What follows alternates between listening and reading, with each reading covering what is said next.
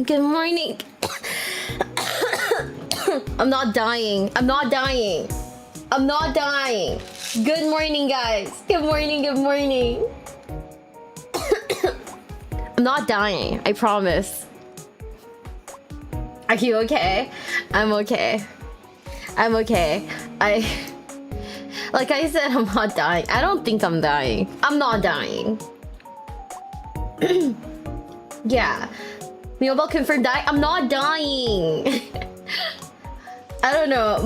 I've been like my chest has been doing like the funny thing. Like it's not like a wow my throat hurts kind of cough. This is more of like a wow my chest is like weird kind of cough. Oh my god. This is what I get for going outside. So let it be pneumonia? Yeah, I don't think I will. I mean, I don't think it would be like pneumonia anyways. So like it's fine. I'm here for the wrestling. We're starting off with some Warhammer. Because I saw like a cool like Warhammer video and I was like, wait, this is actually kind of sick. And I was like, wait, this is actually kind of sick though. Damn.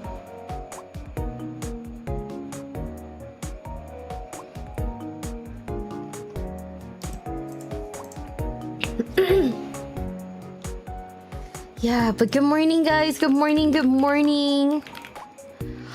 I hope you guys are having like a nice like moment. If you guys are having a nice day.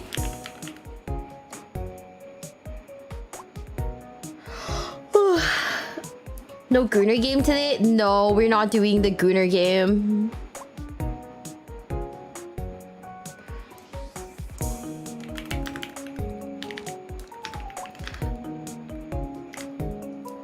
Good morning, guys. Good morning. Good morning, though.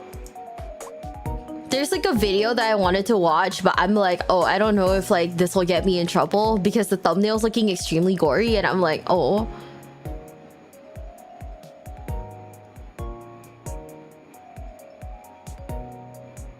So I'm just hoping that it's not like crazy.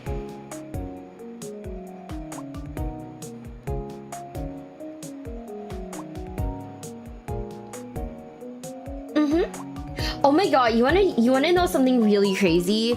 So like recently I was out, like not even recently, like literally yesterday I was just kind of asked, yeah. I was kind of asked like, hey, describe your hobbies. Describe your hobbies in like one line, like one phrase. And I was like, okay. What are my hobbies? Wrestling, Warhammer. And I was like, what's the common denominator between wrestling and Warhammer? Grown-ass men fighting each other. So I was like, okay, you know, that sounds weird. That sounds weird as a hobby, right? So I was like, okay, what's my other hobby? Playing video games. What is a video game? Also grown-ass men fighting each other. Maybe that's what I like. Pretending it's serious when it's very much not. That's the common thing. Damn. You don't let the wrestling people hear you say that, because the number of comments I've gotten from people being mad at me were insane. They were like, oh my god, you fucking like poser. It's funny. So you like half naked men fighting each other. Okay, in like Warhammer they have like clothes on. Like you gotta give me that. In Warhammer they have like clothes on, right?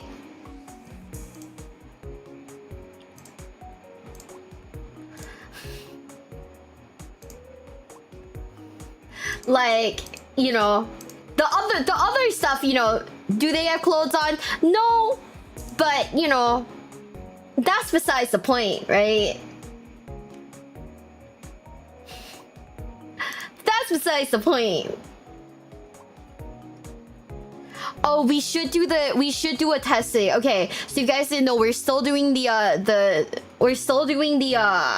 what's it called? The Valentine stuff? I don't know why I couldn't remember what it was called for a second there.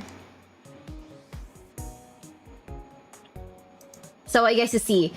Currently, I'm at 75 points. Very sad. Very depressing. Brother Doink, thanks for the follow. Thank you, thank you, thank you. Welcome to the basement. Welcome, welcome, welcome. We have a bunch of tasks that we haven't done today. Oh, you know what I forgot? You know what I completely forgot? One of the tasks is to have like a what's it called? Like a Valentine's accessory on, right? Chat. A Valentine's accessory. Chat, this is pink. Would you call this appropriate for Valentine's Day?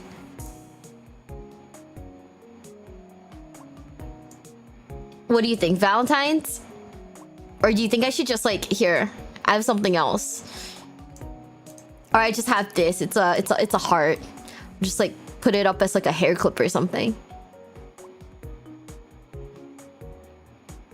Okay, the mustache is falling off, chat. The mustache is falling off. It's not working out.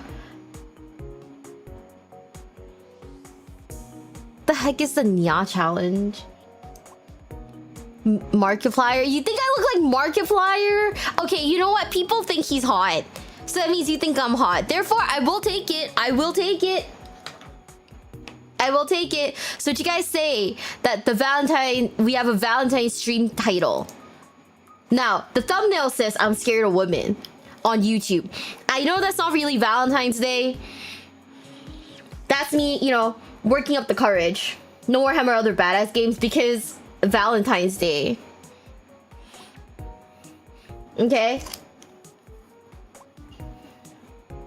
So I would say we've done this. We've got this going. We've got the stream title. Oh, we've got that. On stream, drink liquid beverage on stream which provides hydration. Chat, say less. Chat, let's go.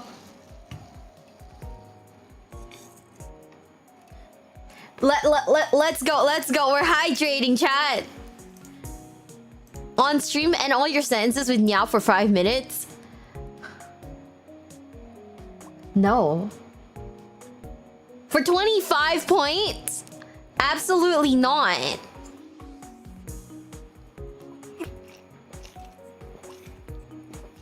Yo!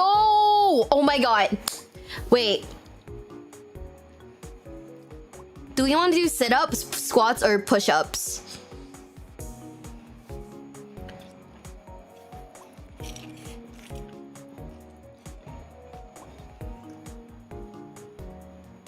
Why not? Because my dignity is worth more than like 25 points.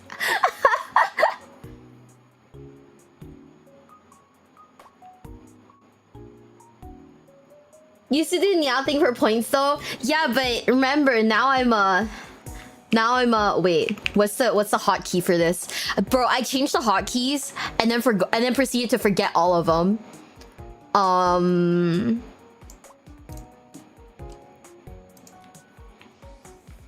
See, chat.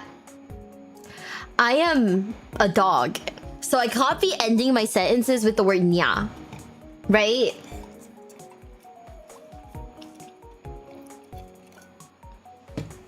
Wait, PTuber. Oh, you guys can't see it. It says get 7 $2 super chats from 7 different users, or 7 200 bits on Twitch from 7 different users for 200 points. Okay. I'm not gonna ask for that. I'm not gonna ask for that. These are dog ears. It's literally called Chihuahua. 25 sub goal. Oh, I'm not gonna ask for that. We did brown dust too. We did snowbreak yesterday. Do a challenge or game show. Gaming decks, Dark Souls, Deathless Run, Kaizo.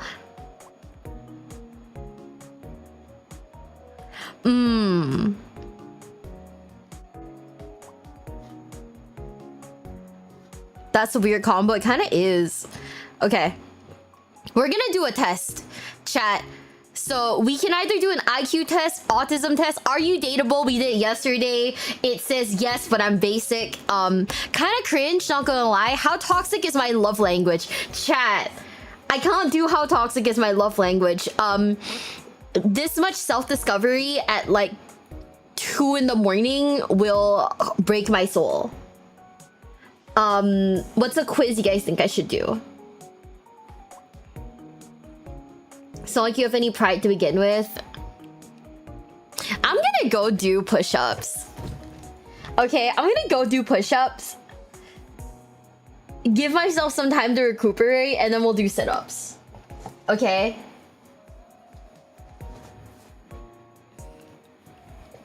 Let me look for a Warhammer test. Let me look for a Warhammer related test just out of curiosity. Oh wait. Let's do a which wrestler am I quiz. How about that?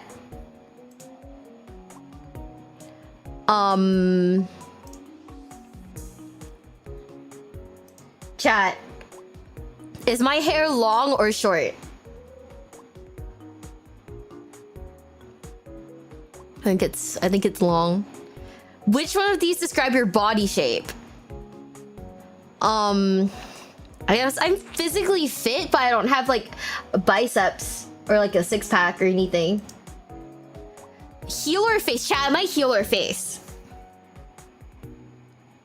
I want to say I'm a heel. I want to say I'm a heel, chat.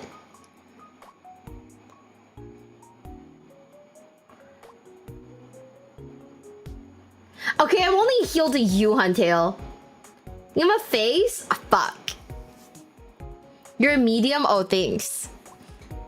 That's I'm a face. Full-time, this would be my only job. Part-timer, I'd rather concentrate on movies. A full-timer, but might do movies. Damn.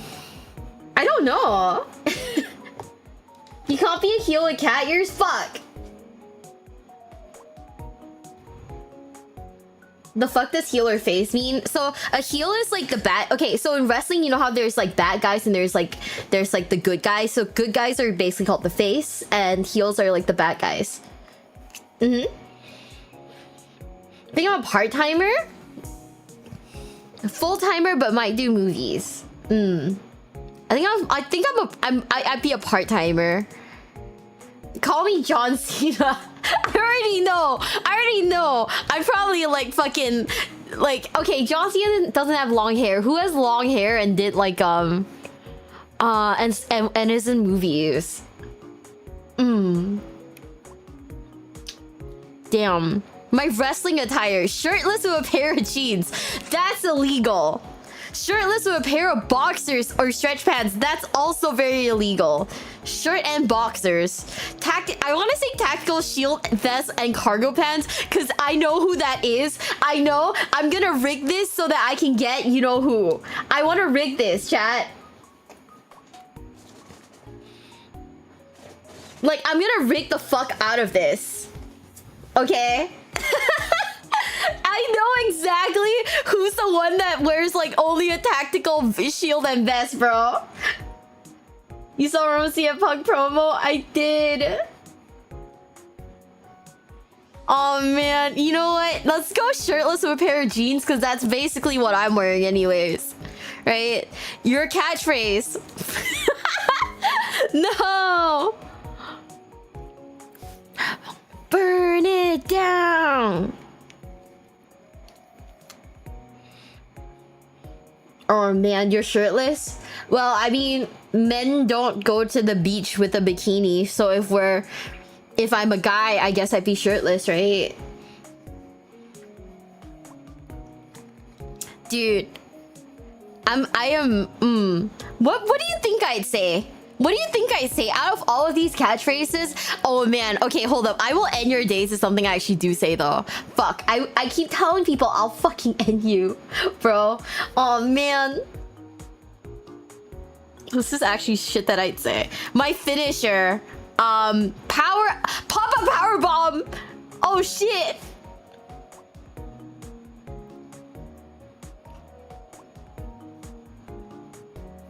Chat. Chat. Attitude adjustment or pop-up power bomb? I only have these options. This is like, in this quiz, I've only got these options, so... I think I power bomb someone. Would you want to get title shots one after the other, or would you wait for your long break? No, I want to be on the top of the mountain. Chat, who am I? I'm fucking John Cena, let's go! I feel like the only option that I picked that's like the most John Cena like is not wearing a shirt with like jeans. I think that's like the only thing that's like the most like John Cena of all the choices I picked.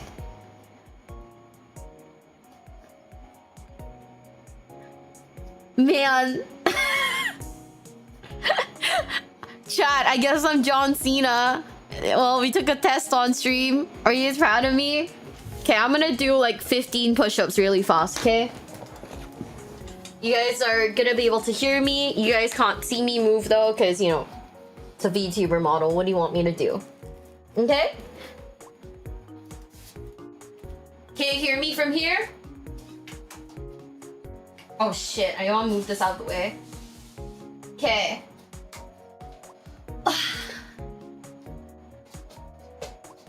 1, 2, 3, 4, 5, 6, 7, 8, 9, 10, 11, 12, 13, 14, 15, 16, 17, 18, 19, 20. Ugh.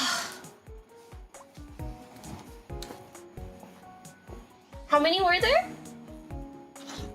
Oh. Oh. Oh.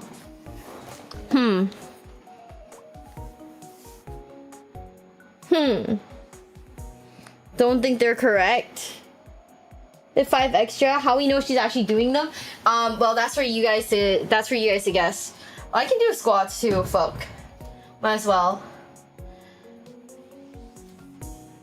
1, 2, 3, 4, 5, 6, 7, 8, 9, 10, 11, 12, 13, 14, 15, 16, 17, 18, 19, 20. How many was it? 45? 21, 22, 23, 24, 25, 26, 27, 28, 29, 30, 31, 32, 33, 34, 35, 36, 37, 38, 39, 40, 41, 42, 43, 44, 45. Ugh.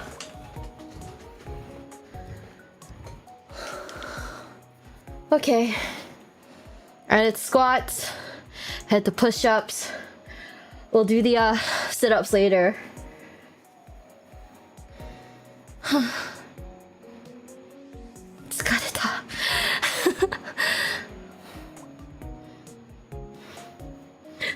Oh man. Okay, I need to like start working out again because what the hell. Okay, so if I do like a react video, let's see. It's just react to one video from the random video button.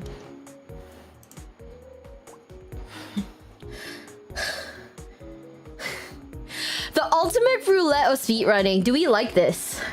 Or we can gacha to get a random video.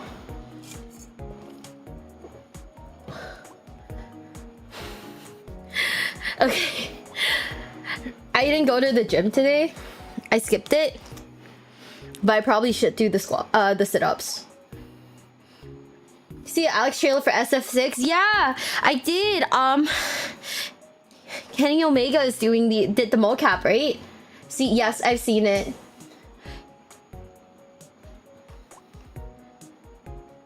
This sounds good. Okay, only one person thinks that this sounds good. But do you see it? I did. I watched it. It was good. Okay.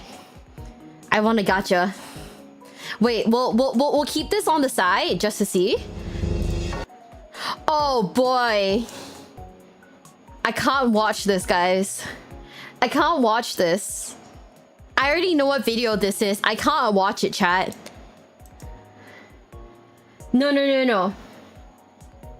You understand. I went to a guy's house one time. And he was like, do you want to watch something? And I was like, sure, I guess. And he pulled up this video. And I was like, okay. And then I never talked to him again because... What the fuck? Because... What the fuck? I can't watch this video, guys. We'll get a random video. Rome's greatest revenge? It's... What? The Punic Wars?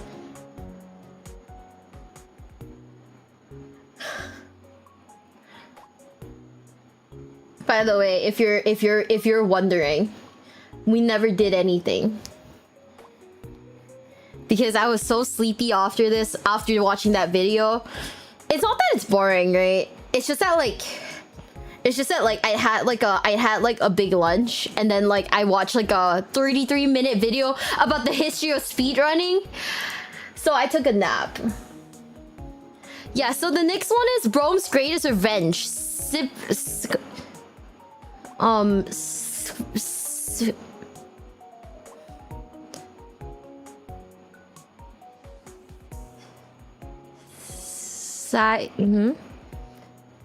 You know, this person versus Hannibal. This person versus Hannibal, the Punic Wars. Do we want to watch the Punic Wars, chat?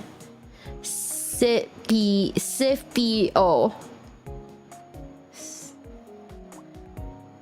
Yeah! Skip E. Skip E-O. Okay. We watched Dawn of War 2 mod. I did. I've watched a Dawn of War trailer already. Not even drink? What do you mean?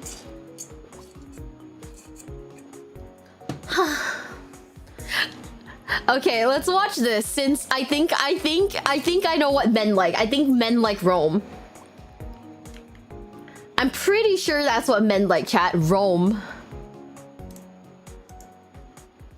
Do you think about the Roman Empire? Not the official ones, then no. No. They do? Chat. A hot goth lady with like with a generous cup size, or the Roman Empire.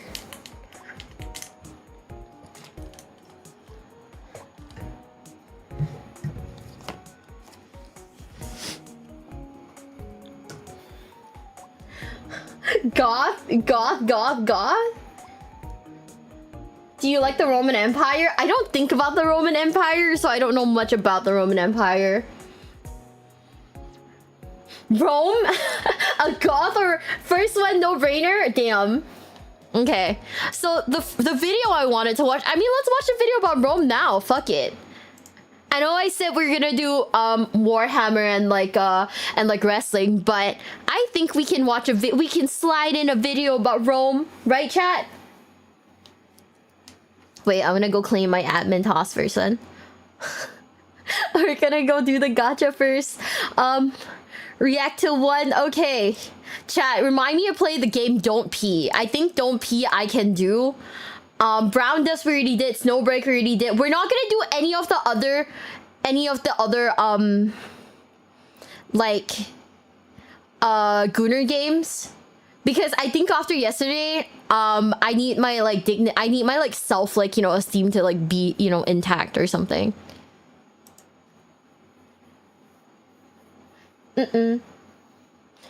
Feels kind of overrated, not gonna lie. Let's see. I get a Glitchstars keychain. Wager! Oh, chat, do we want a gamba? Do we want a gamba? Coin flip. Win 400 or lose 200. Chat, do we gamba?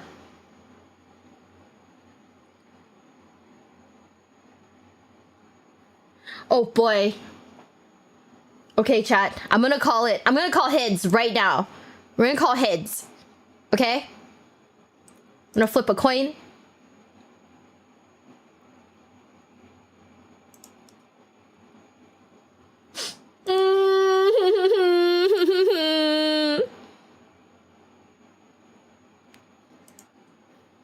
Okay. One more time. $3. Okay, that's fine. That's fine. That's cool. I got a holographic Glitchstar sticker coupon. I don't even get the sticker. I get a coupon. What? Hold on. I'm just gonna ask. I'm gonna be like coupon question mark. What? Chat.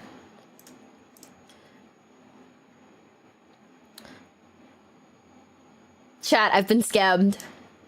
Hold my hand, chat. We've been fucking scammed, chat. Good night, Myojin. Good night, good night. Okay. Are you ready for Rome's greatest revenge in 3, 2, 1? It's 216 BC and Hannibal Barca has just pulled off one of the greatest military maneuvers in history. His forces had surrounded a Roman army twice their size and were now closing in to finish the job. A young military tribune named Scipio the Younger rejects his fate and fights his way through the envelopment. He breaks out with a few of his fellow soldiers and they ride as fast as they can away from the battlefield and towards the town of Canusium.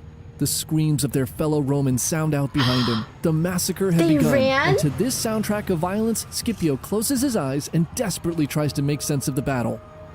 We had outnumbered Hannibal 2 to 1. This was the largest army Rome had ever fielded, and yet we still lost. Scipio and his survivors make it to Canusium, where they camp for the night. The mood is dark, and talk of the end of Rome begins to fill the air. Some men suggest leaving Italy altogether and finding employment under another king. Damn! These words of treason burn Scipio's ears, and soon he can take no more. You are all worse than cowards! All of you traitors to Rome! What? You will swear your loyalty to the Republic now! Do it! And anyone who breaks this oath, I will personally kill with my own 2 hands.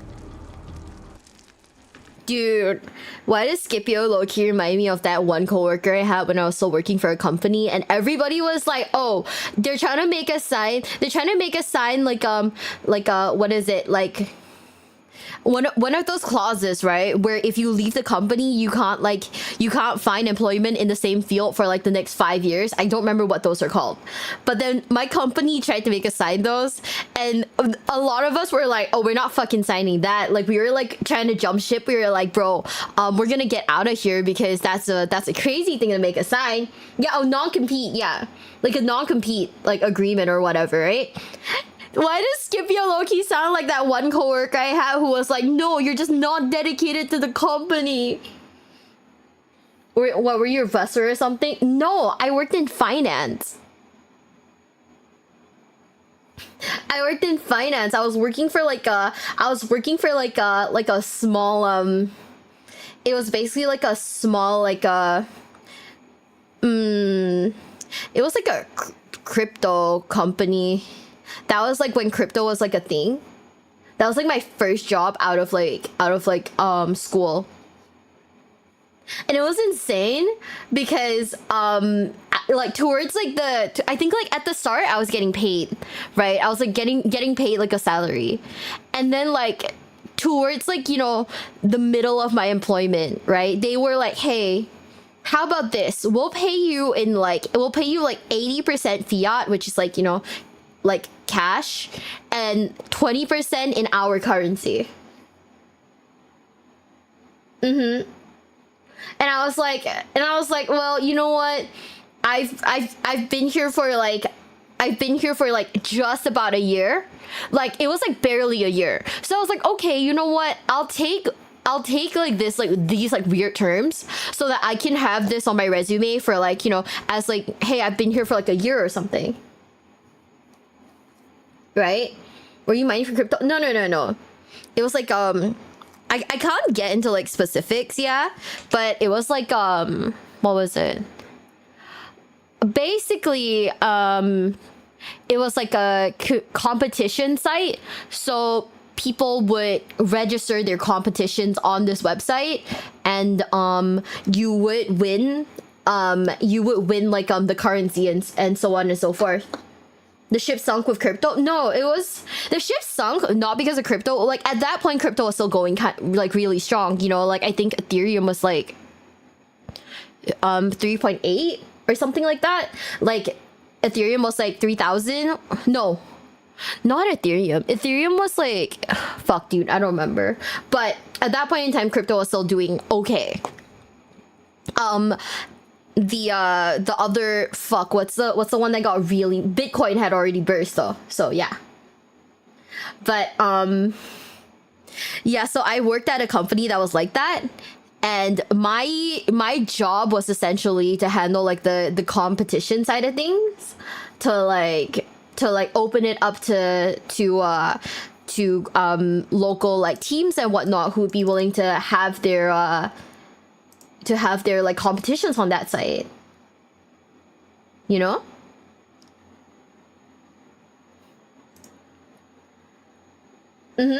Sort of PR, something like that, yeah. But like it my role at that company basically got like really weird. It essentially kind of became like I was like their in-house translator, so they hired me for like a finance position. And then once they realized that I was able to speak like multiple languages, they started like having me do like, you know, translations of their white paper and stuff like that. And I was like, okay, cool, I'll do it, because, you know, whatever, it's like part of my it's you know, part of the company. Bro, that was like the first like toxic work environment I'd ever been in.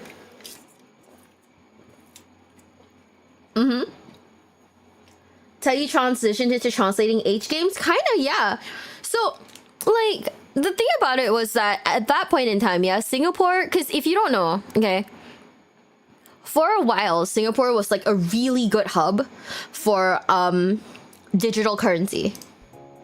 You know, owing to the fact that like Singapore is like a it's a good country, you know, it's a where tech is very heavily focused on, you know, just a ton of stuff like that. So I thought that, okay, I could work at this company for like a year, have it on my like resume, you know, just as like, you know, work experience at a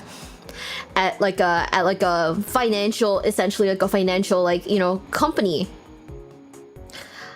I ended up like working as a translator for them so much that right now, if you were to tell me to go back into trading and whatnot, I couldn't do it. Seriously, saying 200. Oh my god, I love you, Maple. Maple, I am so poor. Maple, I have like 25 points and nothing else. It's incredibly unfortunate. So yeah, so then immediately after school, like after leaving that company, I started working like elsewhere. And then I also started like translating hentai games on the side. So yeah, you never really know where life takes you. And then now I'm a VTuber, so you know. You really never know where life takes you, bro. The coin would crash and you essentially work for nothing. Oh yeah. So like I think like I have like $5,000 worth of like the coin.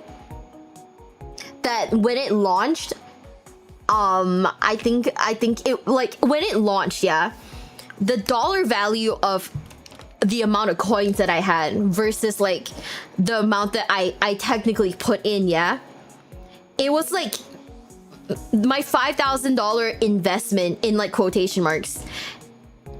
When it launched, 0.00000 something. There were like 7 zeros after the 0.0. I was like, oh, whatever.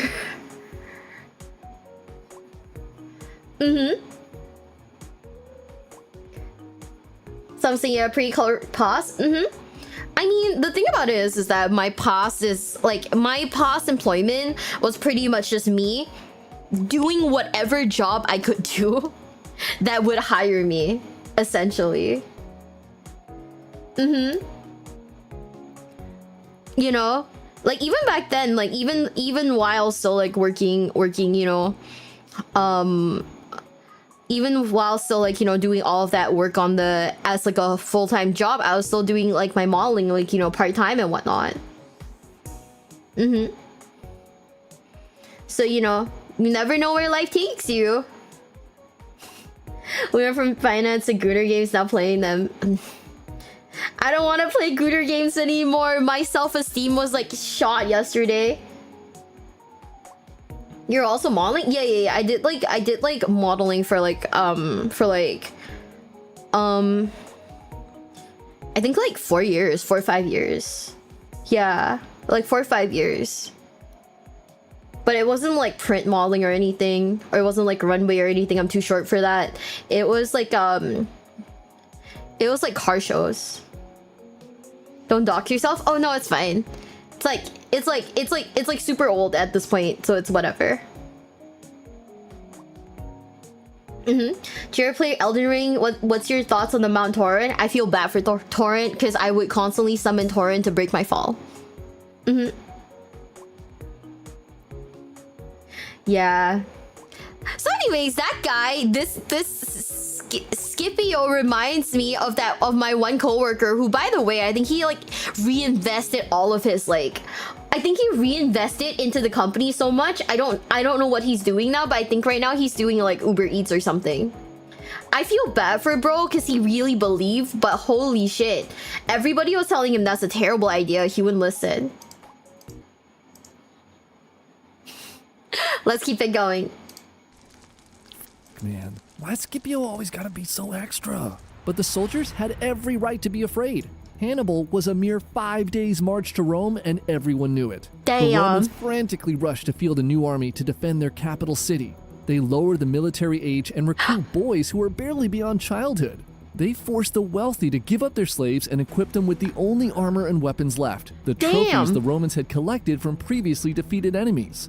This hastily assembled, untrained army was placed on the city walls with the few survivors of Cannae, and there they waited for the inevitable battle with the monster from Africa.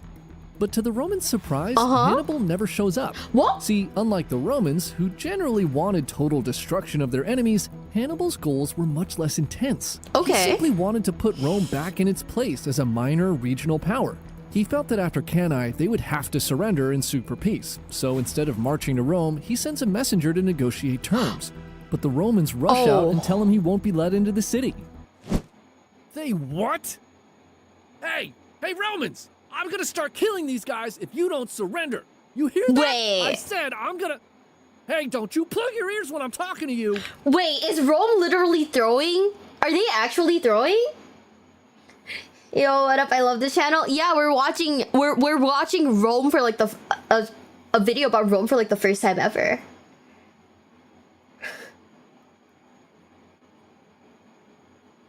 So my life is really boring. I think that having a boring life is good.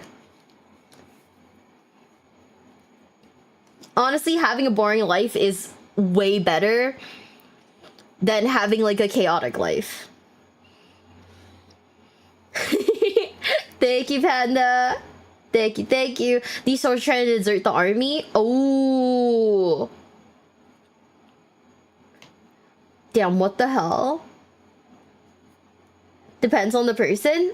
I don't know. I think like in my like advanced senior age, right? Advanced senior age. In my like advanced age, because you guys like to tell me I'm like 69 years old and shit. I kind of crave stability. Do girls find boring life appealing though? I actually do. You know? I don't know. For me, I actually do think that a boring life would be like really nice. Like now I'm kind of at this point in my life where if a guy wants to play games, I'm like, I don't mean video games. I mean, if a guy wants to like play games with me, I'm like, bro, I'm I'm too old for this shit. Stop it. You know?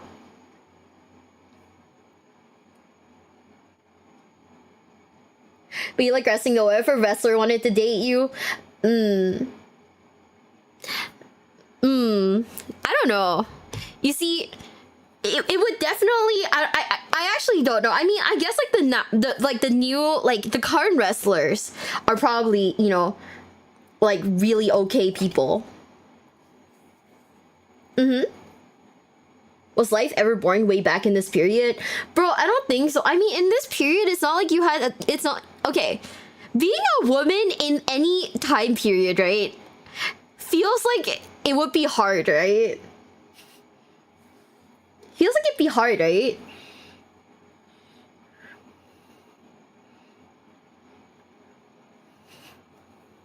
A lot of them are gamers, so the travel and stuff is not for everyone. You know what's the thing? I feel like I am also pretty undateable because of like the way I live my life. Okay, because realistically speaking, yeah, I stream at like 1 a.m. Singapore time to like 8 a.m. right? To 9 a.m. So like that's hard. Those are my working hours technically. Why do women do womanly things, Miwa? Because we are women and therefore we do the womanly thing. I don't know. Shit. Miwa gives off man energy. Thank you, thank you, thank you. I grew these balls myself. How are you not sleep deprived? I sleep like in between. I sleep in the day.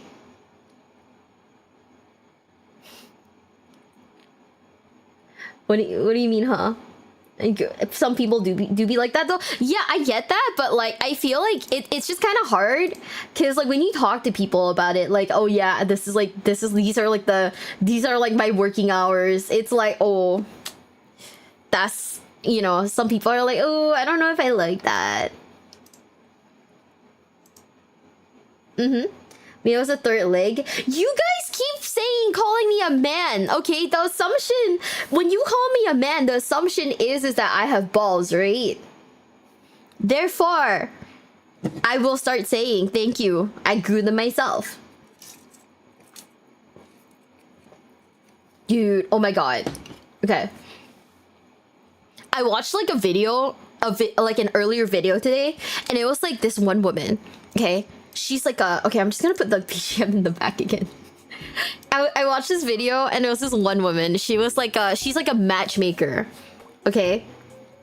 Like she's like a professional matchmaker. And she was saying that like she had a male client, right? He wanted a woman that was, so he's like in his like mid-30s, he's a lawyer. And his specific requirements were a woman who is highly educated so she can keep up with his family.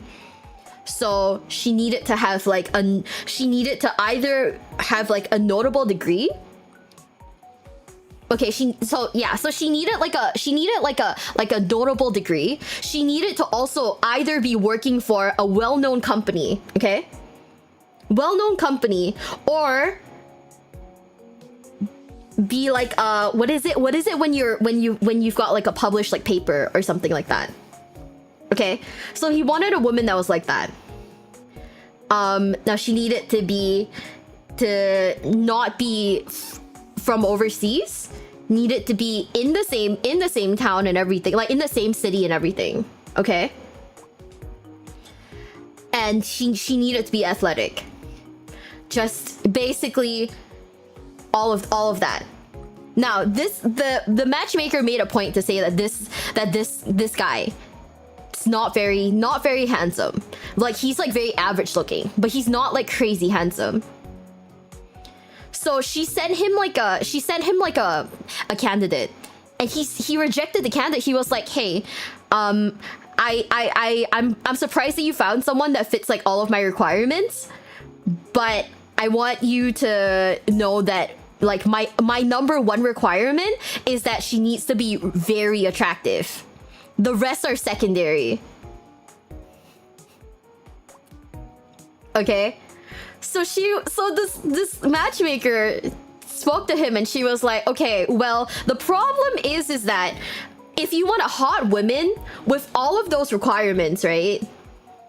She's gonna be looking for a hot man. Like, she's gonna be looking for a hot man with the same requirements.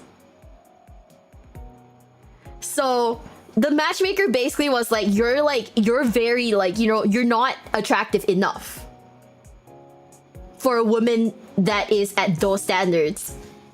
And it was like, shit, dude. Not necessarily. No, you see, there are always like exceptions to the rule. But if we're gonna be doing something as superficial as like going to a matchmaker, right? Then why would she match you with someone? Like, okay, let's just put it this way. If you go to a matchmaker and you want all of your requirements fulfilled, then the woman also has... What's actually never had no clue what she's talking about. Sorry. What?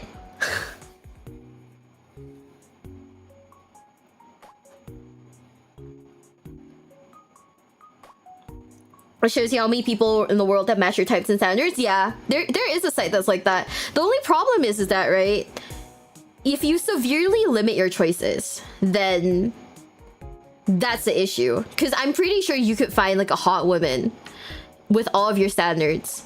It's just that she's probably overseas. You know? She's like, you gotta be open. But if you're not gonna be open about it, then L. But yeah.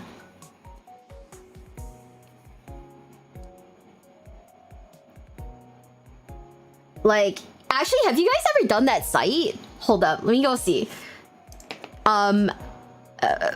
What is it? Match your type and standard. I'm kind of curious how many people would like... Oh, this is for the US only. Okay, this is like weird. Weirdly like cropped. Let me see if we can move it a little. Okay, I'll move it a little to the side, but we'll like adjust it like later. I'm curious now. Okay, guys.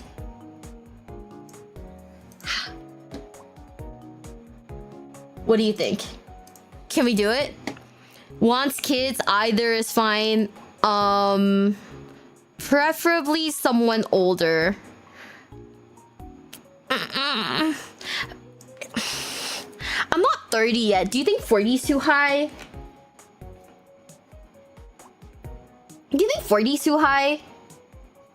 What is this crazy game? Let's see how many men in America meet my standards. These are the like, what is it? These are like the standard like the standard options, by the way. I did not set these. Okay. This isn't me doxing myself. I think like lowering it down to 35 would make more sense. Cause at least like, no, I'm not even like 30 yet. That's the insane part.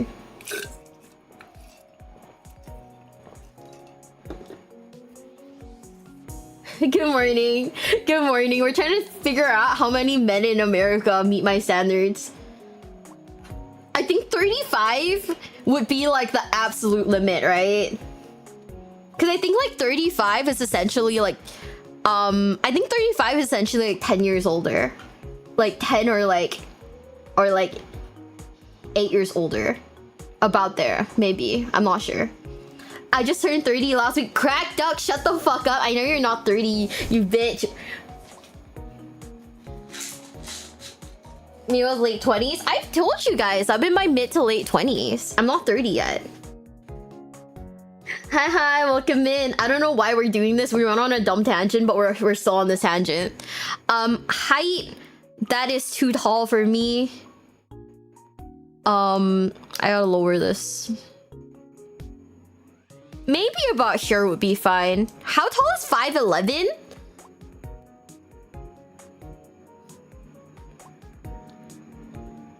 I think it's like 180, right? like a whole foot taller than me would be a lot of like looking up, right? That'd be a lot of looking up. That'd be a lot.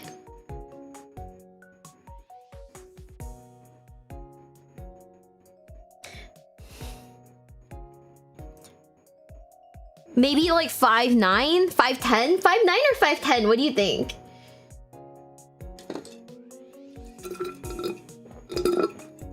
Wait. What is the average height of a ceiling? Wait, what's the average height of a ceiling? Hold on. Wait, I forgot to take this into account, chat. How high is the ceiling? 6 foot? Oh, fuck. Okay, you know what? 5'10's fine then. 5'10's perfect. Shit. We gotta take into account how high ceilings are because I recently encountered the problem of like not being able to fix the light, right? Because I couldn't reach the ceiling. So wait. I gotta Google how high are ceilings in Singapore?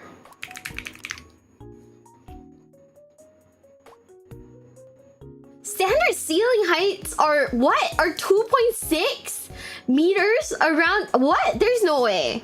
2.6 meters is crazy.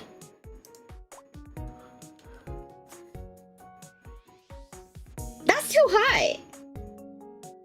Fuck.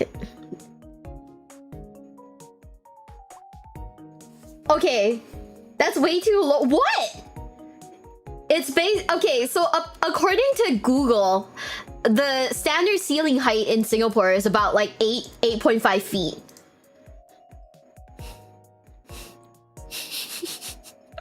No way. Okay, guys, hold up. We might have to raise it to 6 foot now. We might have to raise it to 6 foot.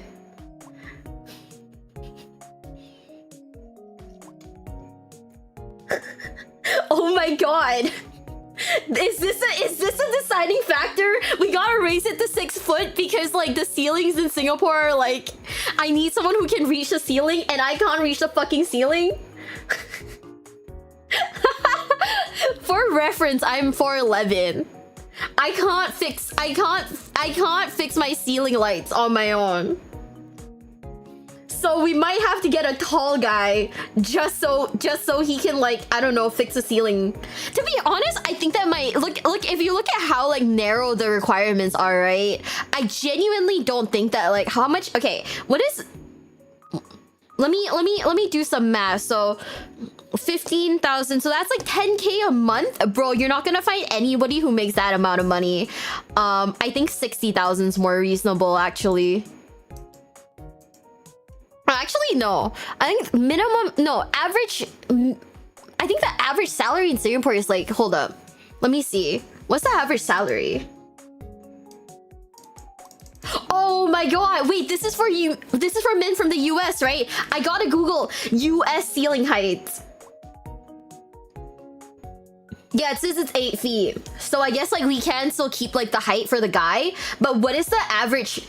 Oh, average salary US. 74K a year. That's a lot of money. What the hell? Google says here. Let me just hold up. Here, so that you guys don't think I'm weird. This is what Google says. It says 74. So we're just gonna put 60 because I think 60 is more reasonable. I think more people have like are at that like, you know, level, right?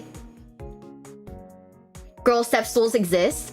You see, as much as I know that step stools exist, yeah, I still can't reach the ceiling lights with a step stool. I actually have to get like a small ladder for it. It's kind of bad.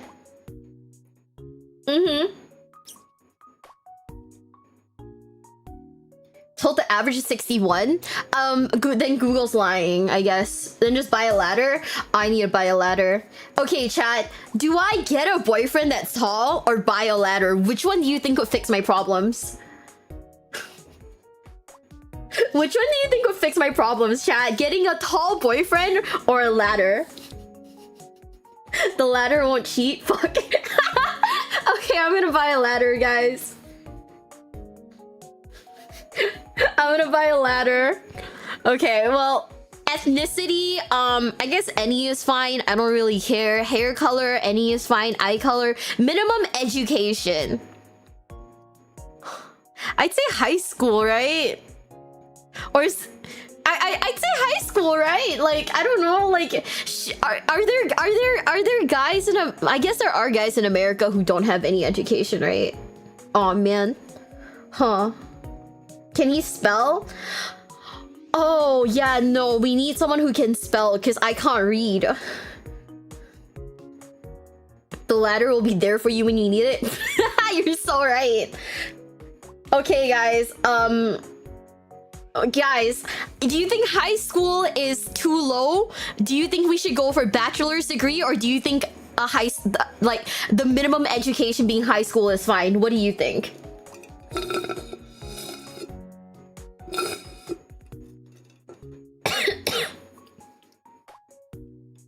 Bachelor's, yeah? I'm like curious to see. You should be honest with what you want. The thing about it is that I am very non-specific about like what I want in a guy. I think the only thing so far right now that I know that I absolutely do not want in a guy is if their job is scalping Pokemon cards.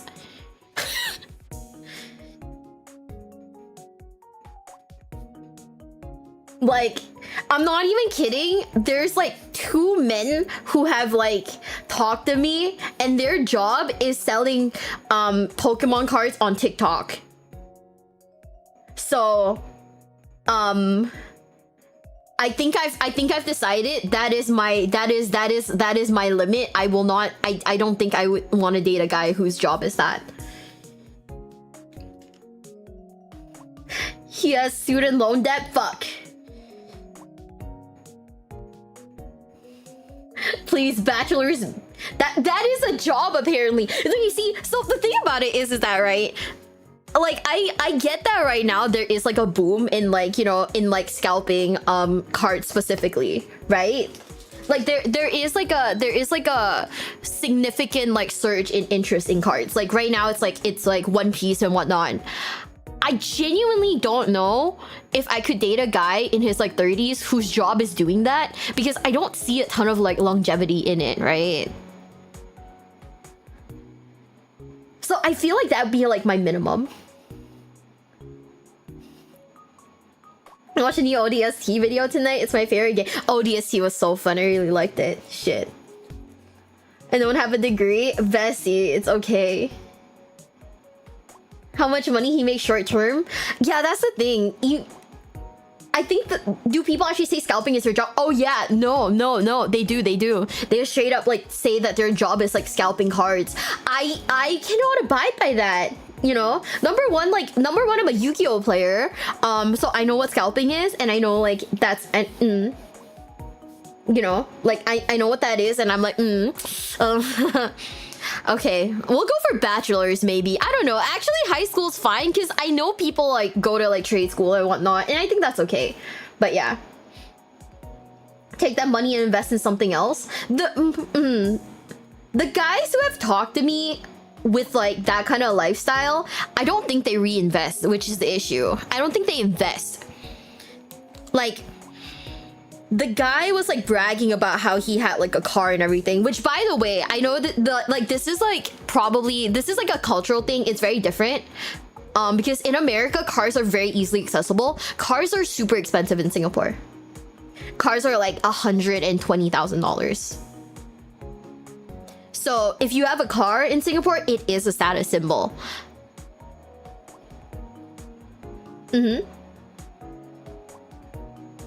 USD, it's probably like 100k USD.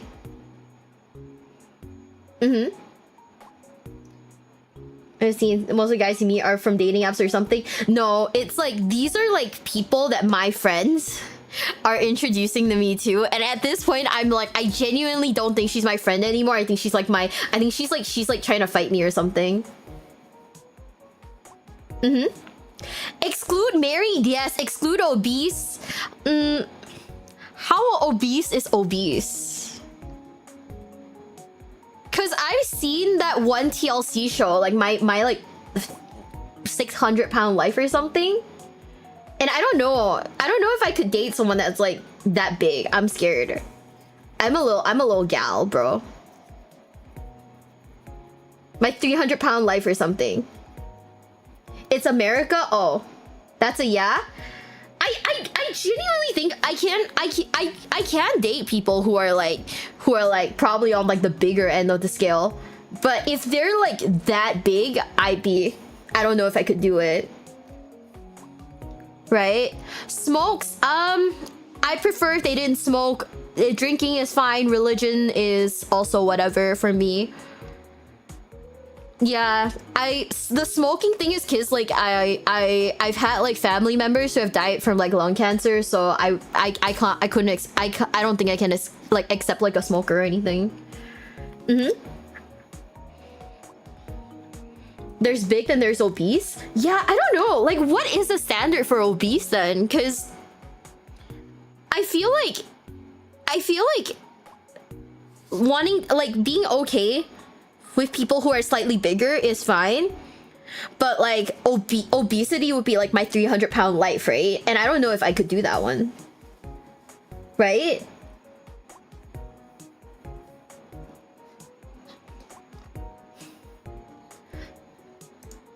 Should we put yes for excluding the exclude obese, or should we put no? Drinking causes liver disease. Well, yeah, but I drink, so that'd be like the pot calling the kettle black, you know? Couldn't do that. Yeah, you think so? That's true. Like, there are bodybuilders who like probably are obese based on their BMI. For the US? Yeah? How's this website? I have no idea. This is specifically for men in the United States. You know? Let's find out. Let's find out. Damn! Chat. Oh, my standards are too high. Hold on. I'm gonna move this over to the site for you guys to see. Chat, my standards are too high. There's like 0.34%. It's not even like a 1. It's not even a 1, chat. I think my standards are too high.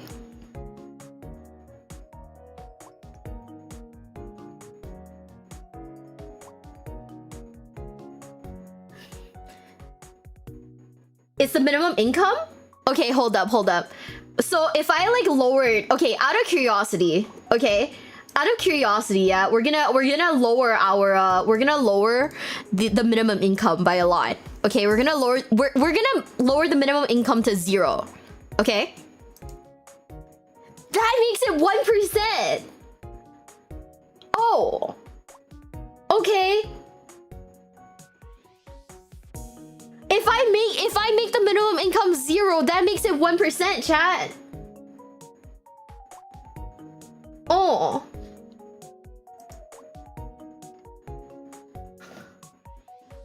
You're excluding slightly chubby dudes? Okay, you know what? Let's for the sake of this experiment, let's include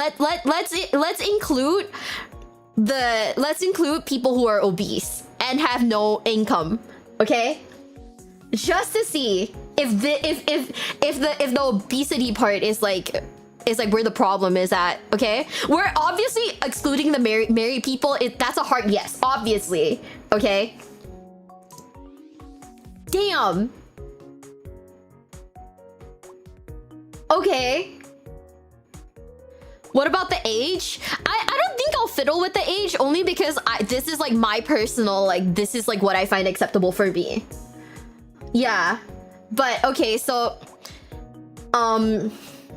if I want a guy that's between like 28 and 35, between 5'4" and 6 feet, who makes no money, doesn't smoke, and is possibly obese, that's 2% of the population.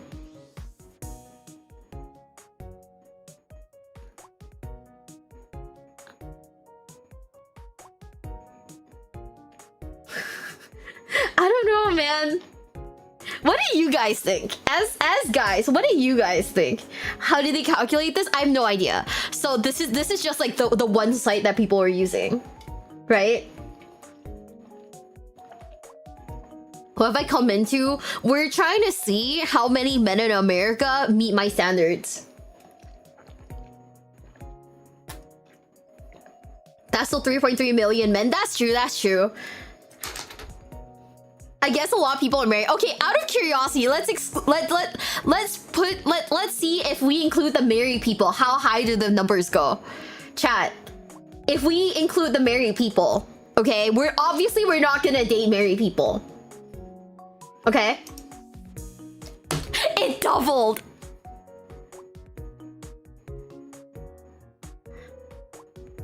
If I want a guy who makes no money, is married, that's 4.4% of the population.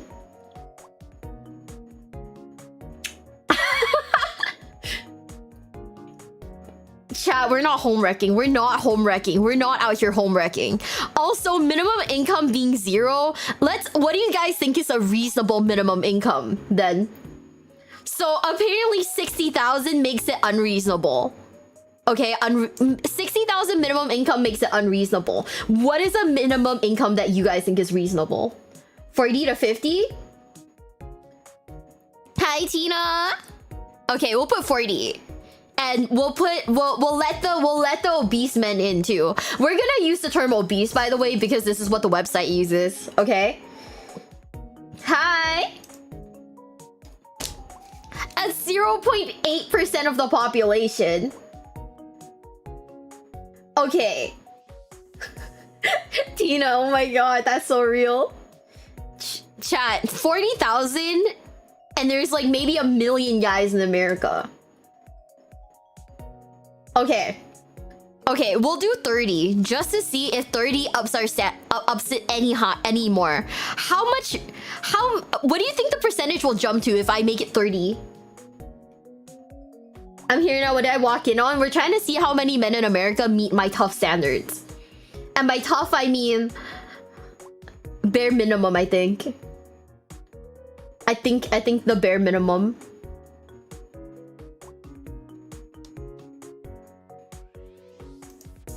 It's 1.5. Oh, dropping it by like 10k makes it 1.5. Okay.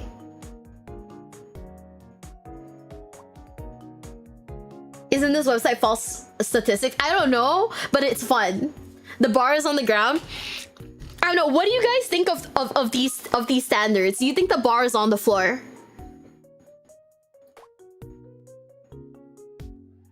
Are they gonna pay for dates with 30k? That's where we have to pay.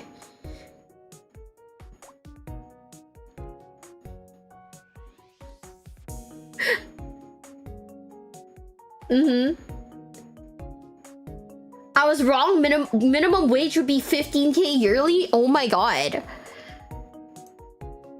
We'll make it 20k then. We'll be a little generous to ourselves. That only increases it by 1%. Damn, we Valentine's Day hunting. We're trying to see how many men in America would fit my standards. My really tough standards, by the way. Of minimum income 20k, between the height being between 5'4" and 6 feet. 6 feet being like the I wouldn't say this is the minimum, but 6 feet like being like the absolute limit, because I still want someone who can like reach the ceiling, right? Doesn't mention if they're jerks or not. Yeah, that's true. We don't know if any of these guys, if any of these like 2,672,000 men are nice. We don't know. Nobody over 6 feet. I'm 4'11". If I date someone that's like 6 feet, that's a lot of looking up, bro. That's a lot of looking up.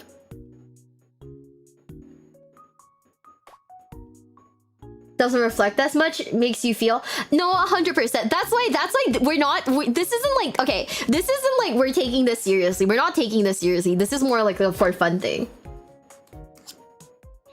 Mm-hmm. Think of her per neck muscles. True! I mean, you know what's the thing? Maybe, you know what? How about this? What if I dated a really tall man? Like, if I dated like a really tall man, right? And 90% of my time was spent looking up, right? Wouldn't that like get rid of like, wouldn't that like really like flex the neck muscles? Like, wouldn't that make it so that like I wouldn't have like a double chin or anything? Like, cause I'm constantly looking up, so I'm like training these muscles, right? Mm-hmm. Right? Oh my god! Oh shit, I'm sorry, chat. In hindsight, the neck muscle, the neck thing kind of makes it worth it. We're gonna raise it all the way up to 8 feet. Oh my god. Chat. That's the best solution we've come up with today. We're gonna raise it up to 8. He's gonna be twice my fucking height. I could go to the gym, or I could date a guy that's like really tall, so I'd have to like look up at him. And I'm gonna have like insane fucking neck muscles, bro. I will become the free run meme. You're right.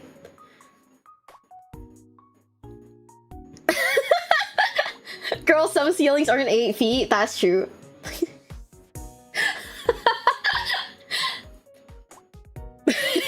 It's gonna be so funny. It's so goofy. Yeah, no, we're going back to 6 foot tall man, only because I need help with the ceiling. Damn. Space Marines are in. That's true. Space Marines are like about 6 feet, right? Become Head and Shoulders. That'll be me. That'll be me. Bro's gonna dust the ceiling with his hair. You know what's the thing? Unironically, yeah. So houses in like Asia are built for Asian people, right? So on average, they're like really, they're not very high, you know? I have like family friends from like the UK. When they come to Singapore, when they come and visit us in Singapore, right? Straight up, when they come through the doorway, they have to duck. If not, like they can't get in because our doors aren't tall enough, and they're like 2 meters tall, you know? Get that Scott Steiner neck. Fuck. We're gonna lower it, chat. We're not gonna make them too tall anymore. I don't want to look like Scott Steiner, man. I don't want to look like Scott Steiner anymore. The age is your real limiter. It's only about 12 million men in that age range, regardless of other factors. I guess so, yeah. But like, I think that like, so 35 is basically like just about like 10 years older than me, right? Like maybe I could up it to like 36. But then like I think that like I would want to date a guy that's like, you know, within like my age range, right? Mm-hmm. Lower the age to 18 and be evil. I think that if I ever spoke to an 18-year-old man, I would be going to the CIA agent watching me would be like, sus. Might as well drop down to 25 so it's more even of a number. You think so? Okay, chat. Let's do this. Let's do this. Let's do a 10-year range. Okay? Once again, 20,000 makes 20,000 a year. He is just everything, not married, doesn't smoke, is obese. Okay? Whoa, okay. So that's like 1.9% of the men. Okay. Wait, so we're gaming. We're actually gaming. So I guess we gotta date like someone that's like in the middle of like 25 and like 35 then. Out of curiosity, what if we include the married people? If we included the married people, how high do you think the number will jump, chat? So when I visit, I feel really out of place. Sometimes, yeah. For reals, though. Too high? What is your goal to get the highest number? No, I'm just genuinely curious. Cause I feel like my standards are kind of like minimal. Okay. Chad, if we include the married men, it's 4%. No.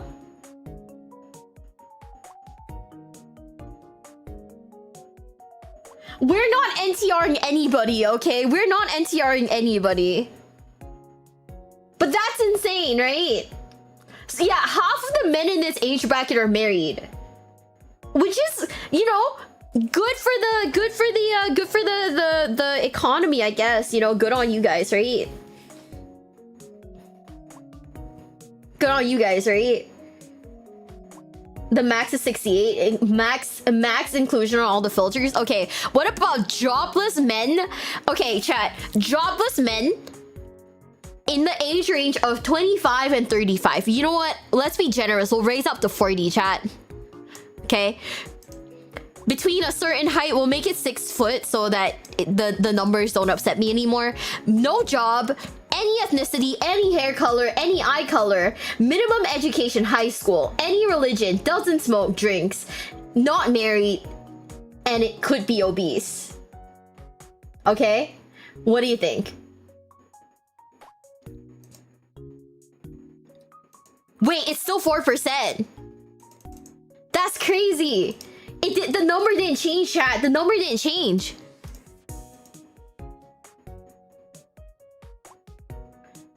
You should try women. This one doesn't have, like, at least doesn't have a woman thing for me. It's calculated using the US Census Bureau data. The number didn't change. What if I included men who smoke? It only jumps up to 5.4.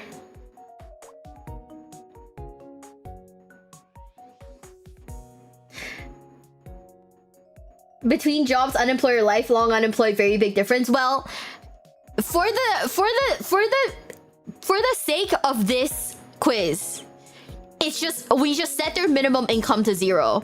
Whether they're in between jobs or is another thing. But yeah. What I get, what's the website? You quite literally, if you just type keeper.ai, that's the website. Yeah. So basically, yeah, like we're not gonna take into account personal like situations or anything. These are just stats. Chat, our standards are too high. We gotta raise it. If we exclude the people who are obese, because once again, I am scared of my 300-pound story or whatever that show is called.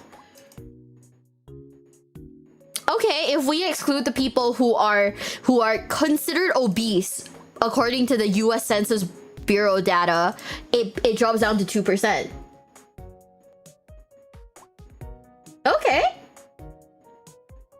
Well, if you made the height the same as mine, if I found a guy who was like 4'11", that'd be kind of insane. Oh, it goes up to 2.2%. There are men who are like this short then. Oh. Oh. Oh my god. Bro. Short kings? That's true. That's true. The smoking thing takes out a bunch of people. Yeah. But I think the smoking thing is like one of those things where I'm not gonna... I personally wouldn't want to date someone who smokes. That's the one thing I won't compromise on, I guess. Yes, they're called Filipinos. Crack.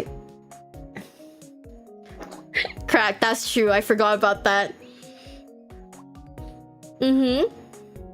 Does that mean you're on the same level? That I make $0? I guess. Maybe you can fix them.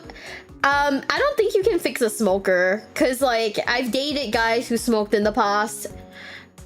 I don't know. I don't think you can. I don't want to put in the effort to fix someone if that is an active choice that they're gonna make, even after I tell them like, hey, I'd rather you stay alive and not get, I don't know, like lung cancer.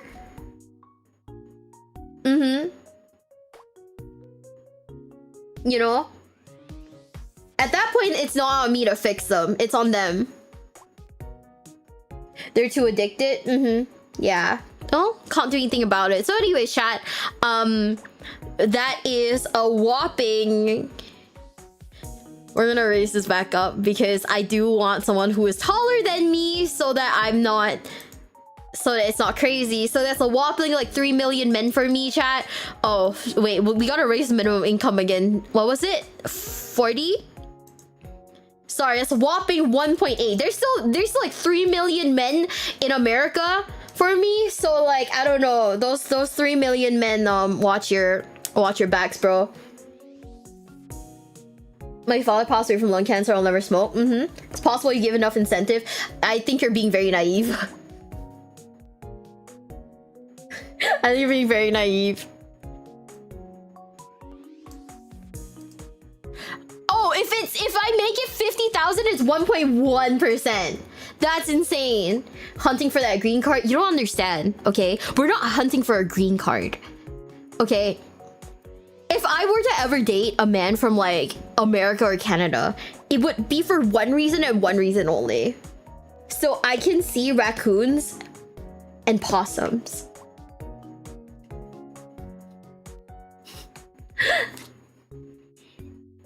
Remember, censuses usually have a 2% margin for error, else population of Finland's about 2% of the world's population. That Finland doesn't exist. You know, real.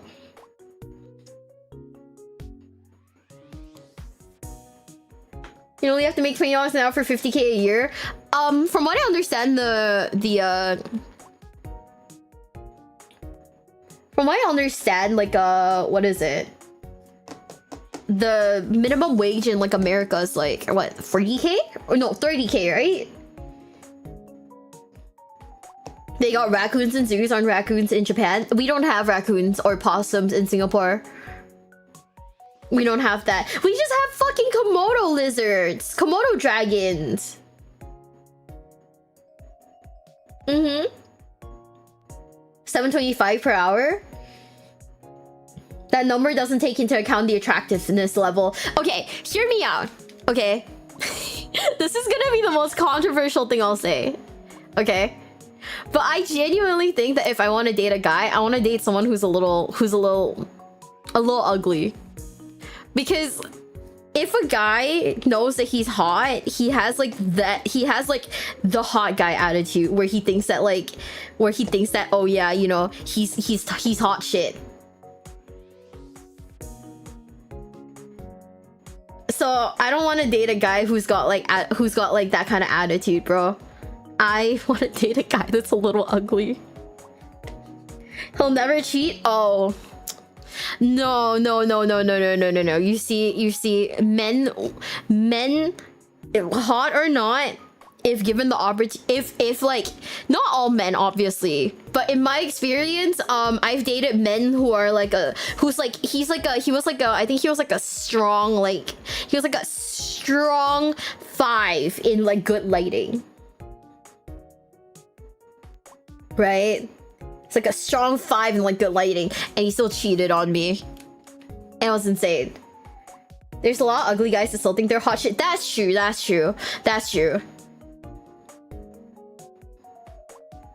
Well, a humble middle of the road guy? I think middle of the road is fine. Middle of the road's like probably the most okay.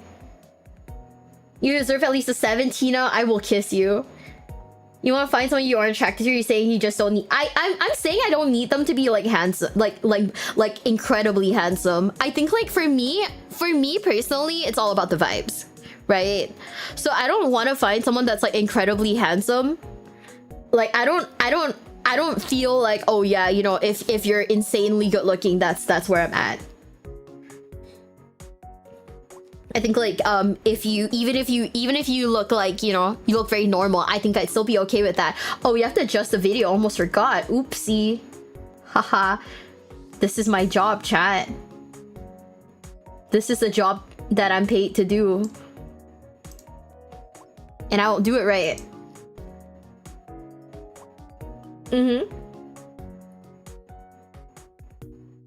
What are we talking about? Oh, we're talking about how our standards are apparently impossible It's really hard.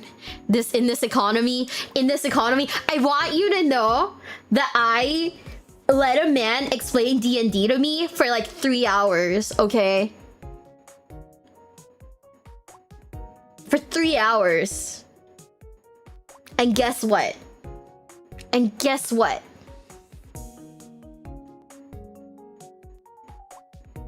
And guess what, chat?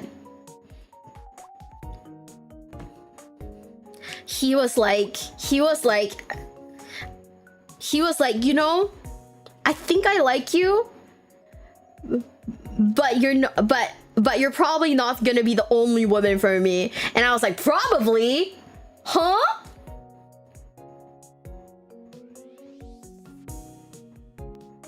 Have you ever played D&D? No. No. You see, the cringiest part was that he was talking about how it was like incredibly edgy. Did he even ask anything about you?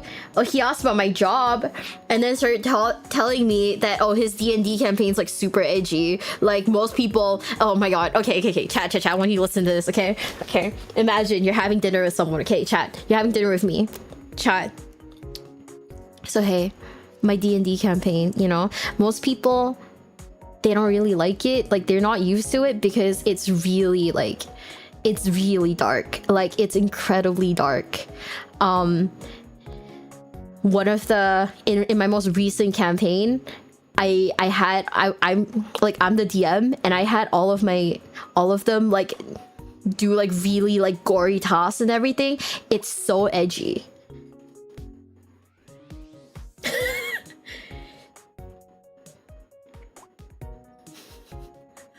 I was like, okay.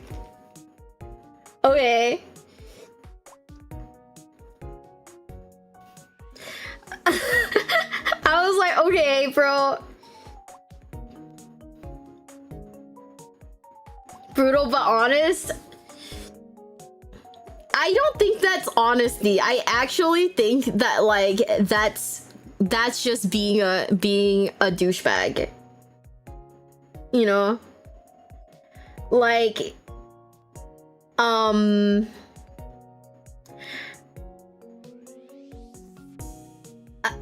calling it honesty is like insane. Cause like I wouldn't go up to a guy and be like, hey, I just want you to know that you're not my only option. Like I think that that's like kind of a game over for like anyone. And it's like kind of a game over for like anyone, bro.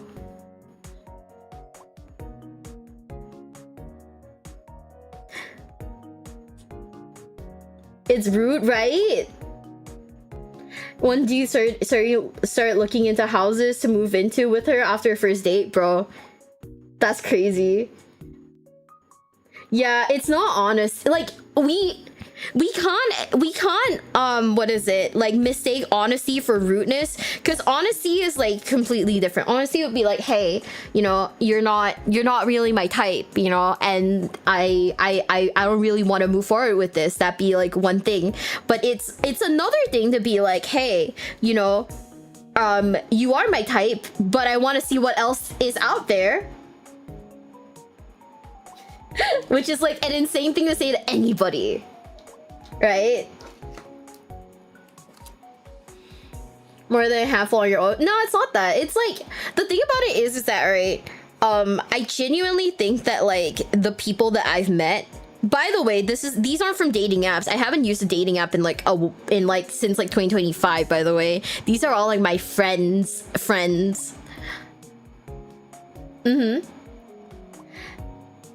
And it's like some weird type of ego where they're like, oh, you know, I'm still young, I want to browse the market. Like, okay.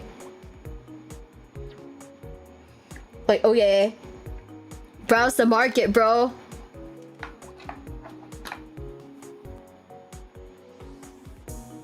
She's on my clean. No, Tina, I was like, new year, new me, for reals. Yeah, it's like, hey, I'm scoping out, like I'm browsing the market, so I'm just gonna put you on hold for now while I like explore my options.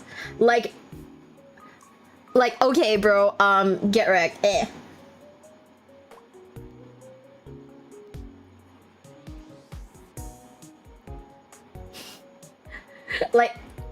Like, okay, bro, no, absolutely not. Someone's like, he's not talking about black market or farmer's market. Oh no, he's talking about the dating market. I mean, which is fine. Like, you know what's the thing? A ton of guys do that. And like, at least in my experience, okay, I'm just gonna say, like, you know, as somebody who's like who lives in my country, in my experience, a ton of guys are like this. And it's fine.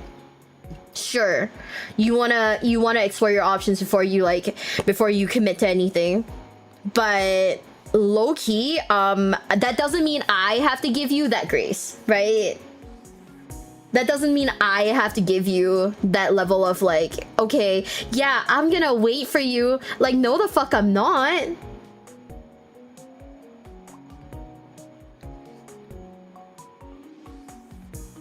Like, that doesn't mean shit to me, dude. Be so for reals. Are you like a flame to a moss or a dumb man? I apparently I don't know. I think I attract Pokemon scalpers.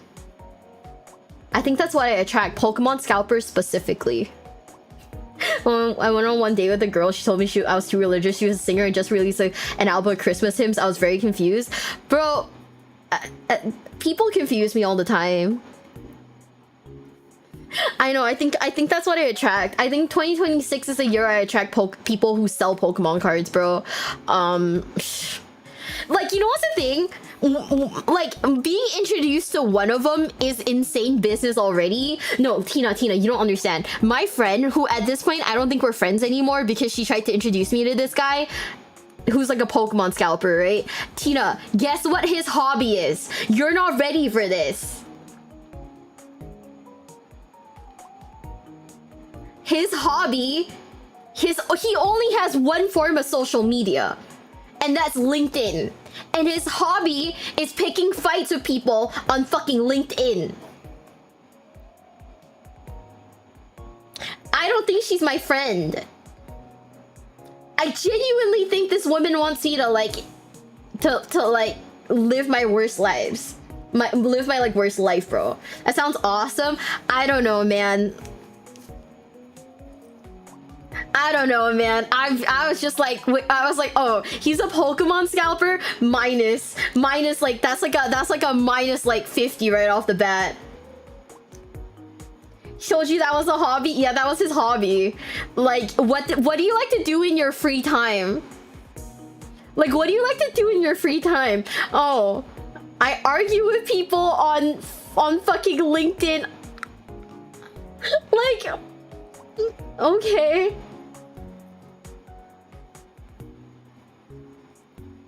I know LinkedIn influencing is a thing. That's like the only apparently that was his only form of social media. Like, bro didn't have like Facebook, Instagram. He had nothing. He didn't even have Discord. All he had was LinkedIn. I was like, this is insane behavior. I mean, technically he had WhatsApp to communicate with and like TikTok and like TikTok and WhatsApp, but like the only personal social media is LinkedIn.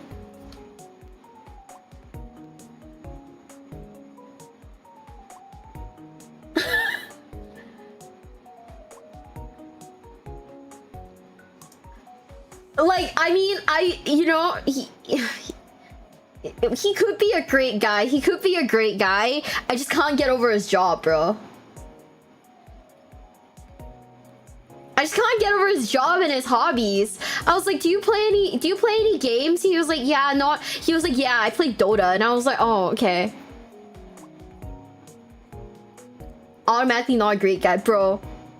There was like one dude, oh my god, there was like another guy. So video games big in Singapore, a ton of people play League, a ton of people play Dota. One time a guy was like, this guy was like, hey, I play Dota, and I was like, oh great. Out of curiosity, what's your what's it called? Like your what is it? What's your conduct score? Because if you didn't know, Dota has a system, right? Where you have, like, the more well-behaved you are in a game, the higher your conduct score is. Okay? And it's out of like 10,000. So this guy, so I asked this guy, what's your conduct score? And he was like, oh, my conduct score is at 3,000, which is like towards like the limit. Basically at 3,000, you can't talk in the game. You can't even ping in the game. You're so toxic, they took away your ability to ping, bro.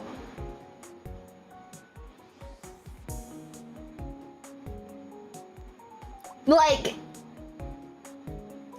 how? Like, how? You're so toxic that they've taken your ability to talk to people. Cancel, thank you for the follow. Thank you. He's a professional hater. He's literally, chat, I don't know. You see, what's the thing about it is that, yeah, I don't know if like that level of toxicity will translate to real life, but I genuinely think that I've never met someone with that low of a conduct score, and it genuinely like shook me, bro. Like, it shook me to my core. I was like, oh my god. There's no way. What kind of scalping are you talking about here? Yeah, so basically what this guy does is he streams himself on TikTok opening Pokemon cards. For like chase cards and stuff like that. And then he sells the cards. And that is bro's job. So I was like, and my friend was like, oh, it's great. He's a streamer just like you. And I was like, oh yeah? What does he stream? Pokemon cards. So he's Ruxin. I think he's like he's a less successful Ruxin. You know? Also, I got pissed, dude. I chucked, like, listen to this. Do you hear it, chat? Yeah, that's the sound of my can of monster energy being completely decimated. We're not even through one video. We're 2 hours into the stream. I'm peeing once. Like, we're not doing well today in terms of time, chat. Fuck.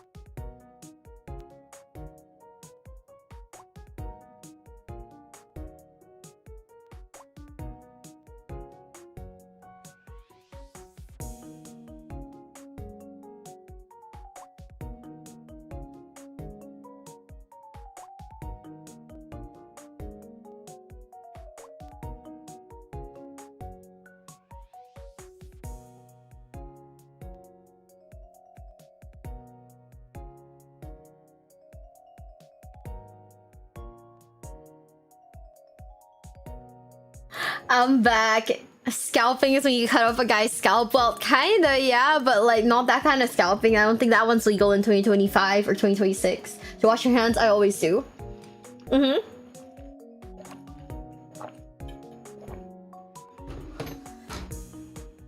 Never put, so these are new to me. It's okay, you know what's the thing? I'm a big fan of like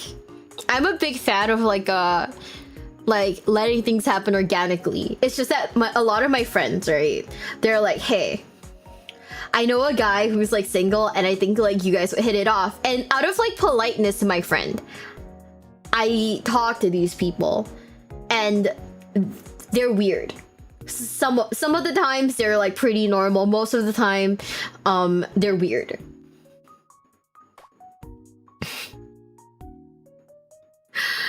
Like, tell your friends to stop sending you. Oh, I've told them. I'm like, hey, I told them like, hey, I'm like too busy to like actually date anybody right now. Like, I'm really busy in my life. I have to travel a lot this year. I'm not gonna, you know, I don't think it's gonna happen. Sorry, not this year at least. She meet a guy on Zoom. I met my girlfriend on Zoom. Brother, one of my friends. So if you didn't know, okay, Japan has like this like, it's like a country-owned dating app. It's basically to like help with like the lowering like birthing population. What's it called? Like aging population issue. So Japan has like country specific dating apps, right?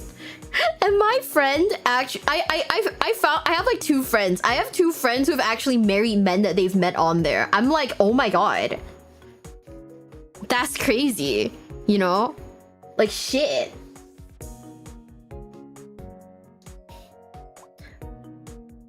Last time buddy got me a blind date, I almost ended up in a cult. Yeah, no, I feel that in my soul. I feel that in my soul. Bro, it's not some corporate company that controls it. I guess so, yeah. But then I've had friends who have met, I have like so many friends who have met their husbands on like dating apps. It's kind of insane. Like one of my friends, she met her husband on Tinder. You know? Japan currently screaming from the rooftops, please make babies. It falls on deaf ears. Bro, one of my friends met his girlfriend who he's planning on marrying, right? Yeah. Guess where? Fucking Grand Chase. Grand Chase. And I have another friend who met his current girlfriend who he's planning on marrying, by the way. I'm really happy for him. This obviously sounds kind of salty. I'm not. It's not meant to be salty. I'm very, very happy for him. He met his like future wife, right, on fucking what's that MMO? Shit. Okay, hold on. I gotta look up MMOs real quick. I forgot what its name was. It's not Final Fantasy. It's not Final Fantasy. It's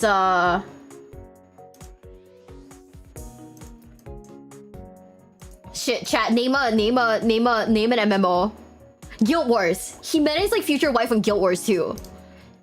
So I think my next strategy, yeah, is I'm gonna start playing MMOs, chat. I think that's where it's at. Wizard 101.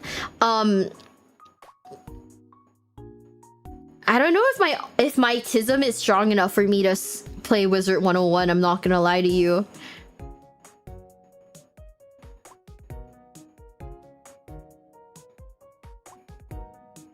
Yeah, I don't know if my tism is strong enough for that.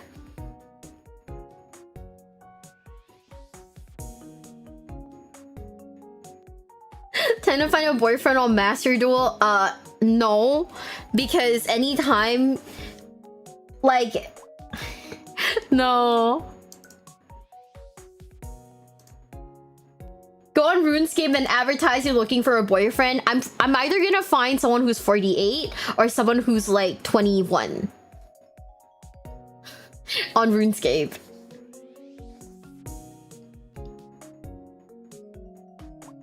He's hilarious. Yeah, I might do history videos. I'm considering it because I do enjoy history, but I talk a lot too much. Shit.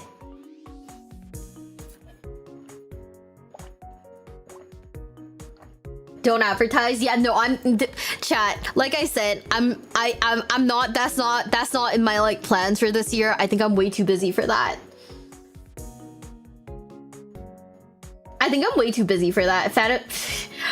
See, okay. Could you? What if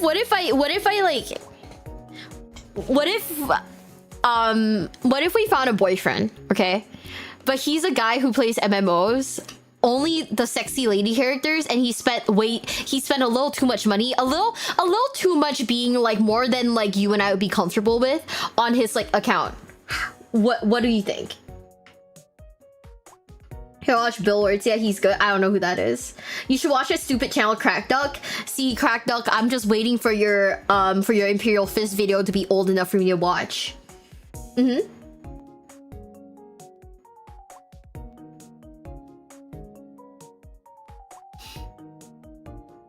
What is an uncomfortable amount?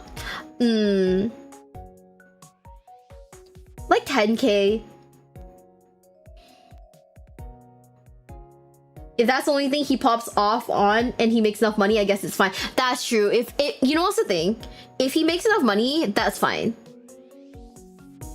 That's different from us playing Warhammer. How? That's true. Okay, I feel like Warhammer, because I like it, I'm more okay with it. Does he RPS his character? Ooh, you should spend 10K. Singapore or American dollars? American. Like, what? Okay, what do you guys think would be an uncomfortable amount of money to spend on a video game?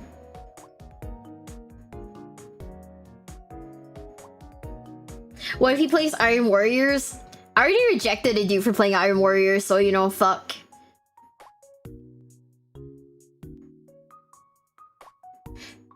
Yeah, for like the sake of argument, everything is gonna be in American dollars. Really depends on the game. 1K? 2K? Yeah, I would say that I think I'd be a lot more okay with bro spending money on like Warhammer, because at least Warhammer minis are physical, right? The problem with like MMOs is that once it hits EOS, then you've just lost all of that money that you put in, right?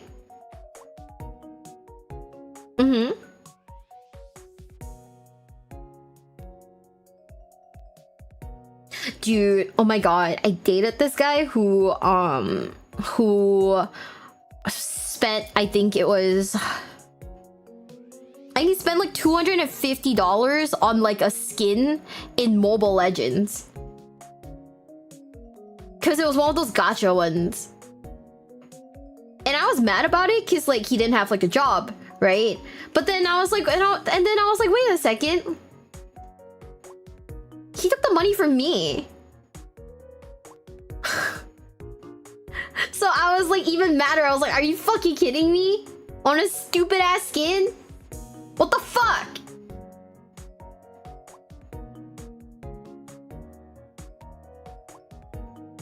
Dump him? Yeah. He was swiftly given the boot.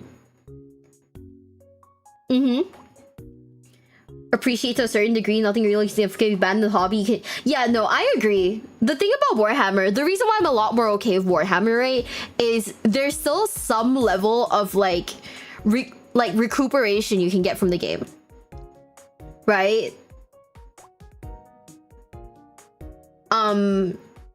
Like you can still kind of like you can train your skills, you can still sell the army after, so it's not like it's like the worst or anything. With an MMO account, right? If it hits EOS, then what are you gonna, you're not gonna get anything for it. So yeah, not even his own money.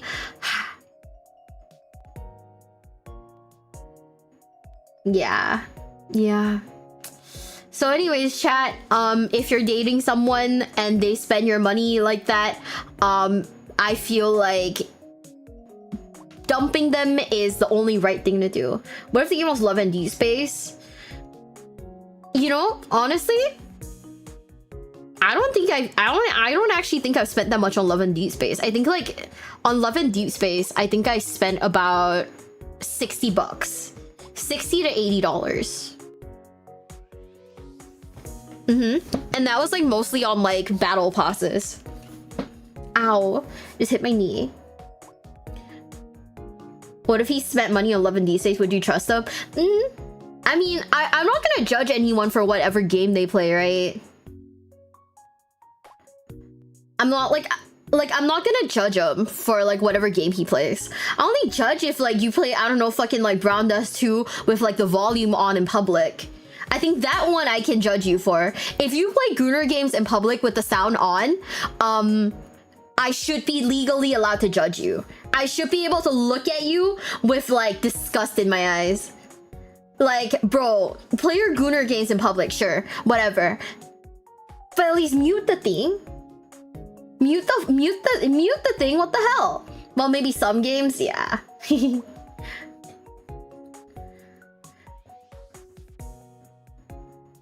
Isn't Love and Deep Space essentially like Snowbreak, but for women, reverse harem, main character is her, etc.? Kind of, yeah, but like the harem aspect is a lot more subtle than a Snowbreak, I'd say, because Love and Deep Space, the focus is a lot more one-on-one. Like the focus is a lot more one-on-one, like developing the like a relationship between you and your chosen character, as opposed to the harem aspect of like having all of these guys, right?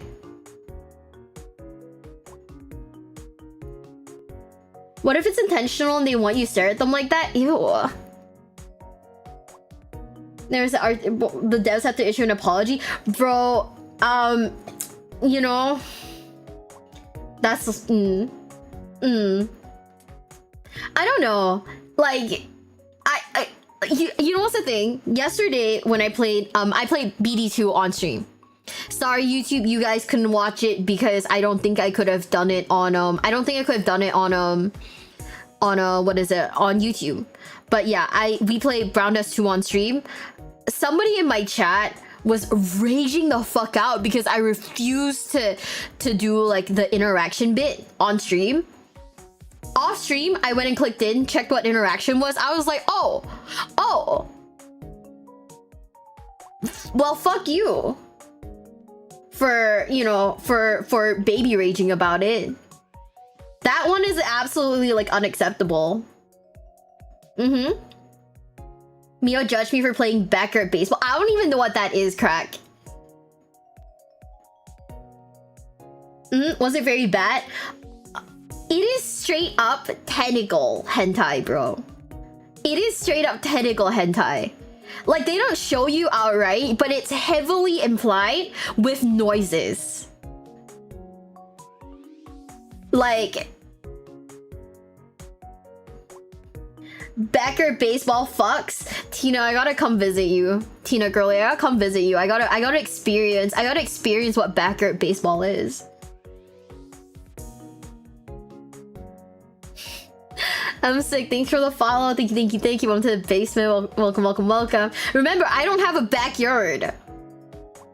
Like, I don't have a backyard, bro. So I don't know what backyard baseball is. Also, I don't think people here play baseball. We play like softball.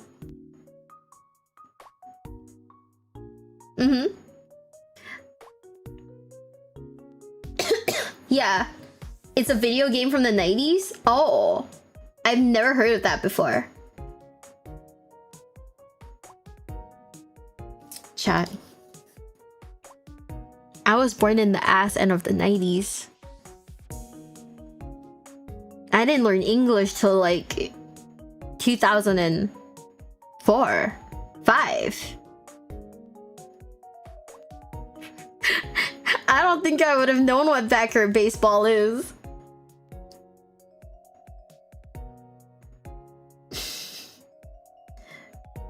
Crack, you want to know something insane? Crack Duck is famously not very old. Like, this bitch is not very old, but this bitch also quotes old things non-stop.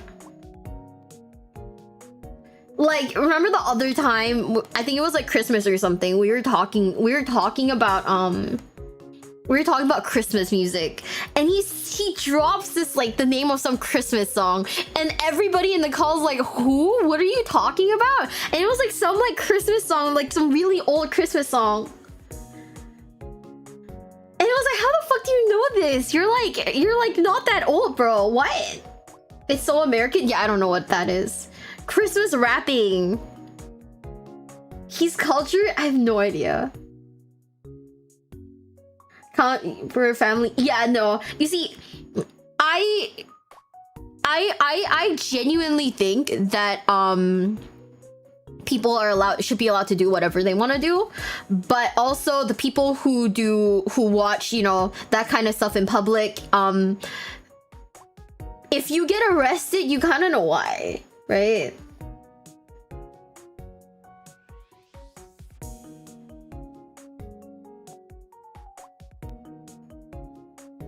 Like if you get arrested, if you get pulled aside by the police for playing hentai games in public, I think you should know why. I'm a dirty fucking hipster who likes old stuff. Crack, let's get you to bed. Crack, you're it's a little too late for you. Crack, you should go to bed, Gramps. So, backyard baseball is the whitest thing ever. A bunch of kids go out with a stick, a ball, and play baseball.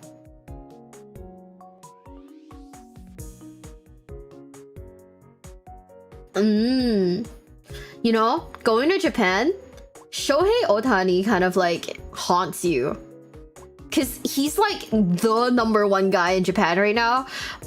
Like a ton of companies have like are using him for like commercials and whatnot. So everywhere you go, you're gonna see Shohei Ohtani's face.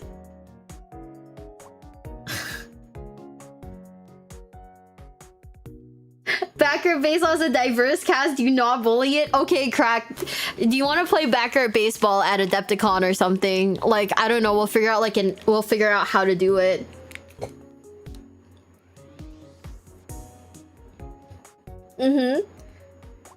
Everywhere I go, I see his face. Chat, I genuinely feel like I saw Shohei Ohtani's face more than I've seen like more than I saw my friend's face. Crack's gonna bring his PC so we can play backyard baseball. Holy shit. Okay, let's go. How are you doing today? We're 2 hours in and we are 2 minutes into a single video. The stats are good. The stats are good. It's cracked up Gen Alpha. Are you Gen Alpha? What is Gen Alpha? Like, which one's Gen Alpha?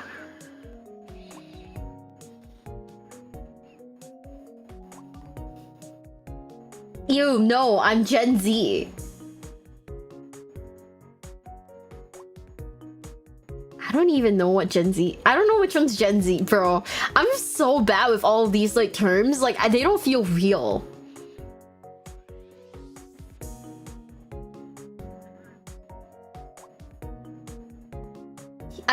Like these terms do not feel real. Like there's so many like weird terms. Like what millennial, like boomer. I don't get it. All I know is that boomers are like old people, and like millennials are like 30 in their 30s or something.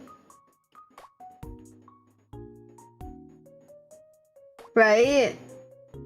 Gen Z is like late 90s to 2006-ish, I think. Huh. You're a millennial? I'm a millennial? Ma'am, you believe in astrology? No, I only believe in astrology when it benefits me. That's the difference. I believe in astrology when it's funny. Like when a guy asks me what my MBTI is, I just hit them with the, I don't know, I'm a Libra. You know? Like, I don't know what the fuck my MBTI is. Is she still in the same video? Yes. What's my MBTI? I don't know, I'm a Libra. Like, bro, If like my horoscope says that this year is a good year, then yeah, I believe in astrology. What the heck is MBTI? MBTI is like some... Okay, hold up. MBTI is like some personality quiz that is super popular in Asia. Where basically anytime like somebody like... anytime you meet someone here, they're like, hey, what's your MBTI? And like, I'm not gonna lie to you, I tried to take the test, but the test is so fucking long, dude. I'm not doing it. Like, the test is incredibly long. It's basically like a personality test. So you take it so that people can tell if like you, what type of personality you have. I don't know. My personality is bad, you know? Do I make friends? Disagree. I'm scared of people. Complex and novel ideas excite you more than simple and straightforward ones. Disagree. I'm boring as shit. You know?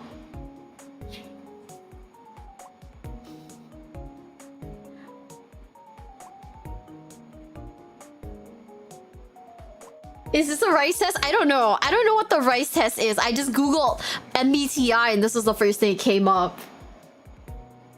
You know, I don't know. You usually feel more persuaded by what resonates emotionally with you than factual arguments. Yeah.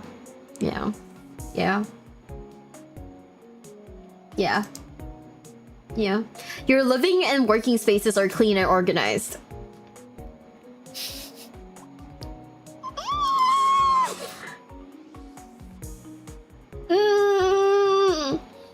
Usually stay calm, even under a lot of pressure. Chat, do you think I'm calm?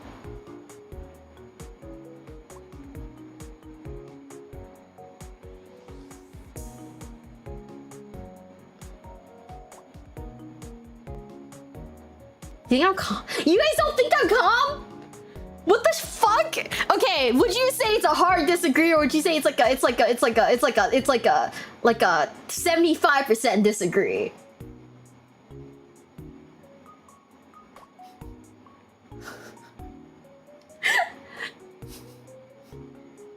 It's like a light disagree, 200%. Fuck. You find the idea of networking or promoting yourself to strangers very daunting? No, actually it's not. No, it is. I'm scared to talk to pretty women. Talking to literally anyone else, I like talking to men I'm okay with, but talking to women scares me.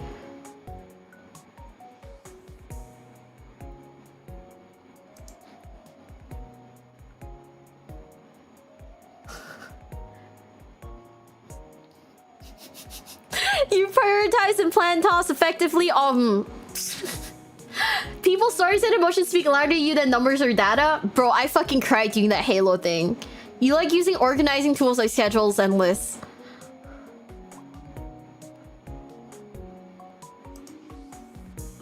A rice test? If you're talking about rice purity, we've done it already. What about talking pretty VTubers? If they're women, I'm scared. Even a small mistake can cause you to doubt your... Feel comfortable walking to someone you find striking a conversation.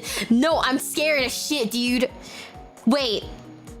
What if this is like a middle of the pack because I need alcohol for this? What if I need alcohol for this and I'm like good with that? Assume you're sober? Wait. Oh, this is like those personality types, chat. Fuck. Just because I make a schedule every week doesn't mean I like it. Like it's a lot. It's a lot. You're not too interested in discussions about various interpretations of creative works. Like, what does that mean? Like, what does that mean?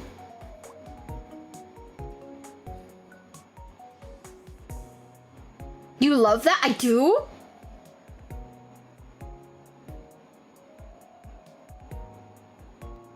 Talking about art?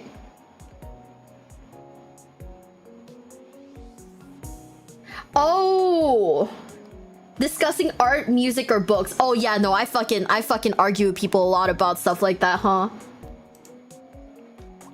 You prioritize facts over people's feelings when determining a course of action. Yeah. Yeah.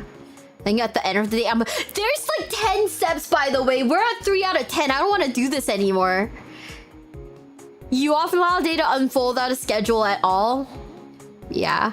I don't want to do this. This is a lot. These are a lot of questions, chat. Oh, these are a lot of questions. That's too much. That's too much.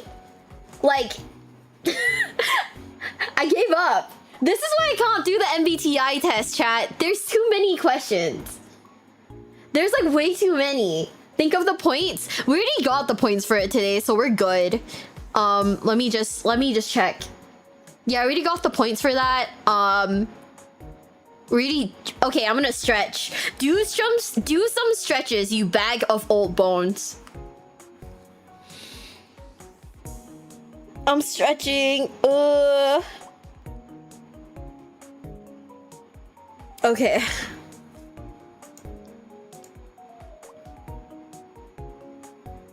Chat, stretch too. Everybody stretch.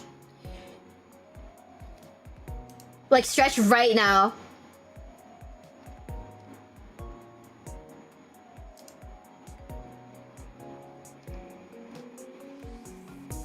Ugh.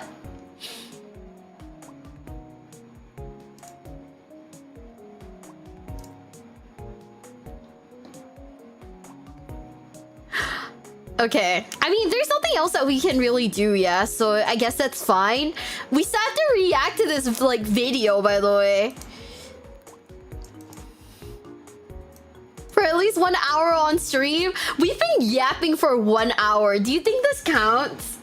Do you guys think that do you think that this one counts?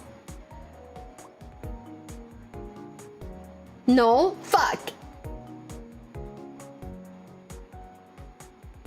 Are you sure? Are you sure about that?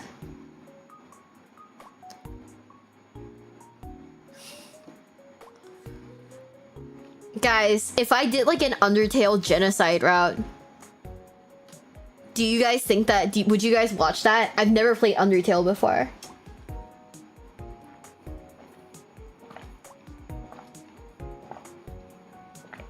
Yes, John Cena, we're sure about that. Oh my god! Calling me John Cena's crazy.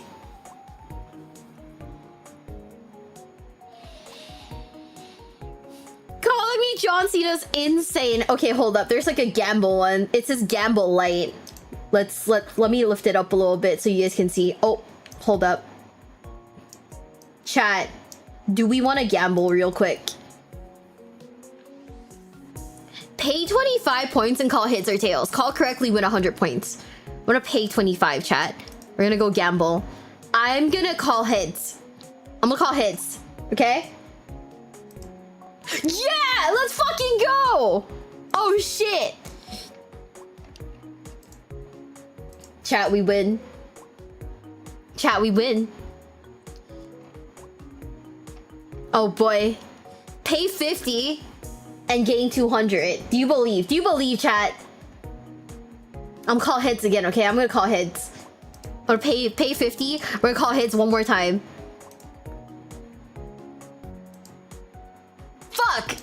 Never mind. How far are we from the GPU? I need to pull the shard twice more. 2 more times. I'm at 100. We'll open one mystery reward. Yo! Okay. Dulox has changed it a little bit. So now we get something called Sacred Shards. By the way, he's made the gacha like a lot harder. Okay? This has become an actual like gacha game. For the record, this is like a real gacha game. There's now a thing called shards, and you gotta use like 10 sacred shards to do a single legendary pull. So, anyways, thank you, Duologs. He's made it too hard now, chat.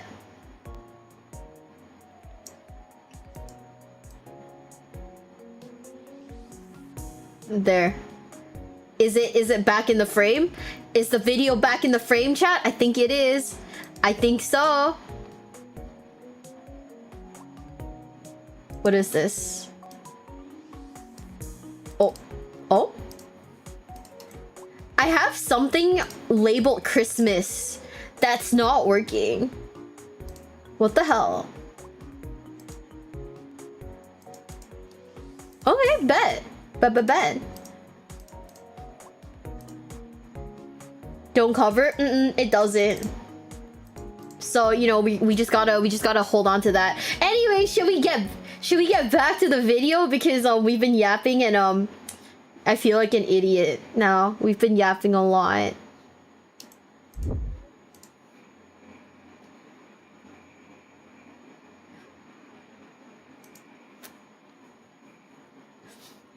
Oh man, we're back to Rome, chat. Hopefully nothing else about Rome makes me want to yap. Okay, in like 3, 2, 1. What the fuck? You see what you made me do? Hey, don't close your eyes when I'm killing your men. The citizens of Rome get word of the hostages Hannibal had taken at Cannae and begin begging the senators to make a deal so their sons can come home. But the senators don't want to hear any of it. They don't negotiate with terrorists, and they instead pass a law that made it illegal to give Hannibal any money in exchange for prisoners. Eventually, Hannibal gets tired of waiting and sells the rest of his hostages into slavery.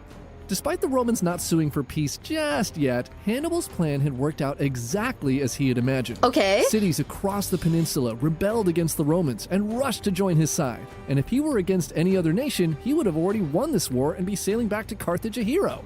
But the Romans were not normal people, and they didn't hear no bell. As Hannibal waited for them to surrender, they instead fielded another army. And as soon as they had enough men, they went right back to the Fabian strategy. And this time, it was much, much worse. See, all the cities that pledged their loyalty to Hannibal now expected him to protect them against the Romans, because the Romans were now very angry and were trying to punish all of them severely. As hard as he tried, Hannibal was only one man with one army. He couldn't be everywhere at once, and he was forced to run from town to town, trying to catch the Romans who would retreat as soon as they saw him coming. The Romans expanded the Fabian strategy and soon began attacking Carthaginian holdings outside of Italy. After recovering from his injuries at the Battle of Ticinus, Scipio the Elder was sent to Iberia to join his brother Gnaeus Scipio, and together they quickly conquered a key area in northern Spain that prevented Carthage from sending reinforcements and supplies to Hannibal in Italy. How many Scipios are there? What? Yeah, we're watching. This was a random react. That's one of the goals on the glitchers thing. It's about Rome. There's like 2 Scipio. So like what? There's like old Scipio and like young Scipio.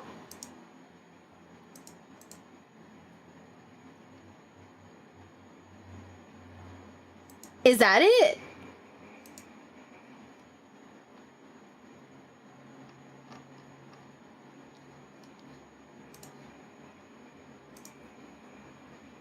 Mahoney. Hi. Oh. And title in Roman history. Oh. I see. There's like 2. Okay. By 215 BC, Hannibal's army is weakened from the constant harassment, and his brother Hasdrubal, who was left in charge of Spain, knows he must go and help him win this war. But he can't leave if the Romans are still here, and so he decides to fight the Scipio brothers head on and blow them out of Spain for good. What? What does that mean? Leads his army north and finds the Scipio brothers near the town of Ibera. The armies begin lining up on the battlefield, and the formations on both sides are eerily familiar. The Scipios place their heavy infantry in a column in the center and flank them with their cavalry. To counter, Hasdrubal places his weakest fighters, the Iberians, in a thin line in the center. He places his heavy African infantry on both sides of the center line, and lastly, he places his cavalry on the wings. His final formation is almost identical to Hannibal's at the Battle of Cannae. Confidently, Hasdrubal gives the signal, and the armies charge at one another. The Roman heavy infantry crashes into the Iberian line, and just like at Cannae, the Romans push Hasdrubal's men back into a deep cup formation. But this time, it's a little too quick. Stop dying, you cowards! No matter, the trap is set, and the Carthaginian general signals for his heavy infantry to turn and surround the Romans. Just like at Cannae, the Romans were now surrounded on 3 sides. Desperation turns to adrenaline, and they push harder into Hasdrubal's line. More and more of the Iberians fall, and unlike Hannibal's men at Cannae, whose trust in their general allowed them to stand firm against unwinnable odds, these warriors panic and begin to run. The Romans break through. That sounds like my Total War Warhammer thing. They turn outwards and envelop the Carthaginian heavy infantry. Morale now soaring, the Romans cut down Hasdrubal's best soldiers, and he's forced to retreat. Following the Battle of Ibera, the Scipios pushed south and recaptured Saguntum. Chat, I have like PTSD from Total War Warhammer now.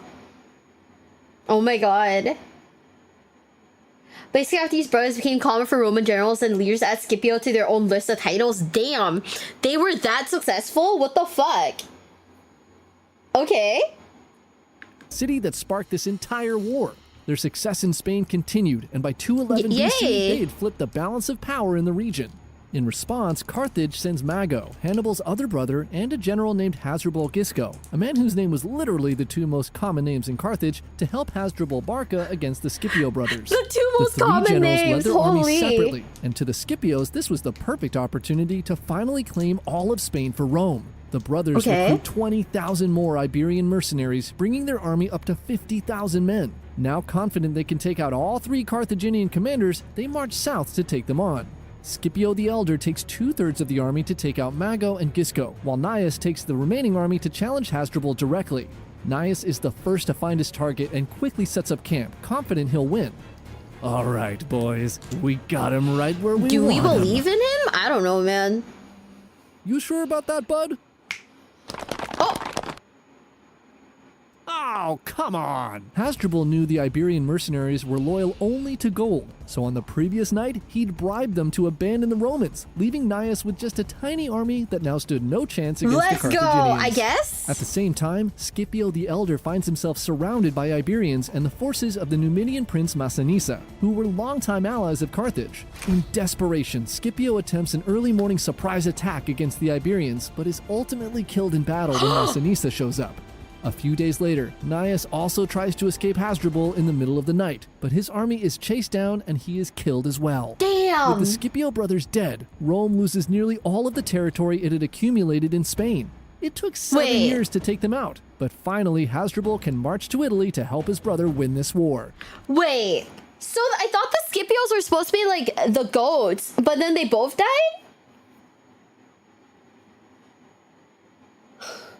Did you move the rat? Are you gonna play Total War Warhammer 3 again? Yeah, I'm just waiting on like the call sign from Sotek. You know? We get Sotek to we're supposed to do like a new campaign together. It'll be funny. Different ones? How many fucking Scipios are there? Jesus Christ. Not the correct. Oh my god, okay. I need to keep track of the Scipios. There's so many of them. Also, I love the horse. I love it when horses look in like these videos look a little goofy. There's so many Scipios, man. Chat. I've begun doing this thing where this is like kind of toxic, right? But I started like every time I'm like watching a video, I shuffle cards so I can like get like my concentration. Like it's just like something I do because of my stupid ADHD. It's so bad. That's a Hans. That's a Hans right there. I love the Hans. I think it's a grandfather who was a goat. So if you hear like rappers or anything, that's just me shuffling cards, bro. Yeah, it's the tism. Have you ever considered the Rubik's Cube? No, I'm a little too stupid. I'm a little too stupid for Rubik's Cubes, bro. I'm not good at... I genuinely can't really fix Rubik's Cubes. I don't know if I'm like that. I don't know if I'm built like that. Like, I've really tried, but like my brain just cannot function. There were a lot of wars with Carthage. I think that's what confuses me most of the time, because like there's so many wars, right? And there's so many wars, so I'm kind of at a point where it's like, okay, I can't tell like which war is which. Also, Literally, the sound of like some of these like sleeve wrappers is so loud. I'm a Scipio, you're a Scipio, you're all Scipios. This is literally I am Alfarius, bro. This is like straight up like I am Alfarius. I still haven't killed your Rubik's Cube. I can't seem to do it. Like Leah's like really smart. Leah can do it. I know like she's asked me if I like mess up a Rubik's Cube for her. I was like, yes, I'll do it. Scipio's like a clan name. Bro, oh my god. I'm gonna name my future kid Scipio. For no reason other than just because. Now that is the sound of me eating a chocolate. Cause I need like the energy, Bruce. Scipio bell? What about butterfly knife tricks with a blunt knife? I'm gonna look you in the face and I'm gonna ask you a question. I'm gonna look you in the eyes and I'm gonna ask you a question. Do you really trust me with a butterfly knife? I don't even trust myself with like a butter knife or anything. Like, I don't know if I could do a whole ass like butterfly knife, bro. They have training ones? I don't know, man. You know what's the thing though? I genuinely feel, I don't know if you know who this person is, but I have a friend. He's a content creator. His name is Different Fight, Chris. He does Scipio toilet. No! Tina, that's crazy. So like I have a friend, his name's like Different Fight, and he every time he's like on stream when he's like talking about things, he's like shuffling cards, and I think like I kind of got that from him. It's kind of insane. Oh man. Okay, lock in, chat. I had my little thing of chocolate. We can lock in again. He begins preparations for a trek across the Alps. But word of the deaths of the Scipio brothers reaches Rome. And Scipio the Younger is devastated upon hearing the news. His father and uncle were now the latest victims of this war with the Carthaginians, and his grief soon turns into an unquenchable thirst for... So he's like Scipio Jr. then. So he's like Scipio Jr. and the rest are like, I don't know, like the senior and like the uncle?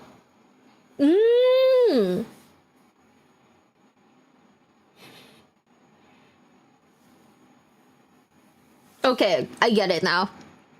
I know which Scipio we're talking about now. Revenge. The Senate soon asks for volunteers to resume the Spanish campaign, and Scipio the Younger is the only volunteer.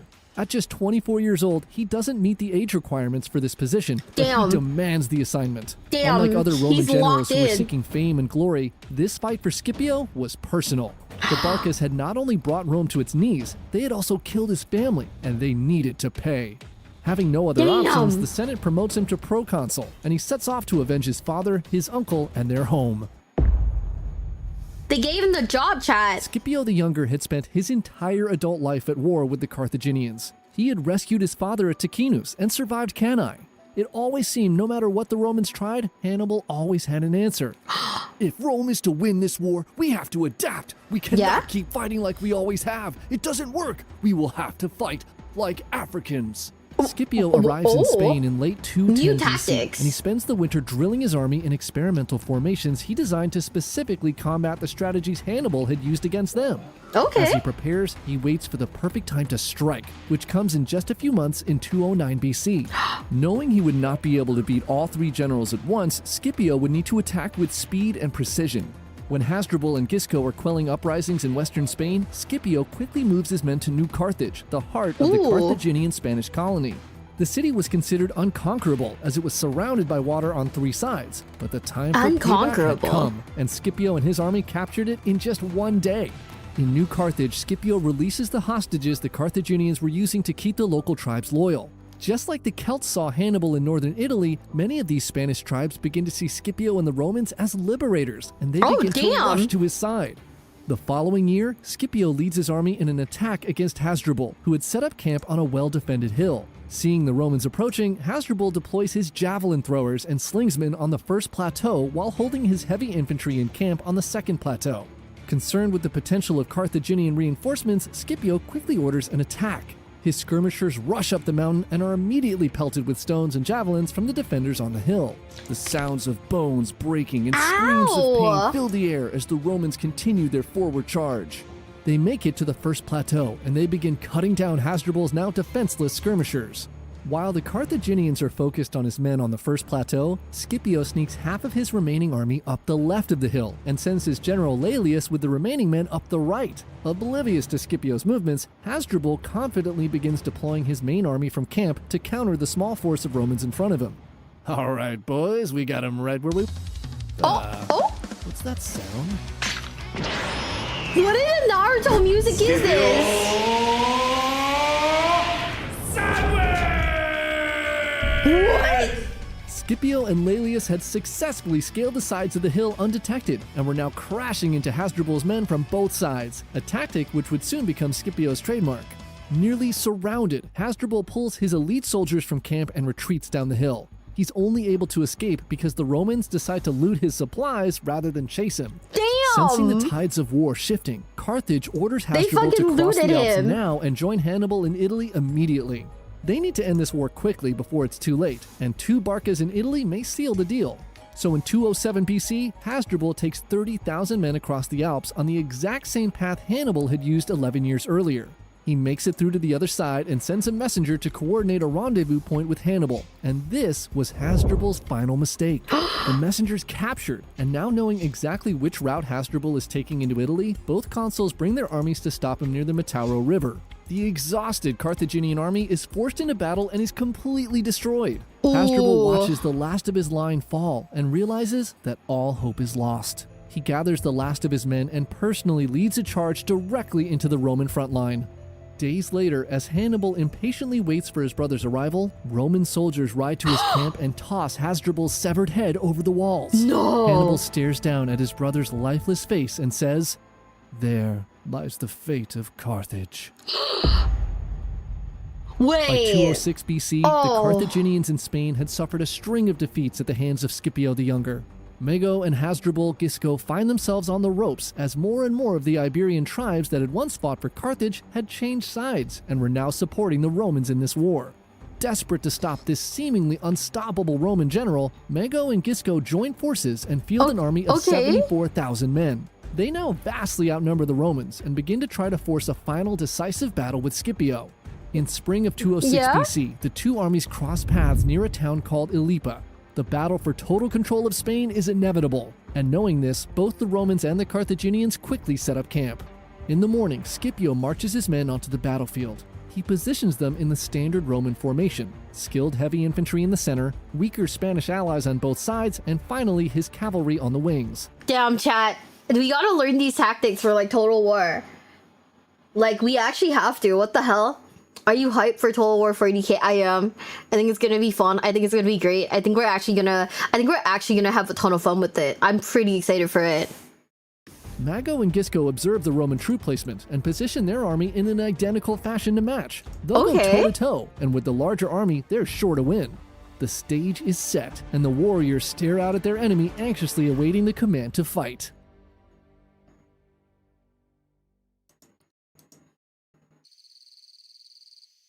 You win this round, Scipio. The two armies stand and stare at each other for the whole day, neither side willing to make the first move. The next morning, they line up again, and the same thing happens again. And again. And soon the Carthaginians stop checking the Roman formation before lining up their own men.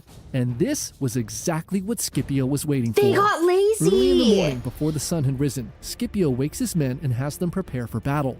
He sends his cavalry out to harass the Carthaginian camp before the sun rises. Thinking it's finally showtime, Mago and Gisco rush to wake their army and begin positioning their tired and hungry men out on the battlefield. The generals finalize their preparations and confidently turn to fight, but they are horrified by what they see. Instead of the standard Roman formation they'd expected, Scipio had completely changed the positioning of his army. His strongest fighters were now directly across from their Iberian allies, the weakest part of their army. Velites were placed directly counter to their war elephants, and the Roman Spanish allies, the weakest part of Scipio's army, were now standing directly across the strongest part of the Carthaginian line. Scipio orders an attack, and Gisco and Mago cannot believe their eyes as they watch the Roman heavy infantry march directly towards their weakest troops. Bro, it's too late to try to rearrange everyone. The battle's begun, and all they can do now is hope for the best. As the Romans close in on the Carthaginian line, Scipio gives a signal, and his heavy infantry suddenly turn and begin running outwards, stretching the Roman line. Scipio's men move with unfathomable precision. What are they do? Whoa, wait. Oh no, there's music. Sound? Oh no. Suva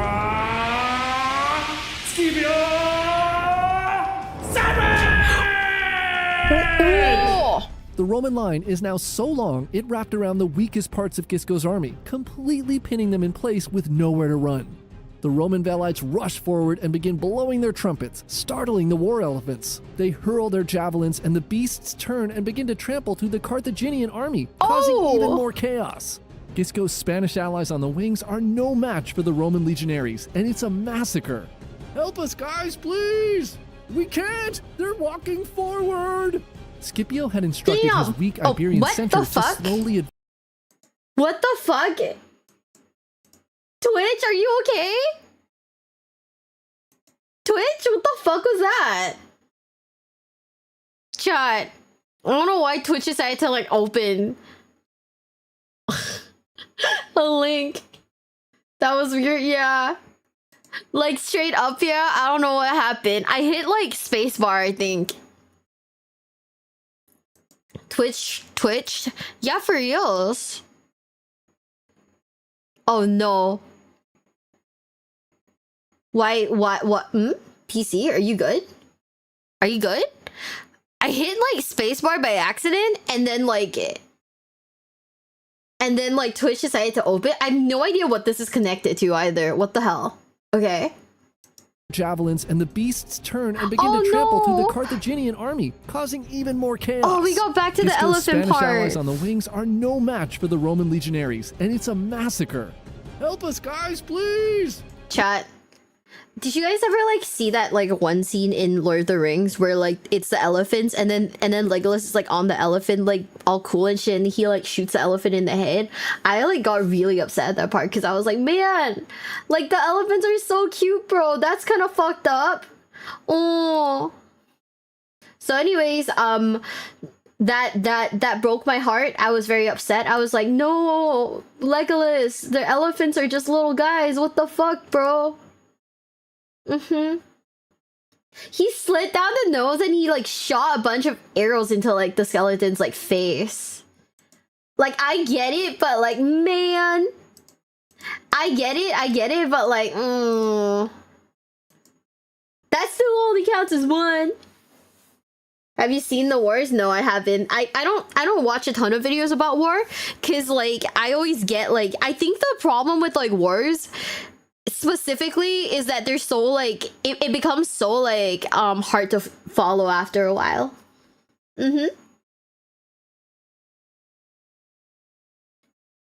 Yeah, dude, I fucking love Lord of the Rings, man. Oh, I need to be healthier about my things that I enjoy. Lord of the Rings is one of them. I am not very healthy about it. We can't! They're walking forward! Scipio had instructed his weak Iberian center to slowly advance. The constant threat of the approaching enemy froze Gisco's best troops, and afraid of being charged the second they turn to help, they do nothing as their allies are slaughtered right next to them. Oh, Gisco's wings are the first to break, and they begin to run. Scipio's cavalry and elite heavy infantry push inwards towards the African infantry, and realizing the day is lost, Gisco gives the order for the remnants of his army to retreat. Oh, they're the Carthaginians lost over 48,000 men at Alipa, a battle which many historians consider to be Scipio's masterpiece. Mago and Gisco eventually leave Spain, ceding control of the peninsula to Rome. The Spanish silver mines and troops that were critical for the Carthaginian war efforts were now gone. In just 4 years, Scipio had undone everything the Barcas had spent decades building. But he wasn't done yet. There was still one final Barca to defeat, and he would do so on Hannibal's home turf. Damn! Scipio returns to Rome a conqueror and a hero. Though he's only 30 and still underage, he's elected to consul in 205 BC in a landslide. Chat, how is he 30 and still underage? What? Also, like, they're a bro, oh my god. You wanna know something crazy? I will never stop raging. I, like, actually will never stop raging. Because, what the hell? Now that I'm back from Japan, right? Sushiro decided to announce a collaboration with JoJo's Bizarre Adventure Part 3, where they're giving out like you need to eat like a certain number of plates, and then you get to exchange it for like prizes, right? One of them's like an Iggy.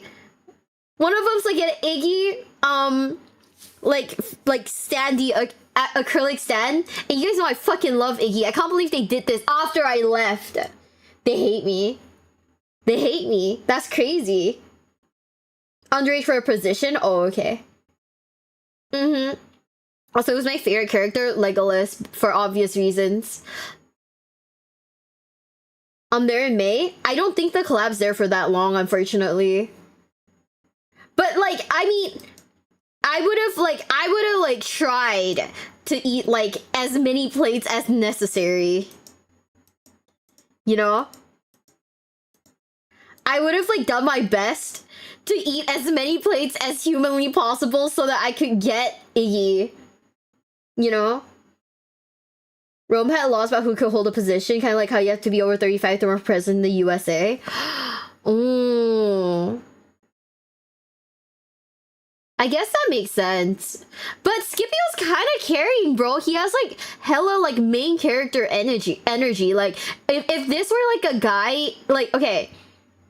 Do you know what kind of energy Scipio has in this moment? Have you seen those like isekai animes where a guy comes in and he's got like all his like cheat abilities, and he's like, I remember things from like 2010, and like I'm like super cool, and now I predicted your every move because you used ancient tactics, and I'm a cool man.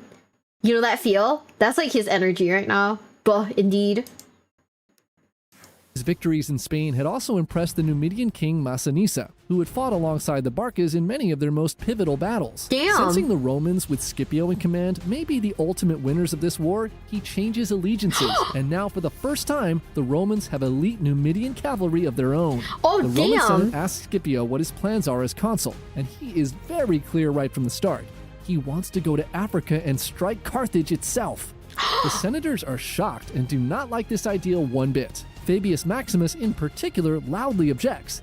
His strategy is working. Hannibal's getting weaker. But Scipio is adamant. This is the best way to bring an end to this war and secure victory I feel like I've heard Rome. of Fabius Maximus. The senators hem and haw and eventually give him command of Sicily with the understanding that he will probably eventually do what he wants anyway and will probably use the island as a staging ground for his invasion. Damn! Scipio moves to Sicily and begins recruiting a volunteer army to attack Carthage.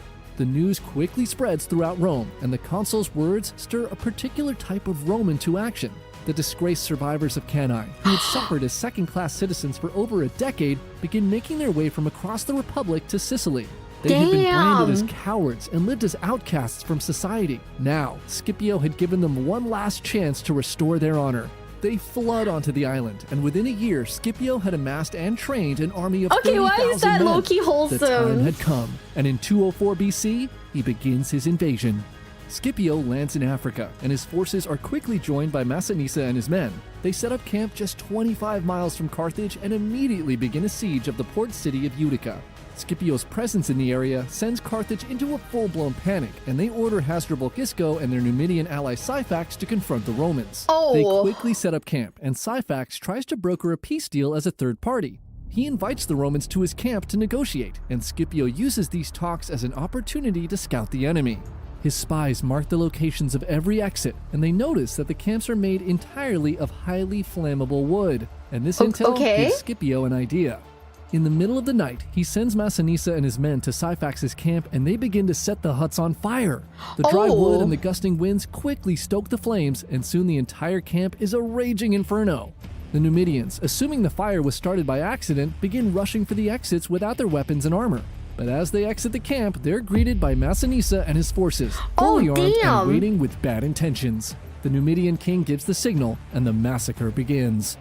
The Carthaginians are awakened by the chaos nearby, and they rush out with supplies to help fight the fire. As they run to their exits, they find Scipio and his men. They set the Carthaginian camp on fire as well, and the Romans slaughter everyone who attempts to flee.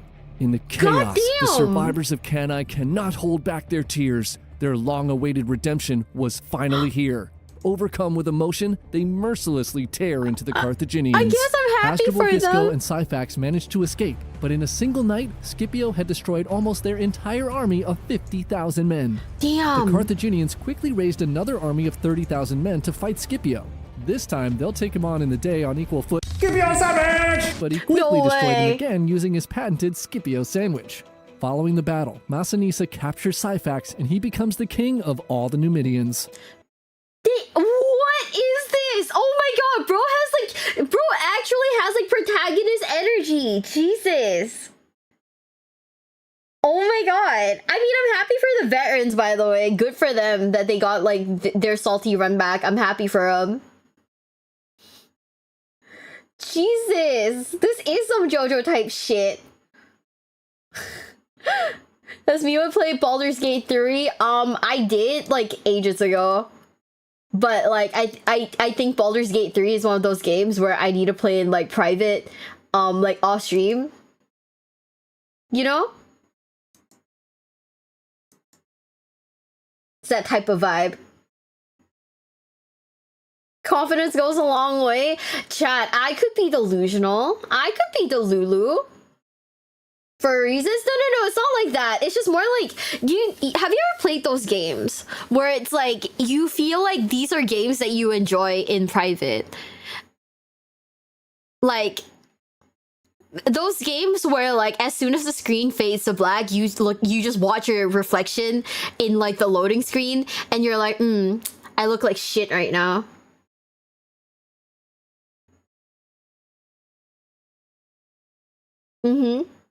Why is your stream asking for age what did I miss? Oh my god! Does it still have the age verification thing? Oops.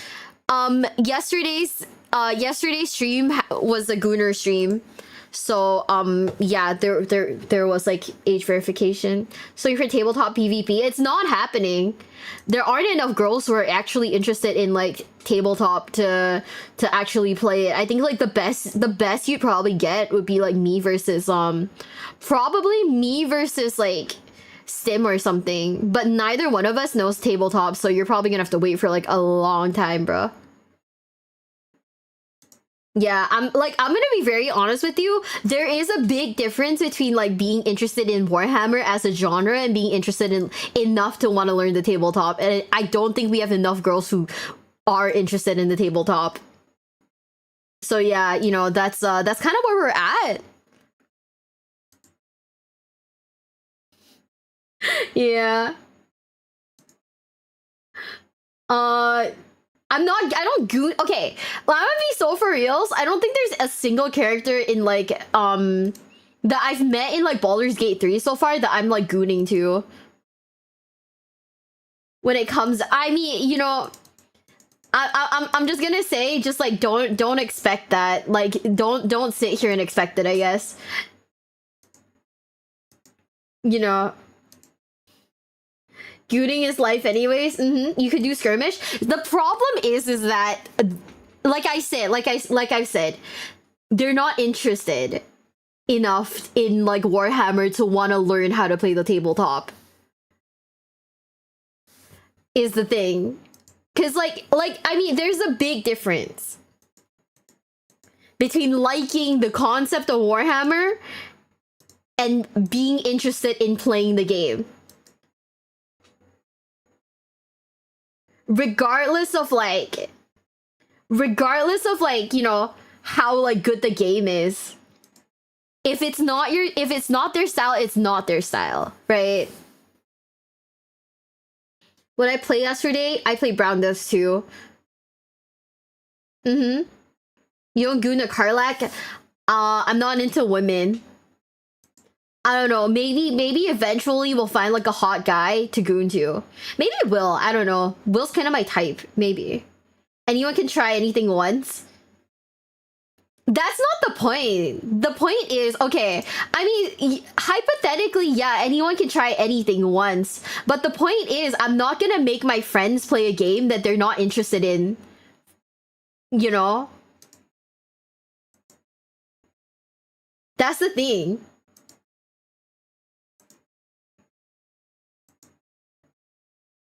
Yeah, they might like it though. I'm not gonna force them to, you know? Like, regardless of whether or not they might like it, if they don't have the intention of playing it, I'm not gonna be like, you gotta play it. Like, that's the thing. If they say, hey, I'm interested in playing it, it'd be a big difference. But I'm not gonna be like, yo, guys, learn this incredibly complicated game that's not your style for that. You know? Yeah, it wouldn't be fun. Like, I could ask the girls to play Yu-Gi-Oh! But that would also involve teaching them Yu-Gi-Oh! And, like, that's complicated, you know?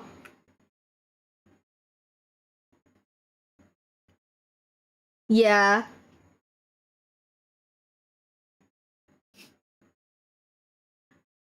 Like, that's the difference. That's like the difference. The Gremlin May is learning a tabletop right now.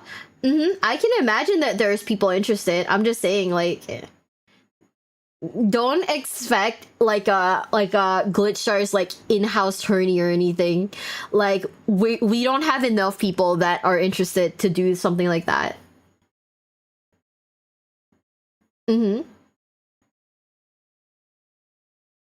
You do a collab with some of them? Well, yeah, maybe that's long the pipeline, but at this point, it is not like... So we always get one guide this easily. What is one guide? You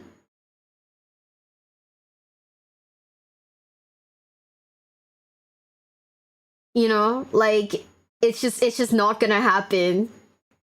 So, like...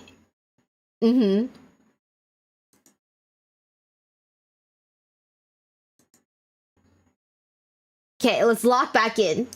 With hope flickering and left completely out of options, Carthage recalls Hannibal home. Okay. Shit.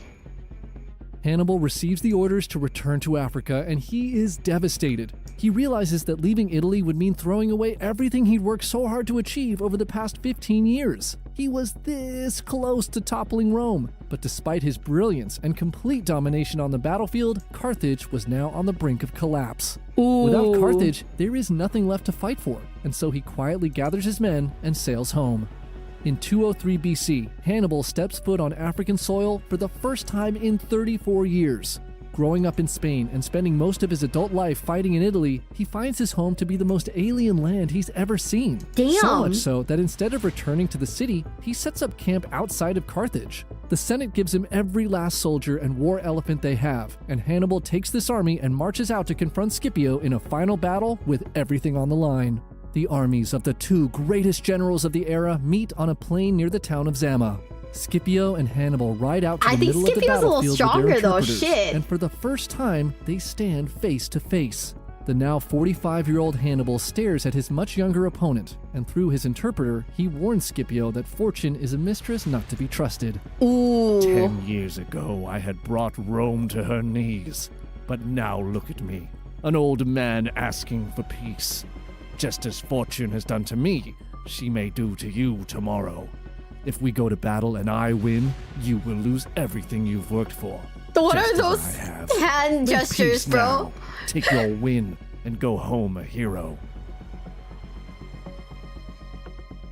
Nah, you guys are fucking dicks. I'm kicking your ass tomorrow. Real So, shit. the Real stage shit. is set for the most epic battle of the era. The legendary champion of Carthage versus the undefeated challenger from Rome for the fate of the ancient That's world. some Tekken shit, bro. Hannibal begins by placing his 80 war elephants on the front line. Behind them, he creates 3 lines of infantry. The first line was made up of Celtic allies and mercenaries from Italy. His second line, his new Carthaginian recruits, and his third line was made up entirely of elite veterans who had fought by his side for the past 15 years. On his flanks, he places his limited cavalry. Scipio, observing Hannibal's formation, positions his army to counter. He arranges his 3 lines in the standard Roman way, with the least experienced troops up front and the most experienced troops in the rear. But he makes one major adjustment. He positions the lines in columns and then hides the columns with skirmishers, giving the illusion of a solid front line. He then places Massinissa and his Numidian cavalry on one wing and his Roman cavalry on the other.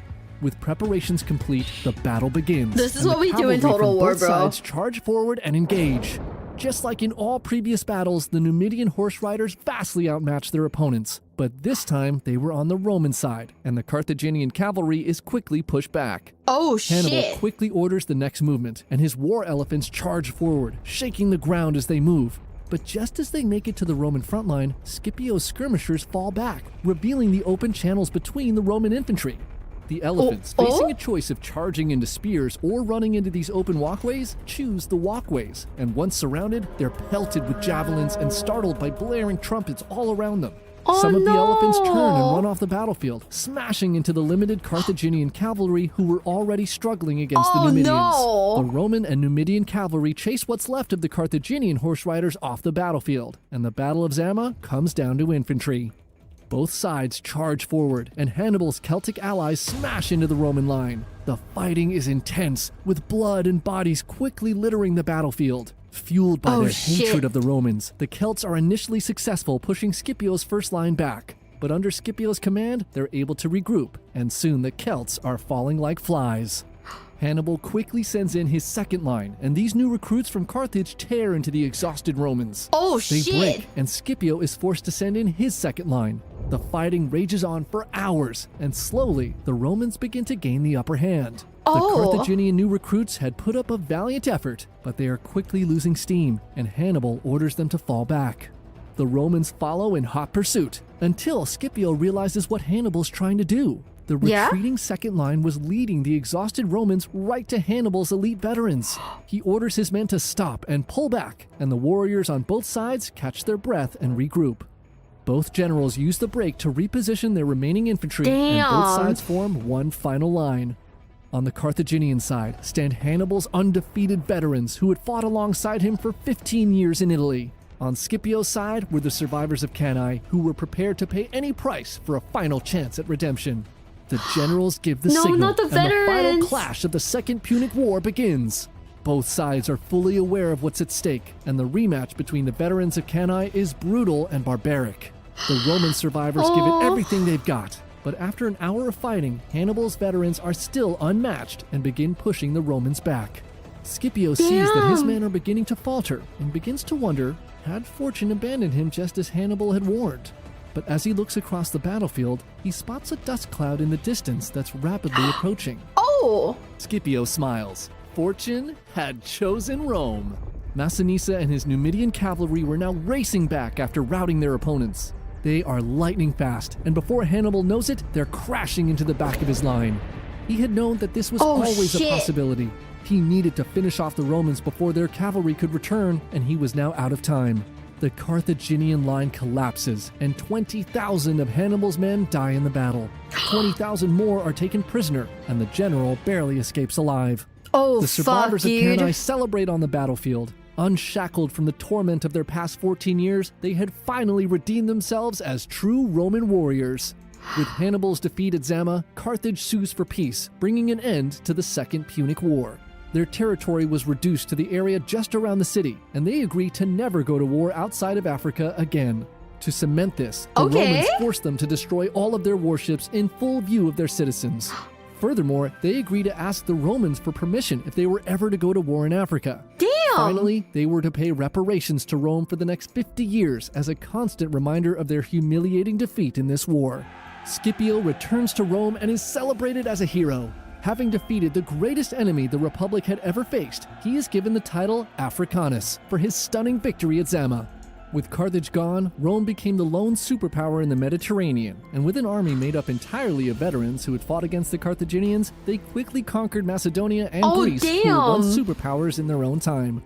After the war, Hannibal becomes a politician, but he quickly makes enemies trying to pass anti-corruption laws, and he's chased out of Carthage. He spends the rest of his life on the run, under the constant pursuit of Roman spies.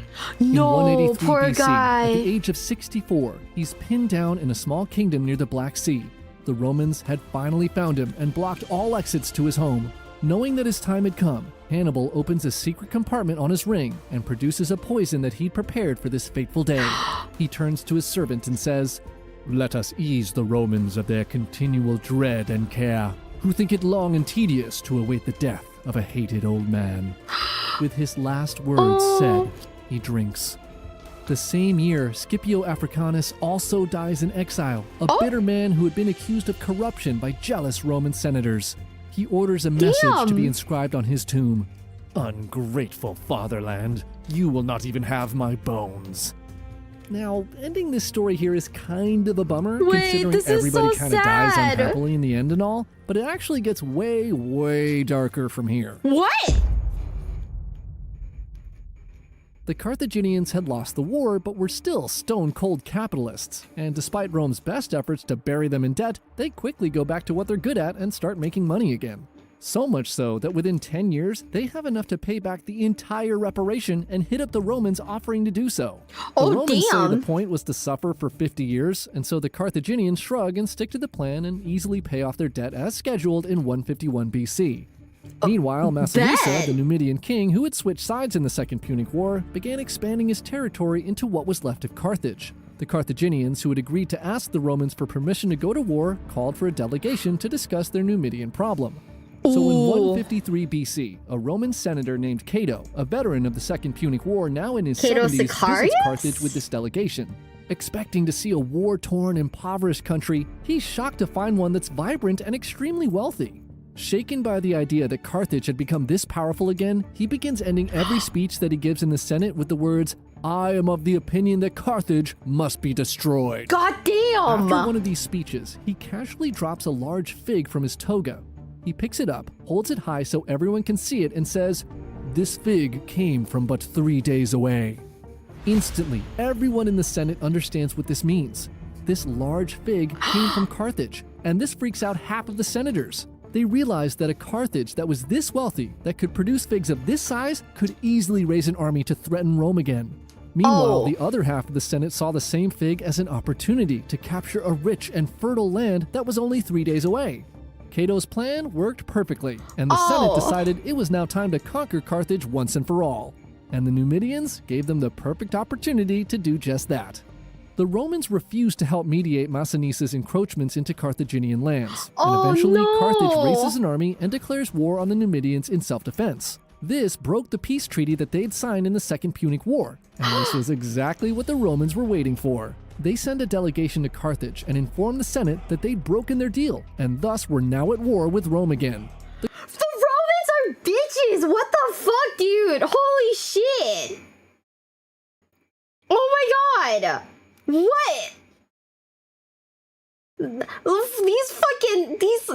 They're snakes. What? That is a surprise? Well, yeah, like I don't know. We don't learn about Roman history, you know, here. Oh my god, they're fucking snakes. Oh my god, that's crazy. Roman history in my Twitch as well. We're learning Roman history right now, and like bro, they're little shits. What? Always have been. I'm sorry if anybody here like really likes the Roman Empire. They're snakes, bro. What?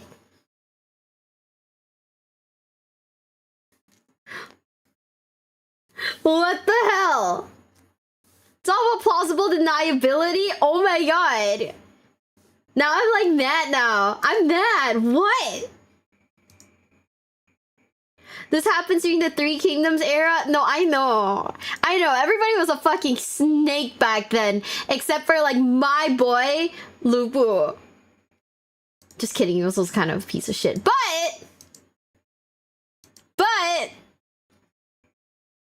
he's very cool. I have issues. You don't have to tell me. I'm well aware I have issues. Who? Lupu. I don't know what like the non like the non like Chinese people call him. Mm-hmm.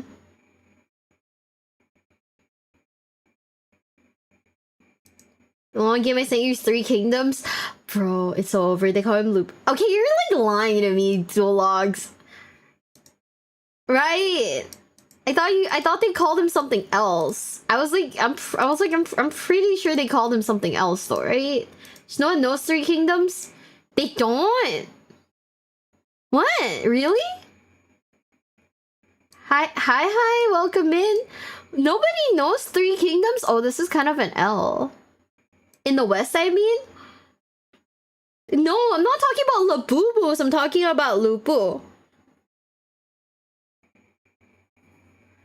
Three Kingdoms isn't popular in the West? Oh. The fact that someone called him Labubu makes me want to like lie down on the bed for like 5 minutes, bro. I wanna just like lie down on the bed and just stare at the ceiling type shit.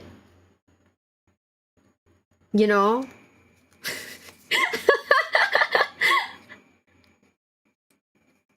Damn, that's crazy. Aw.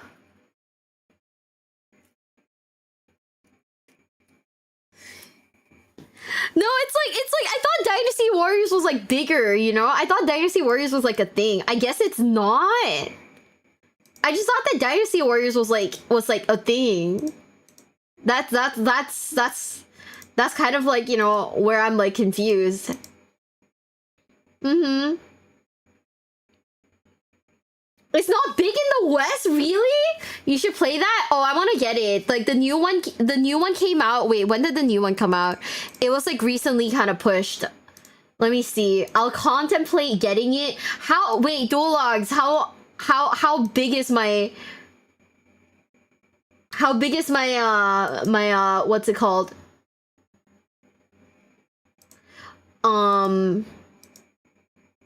Shit, what is it called? How big is my gacha budget right now?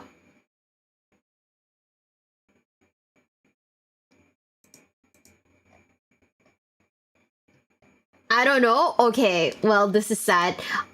Which Dynasty Warriors was it? Let me see. How recently did it come out? 2025 in January, and it's still $80. Okay, we're not doing that, guys. I'm too poor for that shit. Origins, yeah. Mm-hmm. Yeah, why are you still $81? That makes no sense. Like, excuse me. What? Dynasty Warriors is a niche game in the West, bro. That's my favorite. That's one of my favorite games. That's like one of the favorite games I grew up with. I fucking love it. The only thing is that like the only thing that I hate about Dynasty Warriors games is like I think the Fire Emblem Warriors, right? Some of the missions you kind of need like a friend to finish them with, and I couldn't finish that game because I didn't have friends. Who's your favorite Three Kingdoms character? Anyone? Who's my favorite Three Kingdoms character? I think it's let me see. What's his name?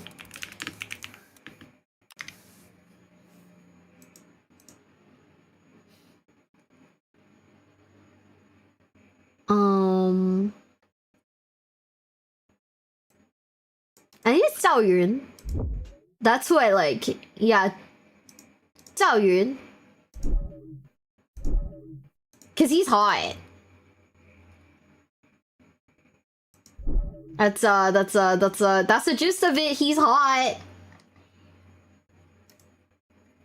So that's who I like, chat. Oops.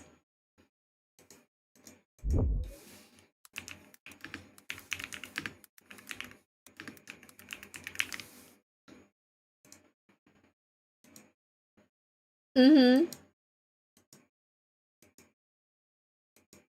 It's what happened to it. Yeah, no, I don't expect you guys to know, but he's just hot. Didn't he kill a baby or think he's someone else? Did he? I forgot. It's been ages. It's been ages, bro. I don't remember anymore. All I know is that I'm just an SMIP. Oh no, he did protect the baby. Yeah. There was like a whole arc in like Romance of the Three Kingdoms where like I think he found like a baby on like the battlefield or something. He like fought like through it. Mm-hmm. I think so, yeah. The Carthaginians are stunned. They'd done everything the Romans had asked for, and they quickly begin pleading for an off-ramp. The Romans at first seem to act earnestly and demand that 300 children of nobility be handed over as punishment for breaking their deal. The Carthaginians ask the Romans to guarantee the safety of their children, but they refuse to make such promises. Left with no choice, they reluctantly hand over their sons and daughters. The mothers of the hostages cry out as their children are ripped from their arms. Some women cling to the ankles of the soldiers who carry the children onto the ships. Others scream to the gods while ripping their hair out in anguish. As the Romans sail away, some mothers jump into the ocean, hopelessly trying to swim next to the ships. They watch with tears in their eyes as their loved ones disappear forever over the horizon. No! The sacrifice was great, but saving Carthage was worth any price. But the Romans did not stop there. Next, they demanded that the Carthaginians give up all their weapons and armor. What? Feeling again they had no choice, they submit to the Roman demands and turn over 200,000 pieces of armor, their catapults, and every weapon in the city. The Carthaginian ambassadors then ask again if this was enough, and to their horror, the Romans say no. Oh! They then say the Carthaginians must abandon the city of Carthage and move 10 miles inland away from the sea. When the ambassadors argue that this violates the treaty they'd signed to let them keep their city, the Romans explain that they believe the people of Carthage are actually what they meant when they said Carthage, not the city itself. What? The Carthaginians finally realized that trusting the Romans was a grave mistake. They had not come here for peace, and the decision to destroy Carthage had already been made long ago. They had given up their children and their weapons for nothing. The ambassadors cry out to the gods, realizing their error. They beg and plead with the Romans not to do what they planned to do, saying again and again that they had given them everything they'd asked for. But their requests fall on deaf ears. Oh no! The defeated ambassadors return to Carthage, and upon delivering the news, the Senate erupts into chaos. The screams within the Senate chamber reach the citizens who were eagerly listening outside for news, and they begin to storm into the building in an uncontrolled rage. The senators who had advocated for giving up the children were killed first, followed by the senators who advocated giving up the weapons. Finally, the ambassadors who delivered the news were stoned and dragged through the city. With nothing left to lose, Carthage declares war on Rome, and the city falls into a state of total war. Slaves are freed to join the army, and every man and woman works tirelessly day and night to craft new weapons and armor for every soldier available. Things were so desperate that the women shaved their heads to create ropes of human hair to construct new catapults. And so, in 149 BC, the Romans began their siege of Carthage. The defenders fighting for survival met them with unexpected ferocity, and they managed to hold the Romans back for 2 years. But in 147 BC, a consul with a familiar name is elected to power, and he's sent to Africa to finish the job. No way. This consul's name was Scipio Aemilianus, the adopted son of Scipio Africanus. Scipio lives up to his family name, and within a year, he's broken through the Carthaginian defenses. He orders for the total destruction of the city, and all who resist are slaughtered in the streets.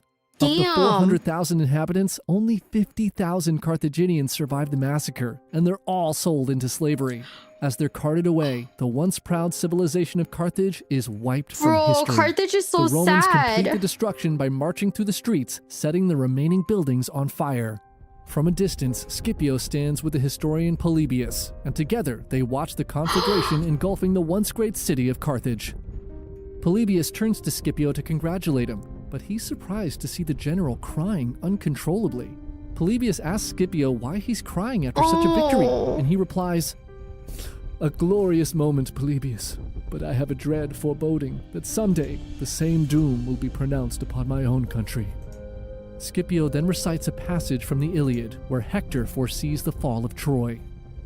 A day will come when sacred Troy shall perish, and Priam and his people shall be slain.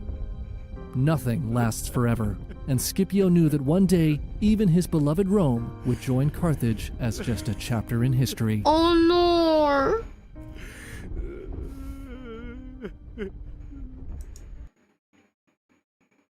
Carthage's child sacrifices don't feel too bad. Is there any part in history that isn't like egregiously like fucked up? Is there like any part that's like, you know, oh yeah, you guys are kind of alright? I think everything's like kind of fucked up, huh? No? Oh. Okay. Oh, okay. Not really? Oh, okay.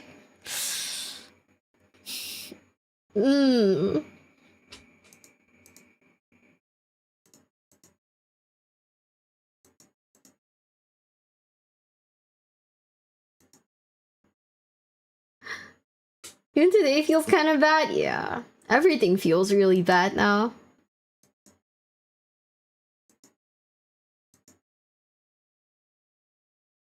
Dude. Oh, now I'm like bummed out. Now I'm so sad. Now I feel sad. Now I feel sad. I feel bummed out. I'm gonna eat a piece of chocolate. Damn. I don't know if the chocolate's supposed to make me feel better, but I'm just gonna eat some chocolate. How do you guys feel about watching something to get our spirits up? And I'm thinking AEW no disqualification, oh my god moments. What do you think? What the fuck was that recommended video? Which one? This one? Most legendary battle in history are humans who refuse to die in history. Hunt it naked. I think this would keep our hopes up. Keep our spirits up a little bit. Yeah? Yankee Kid will put weight on it, Nick Jackson. Oh shit! Wait! I agree. Look at this. No. Oh fuck!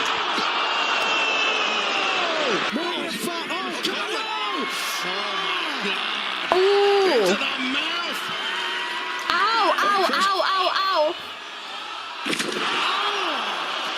Real. Oh my God, both women. God. Oh, but no, look at him in the mouth and Again? Copeland wrenching back. God, he's beating. There's so much blood. Crashing down. Ow. The Omega, by God. Can't shut up Don Callis. Oh shit. Oh God. Terminator dive by Kenny Omega. There we go. There it is. Oh my God. Whoa. Oh shit. What did he hit? Was that Edge? Was that Edge? Oh my god. Which favorite WWE era? I asked this bit ago. Might have missed a reply. The Shield. Okay, as much as I don't know if I could ever call him Adam Copeland. He's just gonna be Edge to me, bro.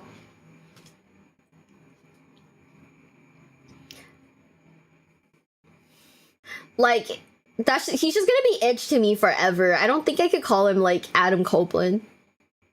Calling him Cope is also insane. In, like, 2025, like, calling him Cope is weird. No. The Shield? I love the Shield. I love Tina, too. Man. Oh, yo, look at the chair. The chair's fucking dented from that. Oh. Ow. You know, I wonder if these are like aluminum chairs that are made to be like, you know, a lot more like what is it? Made to be a lot more like thinner than like actual aluminum chairs, or if they're like straight up aluminum chairs. Django, you know we can't unless we do like 5 subs. You know that's it's not allowed, Django. I'm sorry.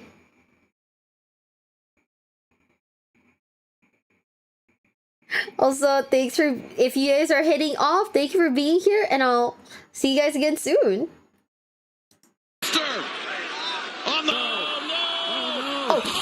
Oh, I know the tables are definitely a lot thinner. Leaving her feet voluntarily, and now spider German suplex. Oh my God! She was folded up. Damn. Reverse. Oh, look at oh my God! That's it. Oh my God! Stop this! Oh! I don't like that. I don't like that one. Oh fuck, that one looks like it hurt. My God! The wreckage. Oh, maybe. Wait, was that who I think it was? Was that who I think it was? Was that Jeff Hardy?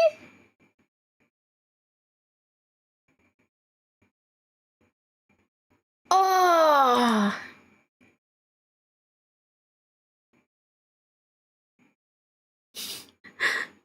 Jago, thanks for the 10 gifted. Okay, you can shoot him for like an hour.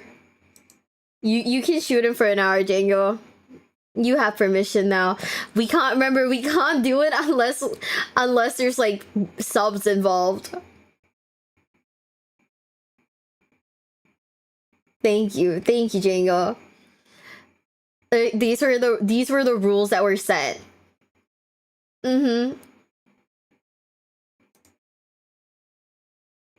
Here in Malaysia, waiting for my score to a car. You know, it's really nice that you're doing that. Okay. It's nice that you're doing that, bro. I'm like shocked. I'm like watching. So, if you didn't know, it's nice that like WWE's on like Netflix now, but before it was incredibly hard to keep up with like wrestling in Singapore. Unless I paid for like a subscription like on the TV. But also I wasn't gonna do that because that shit's like expensive. Like I'm not gonna do that. Right?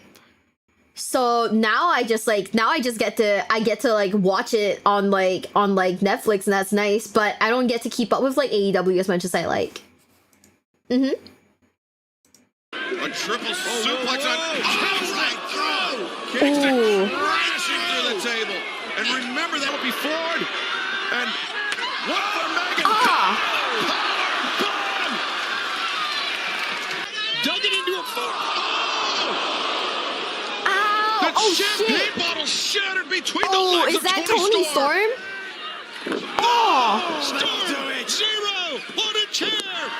1, 2, 3. Oh shit! But Sammy's the one that landed hard. Oh, Sammy. Penalties in control right. Oh God!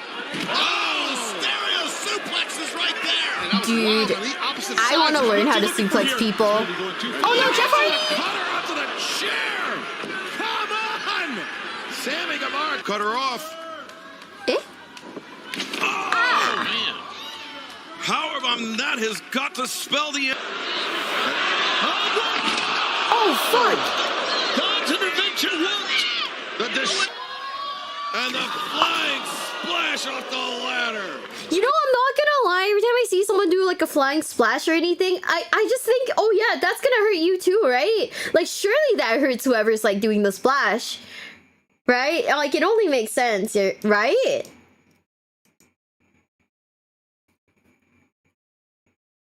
I'm not sure if suplex is possible. Shut up. I'll figure it out. I'll figure it out. Okay?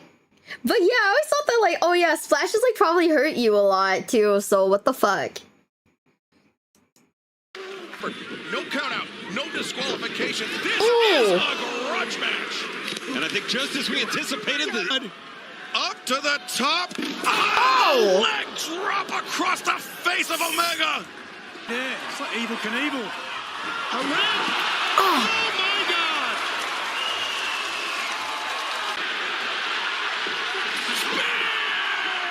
Spear! Into the table. Ow. Edge, come on, no. On the back. Oh, no! What real Ow. awareness from Mariah May. Yet if you're Brandon Cutler, whoa! Oh, drops the elbow. I forgot that was Mariah May. Onto Peter. Go. Onto the thumbtacks too. Oh. Good God! The spine of that human being, Jeff Hardy. Here, Avalon. Oh. No, the Oh, that back. definitely his tailbone. Oh! That ladder, see, finally. The ladder finally broke it. Oh! To the left arm of Hobbs. Oh, that went right through the hand. Your investment, your ownership on Briscoe. Oh. Well, I mean, he doesn't have to be able to walk to be out here. Oh no. Table set up. Oh no, they slid off. They slid off. That wasn't too bad. Watch out! Oh. Almighty! I don't know if either was going to go home after that, JR. I think you're right. Going to slam here. Yes! Oh. 1, 2, it's over. Sting going to the Oh, top. Sting. Oh shit. Back of his head hit that table. You're right. And Brody King with the assist. Maybe TNT International. Driving Hardy down the foot stomps on the apron. With Harley Cameron in the corner and nobody. nice. Megan Bain.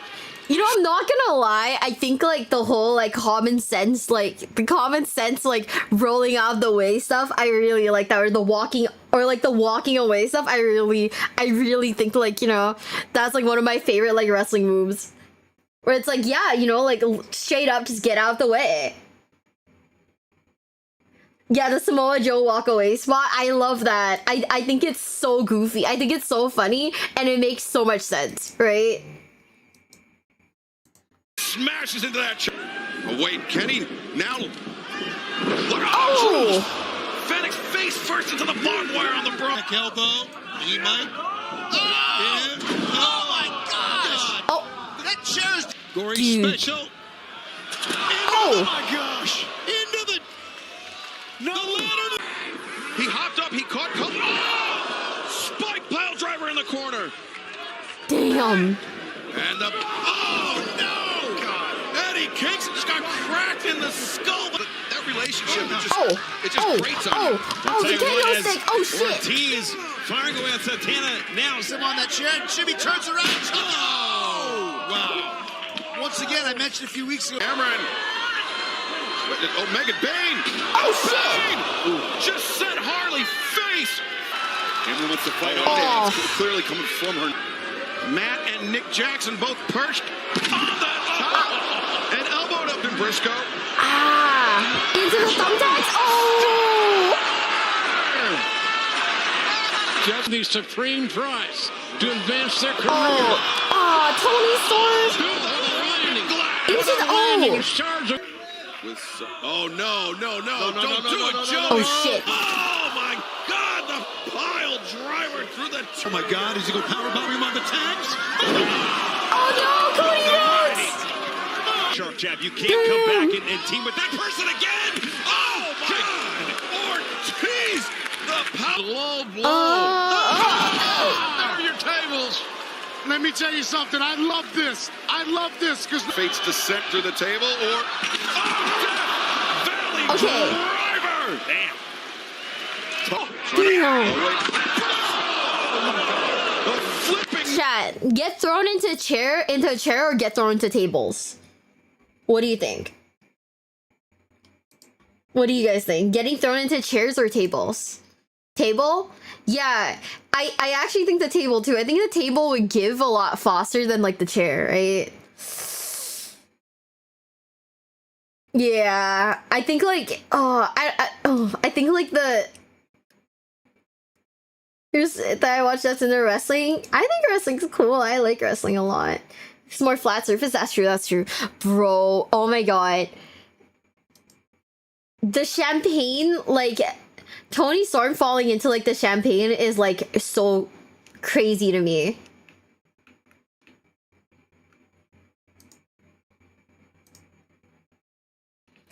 Like, that genuinely, like, feels like it would hurt.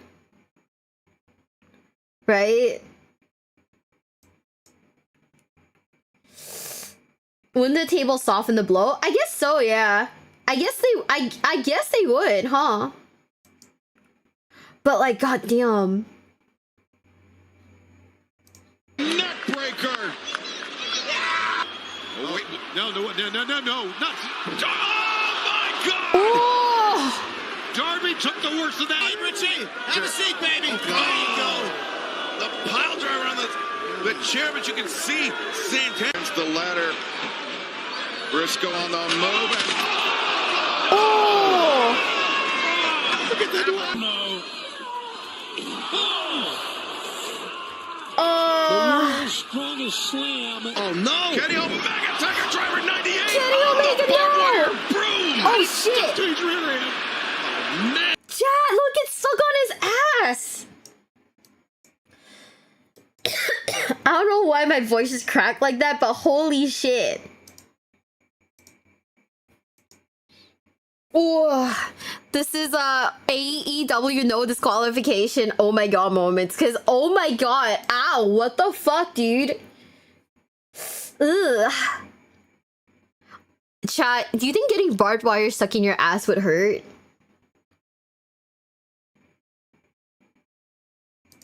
It would, right? 100%. Right? Ugh. Swing and a miss there. Avalon. Oh no! Oh! But Taz, I don't know if you saw it at the top of the arc. No. Sunset flip powerbomb. And that neck of wait nearly a year, but Oh! the shoe, the Storm Zero, the cover. Oh wait a second. Okay. Gonna be the Okay. driver. Ow! Cheers. I feel like doing that my ass would hurt, bro. feet in the air. Oh my God! What did we just see? It's not funny, but it's so good. Brandon Cutler. Oh no! Ah! Okay, he's selling that a little too crazy. Oh! You can see the right hand driven into the table, but pity. Oh, there you go. Oh! Oh! Oh, this is Tony versus Mariah. Back when she was still, And Nick, the wage roll. The buckles on. There you go. Oh! Desperation. No, Edge! He's out of his mind. A coffin drop. Oh my gosh! Unbelievable! Oh Lord! The coffin drop delivered. Look for a twist of fate up there. Twist of fate off the. Yeah, that was Mike Edge. Santana though. Oh! God, nasty by Mike Santana. In the table, went for the. Wait a second. Oh! Oh! Okay, that one was probably a little better. Oh! Okay, I don't remember who this is, but like 90% of his clips in this video were him like diving, bro. That has to hurt. That has to hurt, right? Oh. Missed the roundhouse right. Falls from behind. Watch out. Ah. Head first to the chair. Oh. How do they have working spines? With that guitar. Oh. Darby didn't sit in church. My God. And Mariah not done there. Dude, oh, the Mario versus Tony sword match is insane, dude. Mariah! She's behind you! Catch you. Damn. Pile driver. Don't do it. Oh my God. Death Valley driver on the apron. Oh my God! Goodness gracious, ladies and Kenny gentlemen. Omega. Avert. Goes completely up. Oh no! How do you follow this? Well, Havoc is back up. Back up. Oh my God! Did you hear that? One hook, two. It's grotesque, to say the best. Bro, women's wrestling is also insane. What the hell? Oh, Janela! Oh my God! Janela turned his back, and Omega hit the Kotaro Crusher on the. He's win. Oh fuck! Yo! Good on him for rolling away. Ow! One leg. Hang on, Nick. Nick gets his butt out. Oh my God! Did you see the way Felix landed? Swinging DDT. Why are their faces red? That's blood, bestie. God-style pile driver. Not sure. The DDT on the chair. A DDT on the chair. One. I stay in the suite. There we go. Watch out. Avalon Oh, went- nice. Oh man, was going for martinis, but On the books too, goddamn.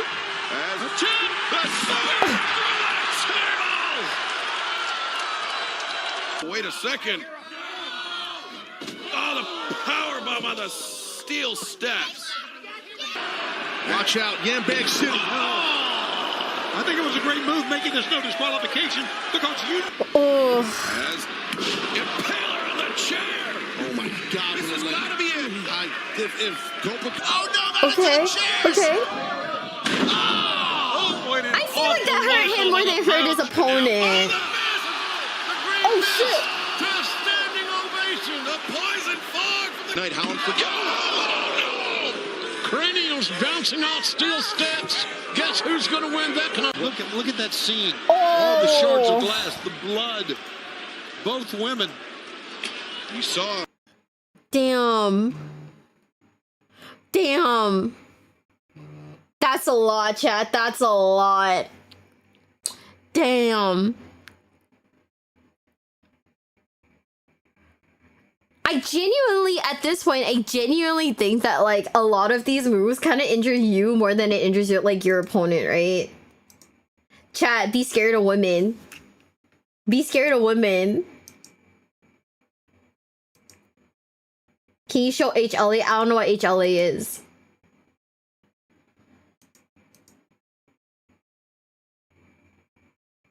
Dude, the Tony Storm face was, like, insane. Like, actually insane.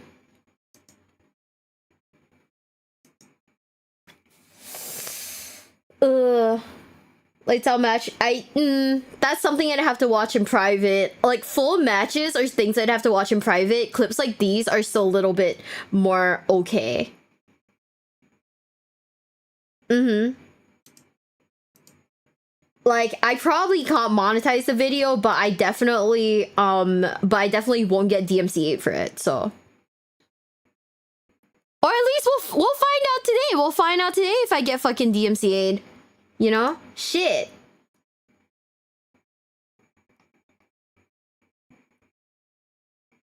Stuff you can't watch here. I mean, I'm not gonna do a Discord watch along for something that's like 13 minutes long, bestie. Like, that makes no sense.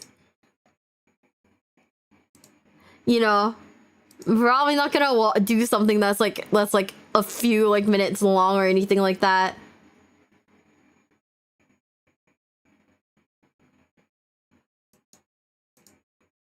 You could do full PPV watch-alongs? I don't know.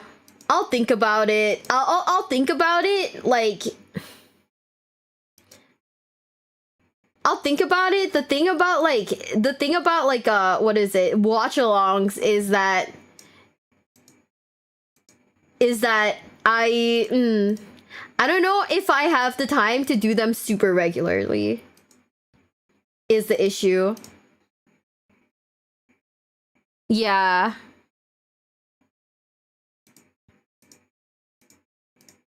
I guess that's the thing. I don't know if I have the time to do them like as regularly as PPVs are.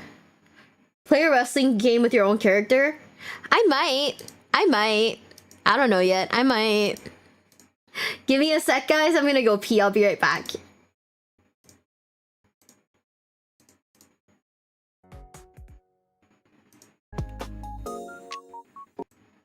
Ooh, this one's a good one. We can start it from the start. When you stream 2K26, When will I stream 2K26? If 2K26 isn't like $50, like isn't like $100 on like launch, maybe.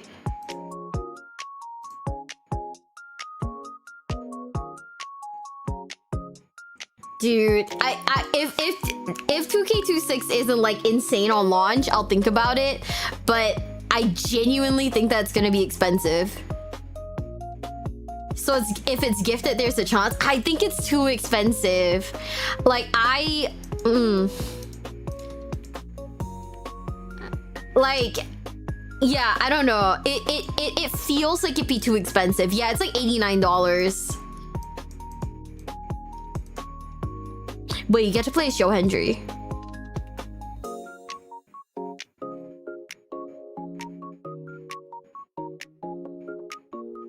$26 says 26. I don't like, it sounds cooler than 2K26. You know?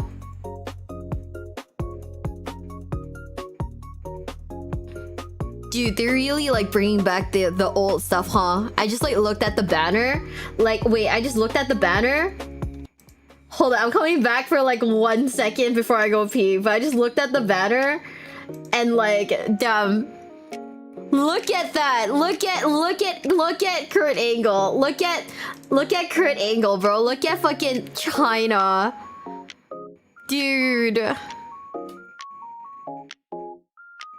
Is that fucking Booker T?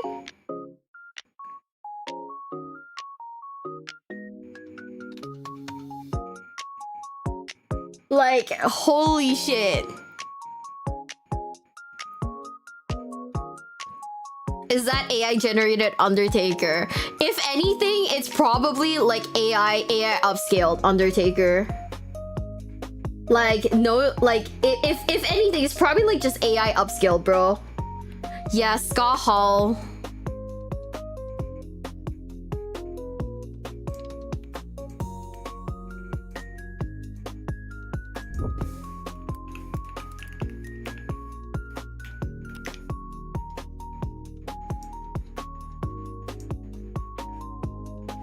Dude. I mean, Razor Ramon. China. Yeah. Kurt Angle with hair jump scare. This isn't Perk Angle. Is that... It's like early 2000s The Rock, bro.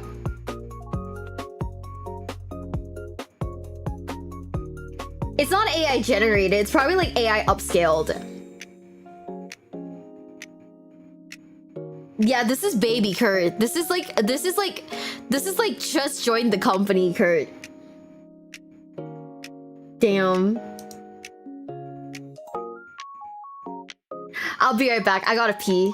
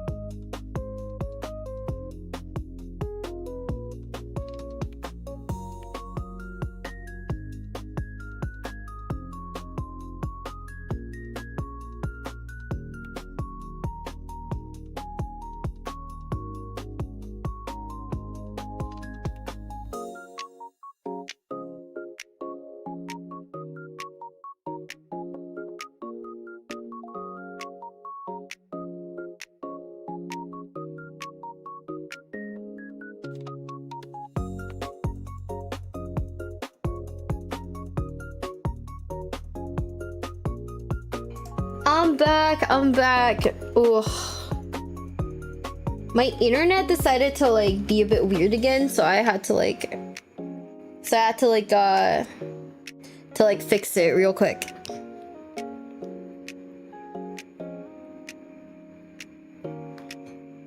I don't know how I didn't disconnect, but yeah, it was being a bit funny.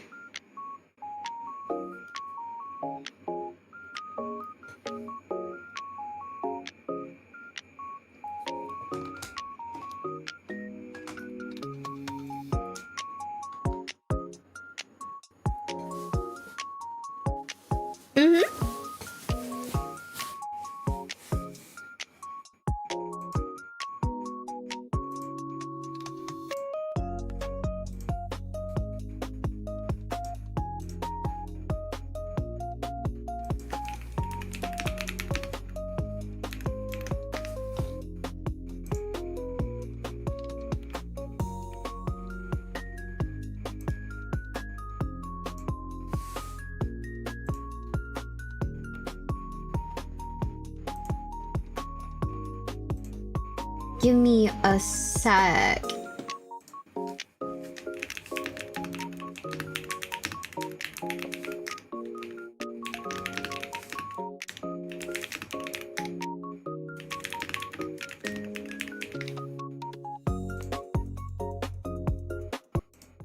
I'm back though. I'm back. I want to watch something like fun and lighthearted. So let's watch a video about the worst WWE factions. Cause you know, some factions are great, like my GOAT, the Shield, Bloodline. You know, Imperium's pretty good. I love damage control. Alistar, get timed out. Get timed out. Hold on. What the fuck? That's crazy.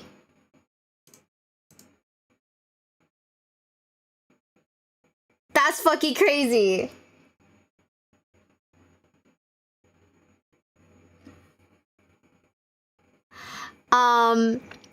Dude, what else was good? I mean, shoot, what are they called? I don't know why I forgot. Oh, why did I forget? What's the current faction with like Liv, Dominic Mysterio? Who, by the way, he came out looking really hot, like insanely hot. I don't know why. Something about the like Dominic Mysterio recently has like been incredibly hot. The stables, yeah. Judgment Day, yeah. Judgment Day when it was still like when Damien and like Rhea were still in it, that was fire. I don't know why I forgot that it's Judgment Day. Told the truth, get timed out again.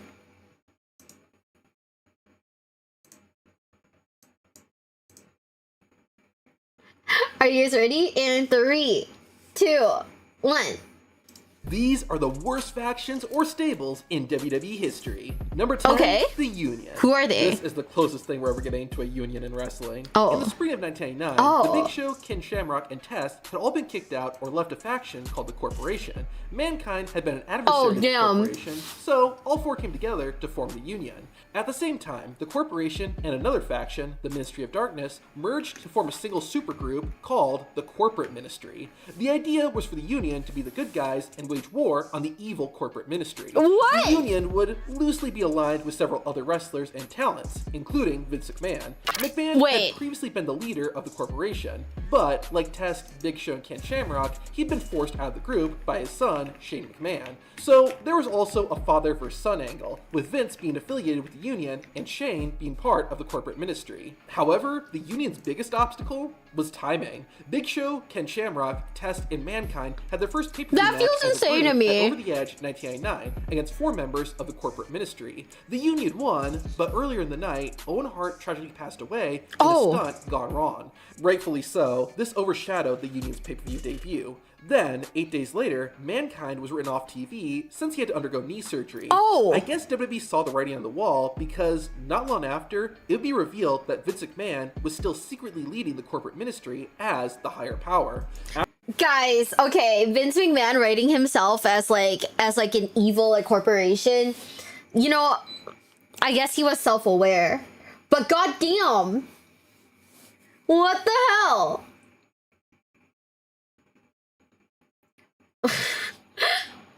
What the hell? Okay. I just gotta say, Shane McMahon's probably one of the best like nepo babies out there.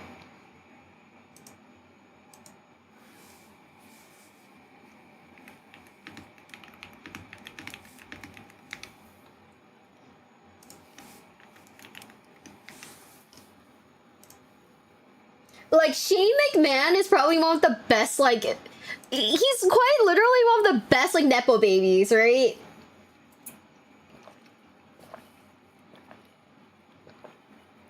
Like, I genuinely believe, like, bro really gave it his all. Mm-hmm.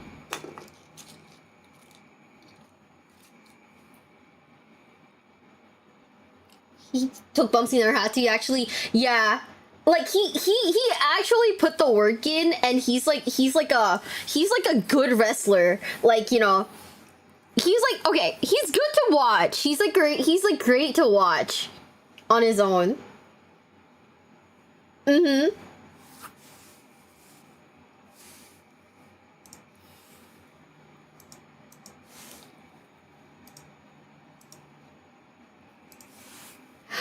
Yeah, he's entertaining. I don't know if he was that great as a wrestler, but he actually like did a lot more than you would think a nepo baby would. So hey, that's pretty good, right? Also, that reminds me, I should do my toss real quick before I forget again. Chat, we have done the react video, and we've also done a 3-hour video segment. So hey.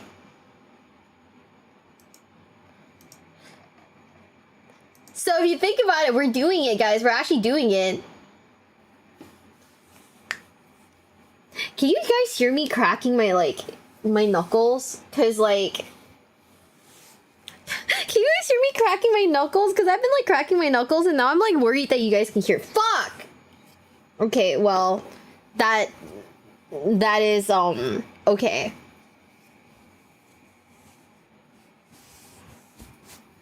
Okay. Oops, said.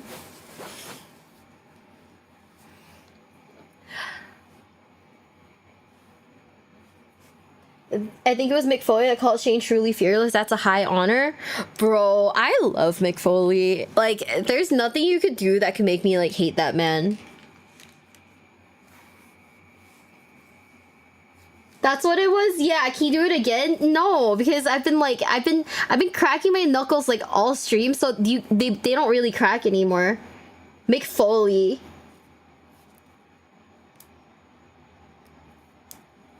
You were rubbing your hands together? Mm-hmm. Like, you can hear that? Bro, that's crazy. This mic is too sensitive. This mic is too sensitive. Now I'm embarrassed. Now I know you guys can hear like everything. Fuck. After that, the Union quietly disbanded, and it was over as soon as it started. It was just a real nothing faction. But you know what's probably the worst thing about the Union? Its name. The Union was only part of the faction's name. Its full name was the Union of People You Ought to Respect, Son, or Up Yours. Surprisingly, that's not the worst name we're going to hear in this video. But before we get to that, number 9, the Corps. Oh, okay. Okay. I guess. What a name.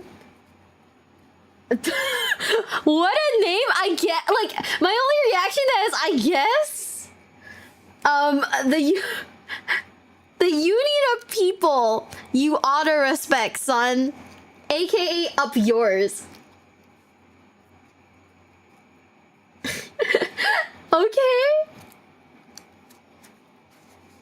Chat, what do you think? You guys like that name? Do you enjoy that name, chat?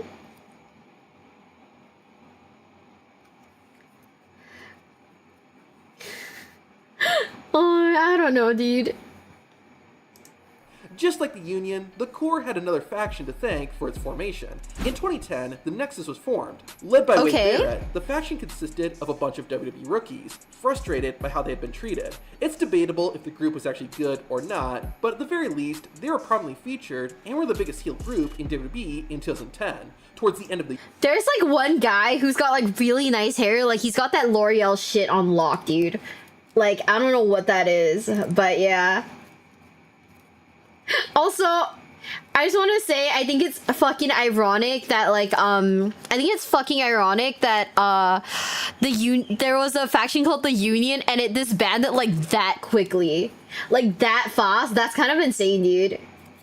Tell me, like, that's not insane. The year, though, CM Punk overtook the group, becoming its new leader, and Wade Barrett was kicked out. From there, Barrett would partner with Ezekiel Jackson, and also Heath Slater and Justin Gabriel to form the Corps. Or should I say, Corps. Apparently, the only reason it was spelled with 2 R's is that Corps was already trademarked. Anyways, what? It seemed like the Corps was built so to keep the lame. Nexus, which could have been a pretty sweet rivalry. However, right after the Corps was formed, CM Punk began a feud with Randy Orton, and the Nexus followed. This left Barrett and his group to find purpose on their own, which mainly came in the form of post-match assaults. Now, to WWE's credit, they did put some effort into making the Corps a serious faction.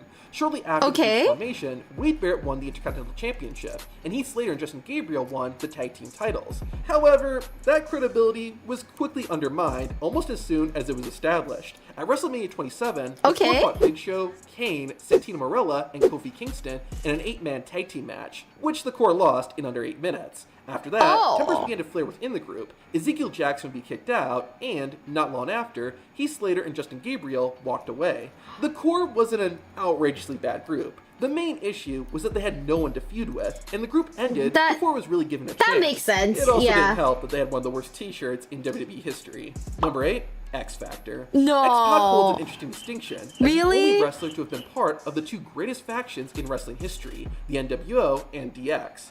Yes, I know Shawn Michaels was technically a part of both, but I don't think his joining the New World Order in 2002 counts. Anyways, with 2 phenomenal factions under his belt, you would think that when he went to start his own group in 2001, it would have at least been decent. Okay. But you would be wrong. It all started in February 2001 when Just Incredible aided X-Pac during an attack by Chris Jericho. Soon after, Albert joined in, and X Factor officially formed. Now, the first problem was the pairing. It didn't make any sense, and felt like WWE was just pulling names out of a hat. But that wasn't the group's what the problem. fuck? Just weeks after the faction started, WCW, WWE's main competitor, went out of business. This led to a significant influx of talent, as many WCW wrestlers transitioned to the WWE.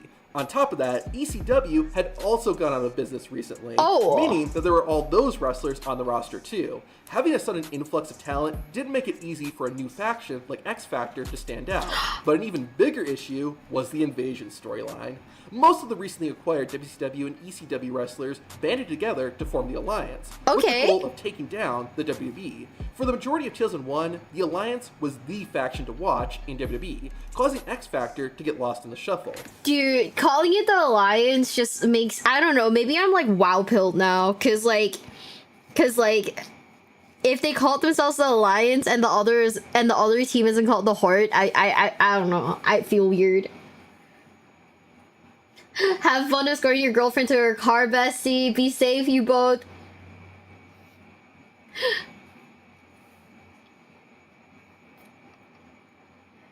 Alliance is a word for wow. No, I get it, but like I'm brain rotted, dude. I'm just brain rotted.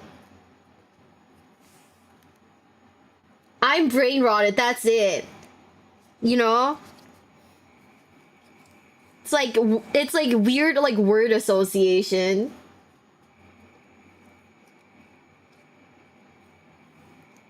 Can see the Haruma Red X influence. Fuck. Don't even say that to me. Don't even say that to me, man. Oh.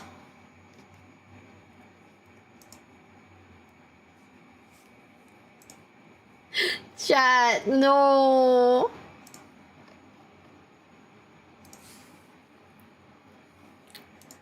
However, even with all that, the biggest issue X Factor faced was they had nothing going for them. There wasn't anything that the group did that made them special or made fans care about them. WWE tried to get something going by having Albert win the Intercontinental Championship and X-Pac winning both the Light Heavyweight Championship and Dude, I can't get over Albert's like facial hair. But none of these worked. After 8 months, the group finally broke up when Just Incredible left to join the Alliance, where he should have been all along, having been a former ECW World Champion. To top it all off, X Factor had one of the worst theme songs in WWE history.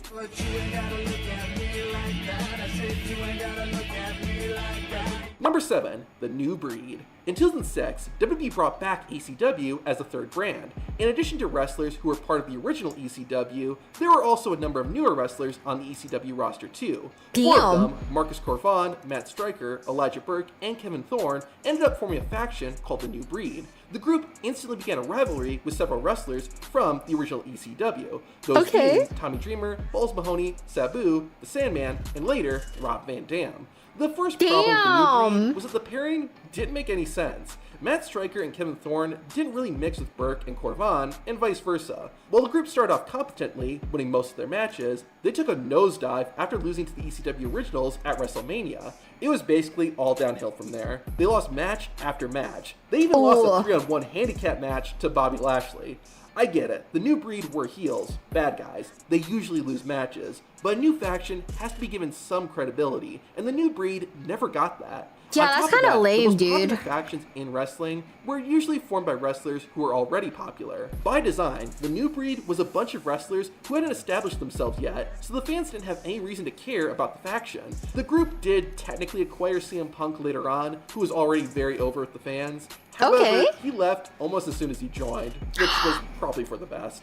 Once the New Breed ended, all 4 core members were gone within a year, or in Matt Striker's case, transitioned into a non-wrestling role. This isn't the first time being part of a faction has hurt someone's career, but more on that later. Right now, let's look at number 6, Los Boricuas, Disciples of Apocalypse, and the Truth Commission. I have no idea. All 3 of these factions together, mainly because they all sucked for the same reason. In 1997, Farouk was the leader of the Nation of Domination. However, due to internal issues, Farouk decided he had enough and kicked out most of the members, then restarted the Nation of Domination with new recruits. At the same time, Crush and Savio Vega, 2 members that Farouk kicked out of the Nation, formed their own factions. Crush started a biker gang called the Disciples of Apocalypse, or DOA. Savio Vega, on the other hand, started Los Boricuas, which is Spanish for the Puerto Ricans. This kicked off the Gang Wars storyline, with the Nation of Domination, Los Boricuas, and the DOA all fighting to prove they were the superior faction. As these three factions were feuding, a fourth faction, the Truth Commission, a paramilitary group from South Africa, was added. That's On paper, insane! The gang warfare idea seems pretty cool. However, the problem was that it was essentially the same thing repeated over and over again. Two of the factions would fight, another group would interfere, and the matches would often end in a big brawl. It was cool the first few times, but it quickly grew old, and the rivalry never developed beyond that. Talking about the teams themselves, they just weren't that interesting. Savio Vega and Crush had some history, but they were lower mid-carders, so their being the leaders made their respective groups look and feel second-rate. The Truth Commission had no established members, and WWE didn't do enough to make fans care about them. I'm not gonna lie, their outfits look so lame. I don't know. You know, I don't know. Like, their outfits look incredibly lame. I don't know if I like. Actually, no, I don't like it. Yeah, no, it's not. I don't know if I like it. It's I don't like it. Oh man.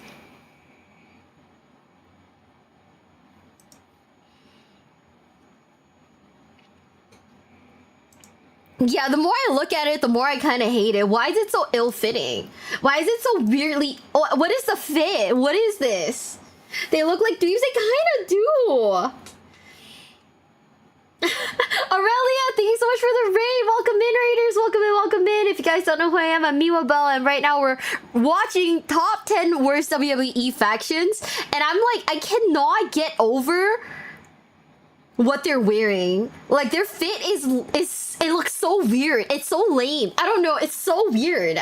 But yeah, welcome in, Raiders. Welcome in. It looks like cheap G.I. Joe cosplay. It kind of does. I don't know what's up with this, dude. Oh.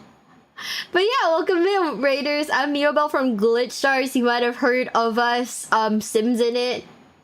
The fit is glorious. You think so? I don't know. There's just something like, okay, there's just something so weird about their shirt. I think it's the shirt that's kind of throwing me off, right? Because I think like maybe if it weren't like a t-shirt, it would have like looked better. Like maybe if it were like Giles like tank top, whatever it's called, you know?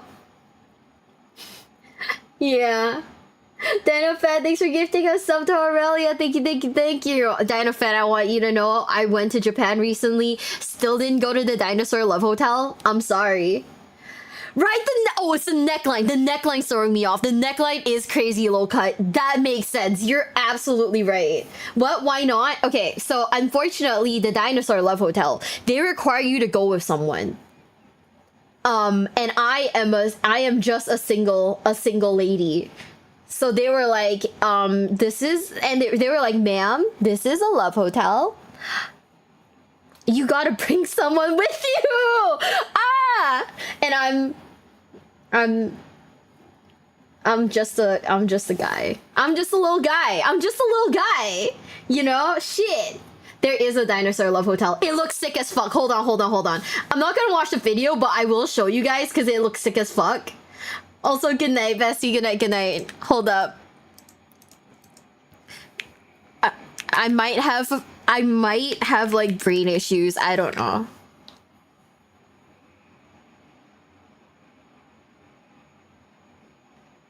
Like I can't explain it. Where's the video where it's like super cool? Here, chat. Chat. There's a water slide and everything. Hold up. I'm gonna skip ahead to like the room tour, okay? There's a very nice person, very nice staff, like leading you to your Dinosaur Love Hotel. You're a guy. I'm not a guy. I'm a girl.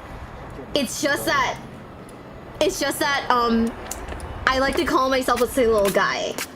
Okay, no, we're not gonna watch the full thing, but we're just gonna watch like the Dinosaur Love Hotel really fast, okay? Because you guys don't understand. Look, okay? There's a water slide and there's a dinosaur right next to it. It's so cool. I'm not a 40-year-old man from Toronto. I've never been to Canada. You know that. Okay, you know that. One day I will go here. Oh, one day I will come here. I might have to rent a guy to come with me, but that's okay. It is so cool looking. I'm just gonna skip ahead. Like, there's a sauna, there's everything. The room looks nice. It looked fancy. Okay? Like, it looks nice. And there's a dinosaur on the wall.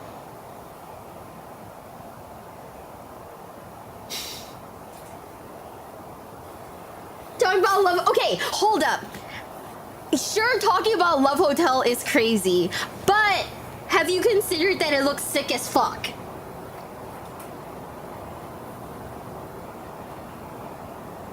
Like, look at this.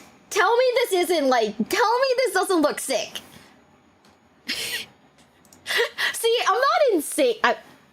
Okay, no, I take it back. I'm a little insane. I'm not that insane. Also, thank you for the follows. See, the Love Hotel part is besides the point. The important thing is that it's a dinosaur Love Hotel. Oh, man. I volunteer no touchiers love dinosaurs, right? It's sick as fuck, dude. Like, sure, you know what? Okay, where was it? Like, I could, sure, I could be out here having sex, right? Cringe. But there's a dinosaur on the wall, and that's way cooler. Like, you know, that part's way cooler.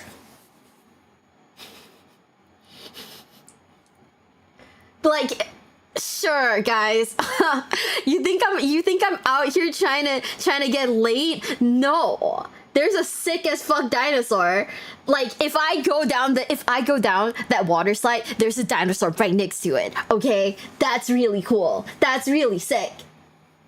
Like, if I go here with bro better not touch me. Like, I'm busy looking at sick as fuck dinosaurs, man. Okay? You better not touch me, dude. Mio, please get some bitches. Have you considered that the bitches don't want me? Maybe it's cause I exude like hella autism, bro. I don't know. What's the price difference like in Tokyo? I don't know. Understandable? Okay, no. Do not say understandable. What the fuck?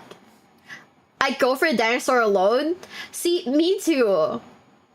Maybe the real bitches were the friends to be along the way. See, the problem is that when I was talking to my friend about it, my friend was like, "Yeah, we can go, and like I'll bring my like boyfriend, and we can go stay the night at the Dinosaur Love Hotel." I was like, "I love you, girl, but absolutely not, because that would turn into like a weird like cuck situation, and I don't want you guys to be sleeping on the bed while I sleep on the couch. Like, bro, no, I'm not doing that. I'm sorry, I love you guys, but you can't do that to me, man." Like, no thank you. There's plenty of chairs. I don't wanna sit on the cuck chair at the Dinosaur Love Hotel. Oh. The Kiara VTuber neat. I know. It's insane. I mean, you know what? Let's get over my my unending like singleness, and I'm gonna eat a chocolate and watch more WWE factions that fail. I blame it on the neckline on that shirt. What the hell is that neckline? Sure, sex is fine, but bro, do you see his fossil? That would be me. Getting cucked in Dinosaur Hotel sounds like a solid plan. Absolutely not. I'm not getting cucked in the Dinosaur Love Hotel. What?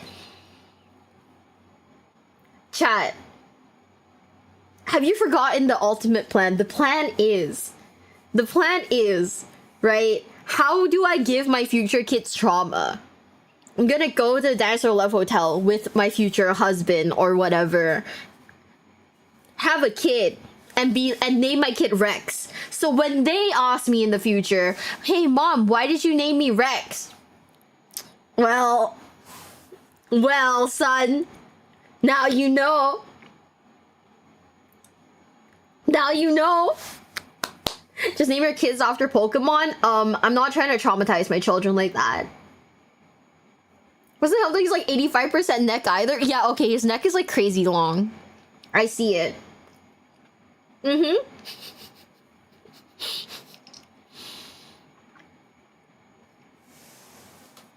I'm not actually gonna do that. I'm not evil. But it would be funny. It would be funny. Another problem, in addition to these three factions and the Nation of Domination, there was also D-Generation X and the Hart Foundation. This meant there was a total of 6 factions in WWE simultaneously. Obviously, the groups with the popular main event wrestlers in them were gonna overshadow the ones that didn't. On top of all that, DOA, Las Boricuas, and the Truth Commission just fizzled out. There was no satisfying ending to the game Warfare storyline. Plus, almost none of the wrestlers in these groups went on to have notable careers afterwards. It really felt like these three factions were a waste and just pointless. But not nearly as pointless as number 5, the Welcoming Committee. You know how I said there was one group with a worse name than Up Yours?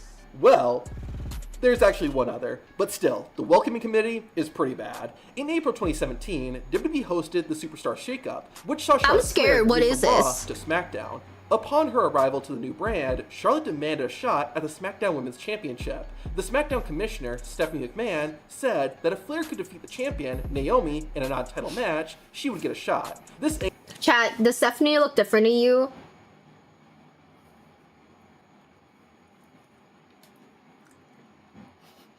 Yeah, Charlotte doesn't even look like Charlotte anymore. She does, yeah.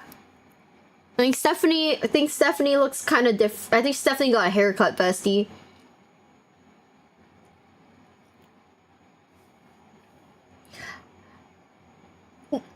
There's more.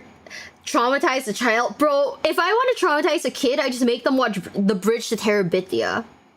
That was a lot. The correctness I saw, yeah. I know, the Charlotte Flair in the 2010s and Charlotte Flair now look so different. Dude, I forgot his name. I forgot this guy's name. The only thing that I remember about him is that he has, like, no neck. Which is, like, oh.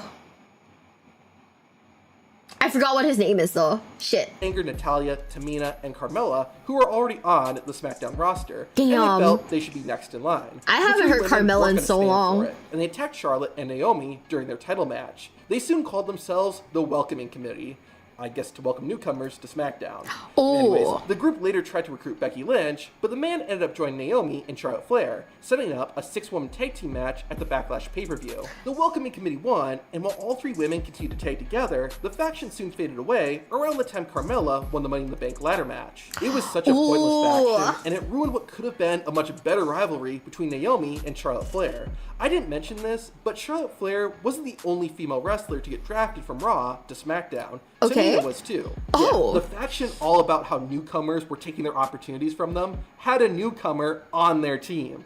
Obviously, the main reason for the Welcoming Committee's existence was to get Charlotte Flair over as a babyface, a good guy. When a faction is created I guess for the sole purpose of trying to elevate one wrestler, it often doesn't do that, and the faction usually ends up being trash. It was no different with the Welcoming Committee, and wouldn't you know it, but this wasn't the only time WWE tried to do something like this. Allow me to introduce you to number 4, the League of Nations. On paper, this could have been a solid faction. In November 2015, Sheamus had just cashed in his Money in the Bank contract to defeat Roman Reigns, who had just won the WWE Championship. A week later, the two fought in a rematch, but it was interrupted by King Barrett, Rusev, and Alberto Del Rio, who came to Sheamus' aid. These 4 then created a faction known as the League of Nations. The League of Nations! I said, on paper, this had potential. You had 2 former world champions in Sheamus and Alberto Del Rio, Wade Barrett was good on the mic, and Rusev was a relatively new and rising star. So, what went wrong? The sole reason for the League of Nations' failure was that the group had only one objective: to make fans like Roman Reigns. In late 2015, Roman was still failing to connect with at least half of the WWE audience, despite being groomed as the next face of the company. So, WWE thought that making a group of credible villains for Reigns to fight would be the answer. It was not. In their second match as a group, the League of Nations took on Roman Reigns in a 4-on-1 handicap match, and Roman won. Granted, it was by countout, but still, 4 credible opponents can't defeat one guy? Really? Fans could see right through it and knew what WWE was doing. The League of Nations lingered on for a few months before having arguably their biggest moment at WrestleMania 32. Chat. You know, I don't know why, but I always forget how, like, pale, I always forget how pale Sheamus is. Also, have you seen, okay, I don't know, I don't think most of you guys, I don't know if most of you guys are, like, on Instagram, but Sheamus' wife, right, keeps, like, posting, like, reels with him in it, and it's, like, And it's always so goofy. She like trolls the fuck out of him. He's Irish? Oh no, I know. I just keep forgetting how pale he is. Oh man.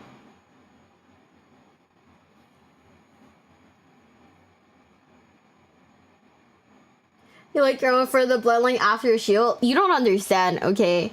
I think he's very, very, very attractive.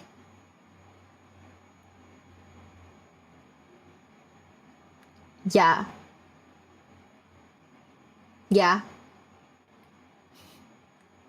There's not a lot of sunlight over there, no joke. Yeah, he's a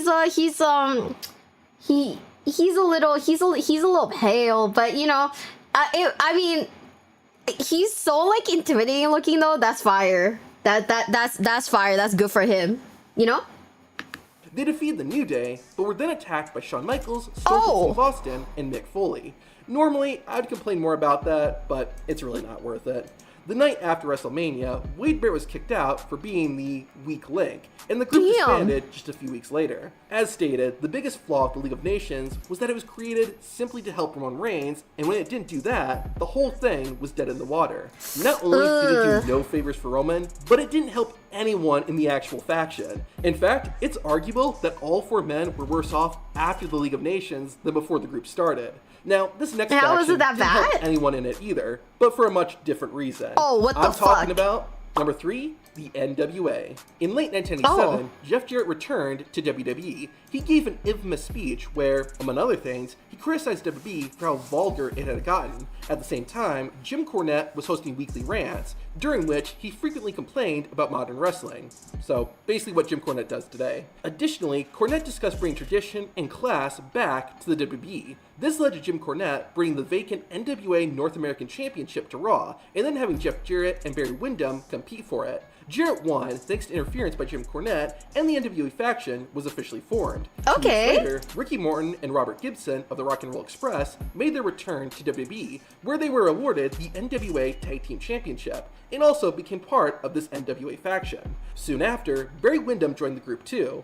You know, the same guy Jim Cornette had attacked, which cost him the North American Championship. Anyway, after a few more weeks, Jeff Jarrett would leave the group, saying he was too talented for it. Then, Cornette would kick the Rock and Roll Express out in favor of Hardcore Holly and Bart Gunn. Cornette claimed Holly and Gunn were the successors to the Midnight Express, arguably the most famous tag team that Jim Cornette ever managed. The NWA faction continued on with Cornette, the new Midnight Express, and Barry Windham. However, things picked up when the NWA World Heavyweight Champion, Dan Severn, joined the cause. But he was only part of the faction for a few weeks before leaving to focus on his singles career. Barry Windham also left the WWE around this time, leaving just Jim Cornette and the new Midnight Express, effectively turning this faction into a tag team. Damn, that's so sad. Their final match at the 1998 King of the Ring pay-per-view, where they lost to the WWE Tag Team Champions, the New Age Outlaws.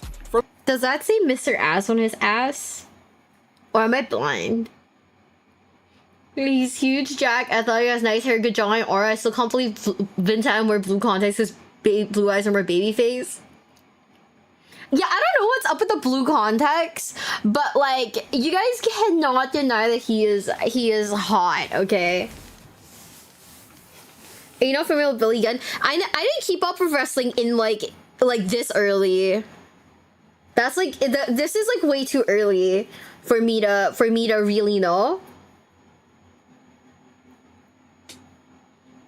Yeah, this is like way too early for me to know. Like, this is all like secondhand information that I'm retaining from like from these videos. I don't actually know like I don't actually know wrestling from this era.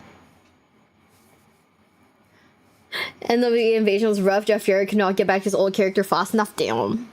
From the beginning, it's that the bad. NWA faction was doomed for failure. The idea was to bring wrestling back to its roots, but fans didn't want that. They were much more interested in D-Generation X, Stone Cold Steve Austin, The Undertaker, and Kane. So whenever the NWA came on, it just sucked the life out of the crowd. On top of that, fans just didn't really care much about the wrestlers in the faction. To make matters worse, whenever the NWA wrestlers fought the WWE wrestlers, the NWA guys either got defeated or won only through cheating. It just confirmed what fans already felt about the NWA faction. that they Not were them being inferior lame. to the WB wrestlers. I think Right to Censor was a better version of this idea, a group that disliked what the WB was and sought to reform it. Oh. The NWA faction wasn't a bad idea on paper, but once they were in front of a live audience, it was clear it was doomed to fail. The only thing worse would be a faction that could have been successful, but failed simply due to WWE's own incompetence. Such a I'm talking about number 2, Retribution. Ooh. There is so much wrong with this faction, and one of the reasons is how it started. In August 2020, a group of masked individuals began attacking the WWE Performance Center, the venue where Raw and SmackDown were airing during the pandemic era. They went from taking out a generator to actually invading the show and destroying the ring. It was reminiscent of when the Nexus made its debut 10 years earlier. We didn't know who these hoodlums were, but they said the reason for their attacks was due to injustices in WWE. The identities of Retribution would remain a mystery. That was until WWE had the group change their masks so we could see who they were. Each member was a wrestler from NXT, but the commentators didn't acknowledge them. Did WWE really think fans wouldn't recognize them?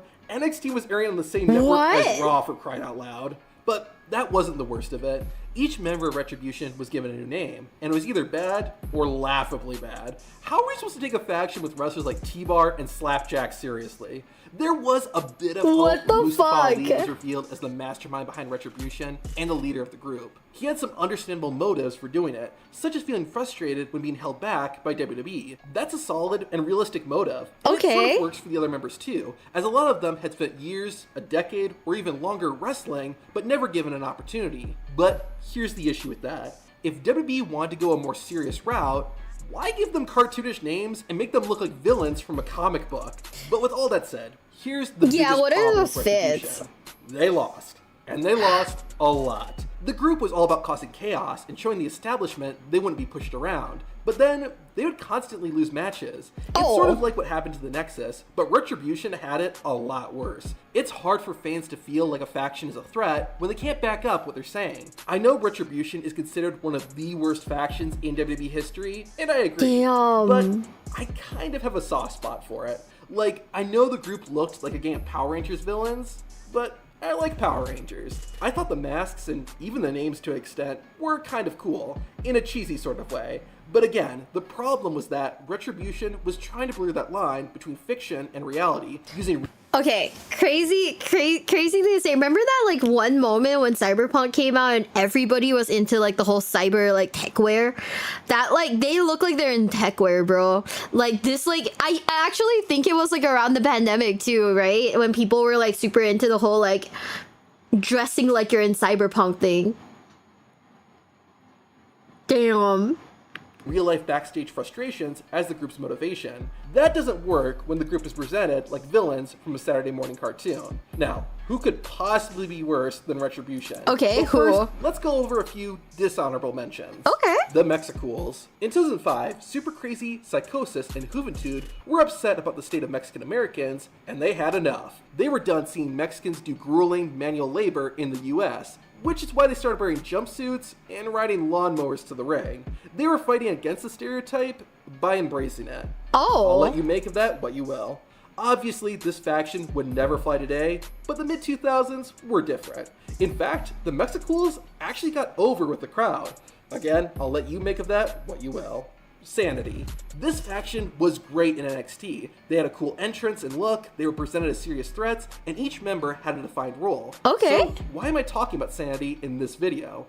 Because of their main roster run. In 2018, the group was called up from NXT to SmackDown. However, it wouldn't be until 2 months later that Sanity finally made their main roster debut. Their debut was alright, with them attacking the Usos, but it quickly fell apart. Sanity lost almost every match they had on the main roster, including the first 2 on SmackDown. Even to the New Day? The only win the group got while on the main roster was a 6-man tables match at Extreme Rules. This once threatening group became enhancement talent until they were finally broken up almost a year after they were called up. Vince's Devils. This is such a forgotten faction in WWE history that I honestly didn't know about it until I started researching this video. A parody of the TV show Charlie's Angels, Vince's Devils consisted of Victoria, Tori Wilson, and Candice Michelle. The whole faction just felt sleazy and was just an excuse for eye candy segments. Granted, this was kind of where women's wrestling in WWE was at that time, but still. It also felt like a downgrade for a wrestler like Victoria, who could seriously wrestle. Upon revisiting it, I see why Vince's Devils almost hardly, if ever, get brought up today. With that, let's get into it. The number...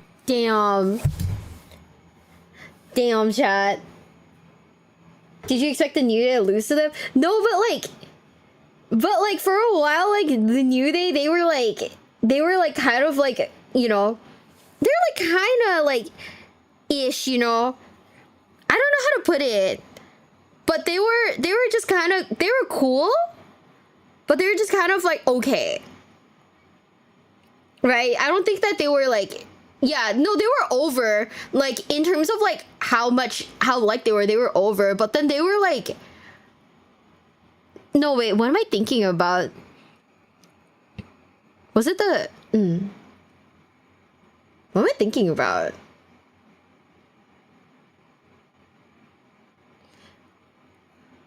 The Big E betrayal?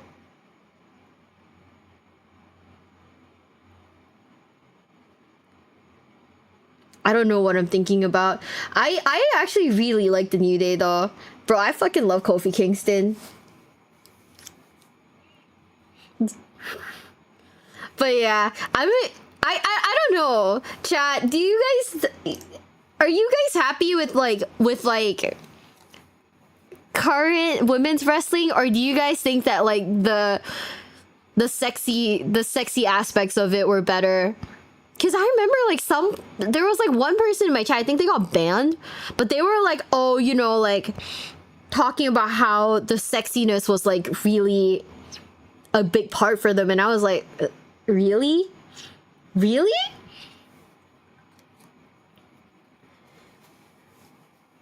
It's real wrestling, right? Did you watch Jamaican Kofi? I watched where I did, and I watched where he got exposed. Not exposed. It's pretty fun. It's so much better now, right?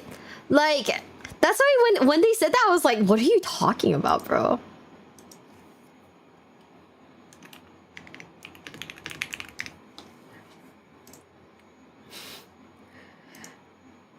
I was like, what are you talking about? Like, it is fun to watch like current women's like wrestling, as opposed to like, I don't know, like when it was still like bikini model era. But I love Joshi Pro Wrestling, you know? I really love Joshi Pro Wrestling. So yeah, that's a huge self-report if you don't think now's better. Yeah, I honestly think so too. Like, ooh, come on, man.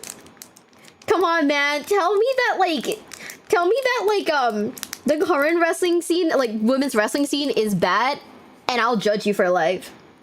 But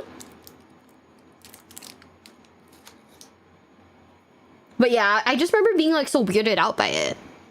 Number one worst faction in WWE history is Pretty Mean Sisters. Huh? This group holds the distinction of being the first female-led faction in WWE history. But given how awful of a faction it was, I don't know if that's worth celebrating. Pretty Mean Sisters featured 3 members, Jacqueline, Terry, and later Ryan Shamrock, who each had their own reasons for being angry at the men on the WWE roster. If you haven't caught on, the abbreviation for Pretty Mean Sisters was PMS, aka premenstrual syndrome. That was basically the entire faction in a nutshell. What? A joke about women being angry. It probably doesn't come as a surprise then that it was a man's idea for this faction. On that topic, Pretty Mean Sisters would add a male member to the group. His name was Meat, better known as Sean Stasiak. He was meant to be the group's love slave, and the women would force him to sleep with them. What? This caused Meat to be exhausted before his matches, and he lacked the energy to win as a result. Yes, this was the Attitude Era, but there's a reason PMS isn't remembered fondly. On the subject of wrestling, every single faction in this video had a match. Pretty Mean Sisters, though, never wrestled. Sure, some of the individual members had matches, but the faction never once competed all together. Yes, this was the Attitude Era, but there's a reason PMS isn't remembered fondly. From the name to the premise, Pretty Mean Sisters is easily, hands down, the worst faction WWE ever created. What the fuck? What's the worst storyline in WWE history? To find out, watch the video on screen. Oh god, I pause where you can see John Cena's bald spot. You know that one moment where like I think like when he just come back and he started like his heel run and he had like a bald spot, I swear to God, that was like the only thing I could see for a while.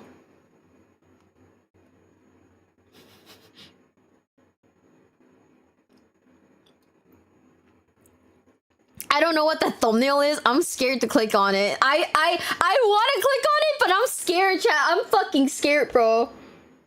1 like equals 1 hair back to John Cena's hairline.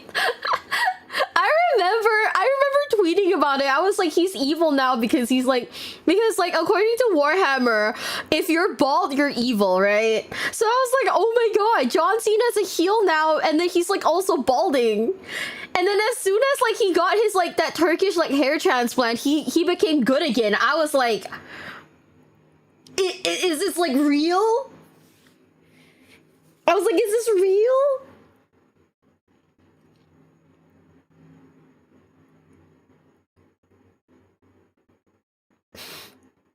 That's so insane.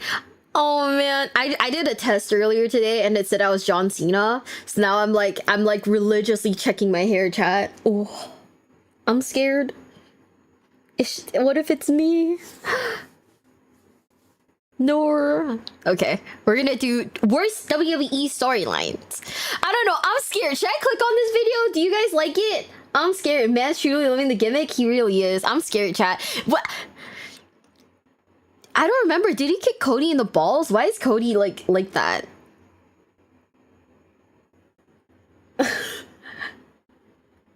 Why is Cody like that? Did he get kicked in the balls? He did? Oh, I forgot about that. See, this is how you know. I just remember. It seems pretty interesting. I enjoy WWE a lot.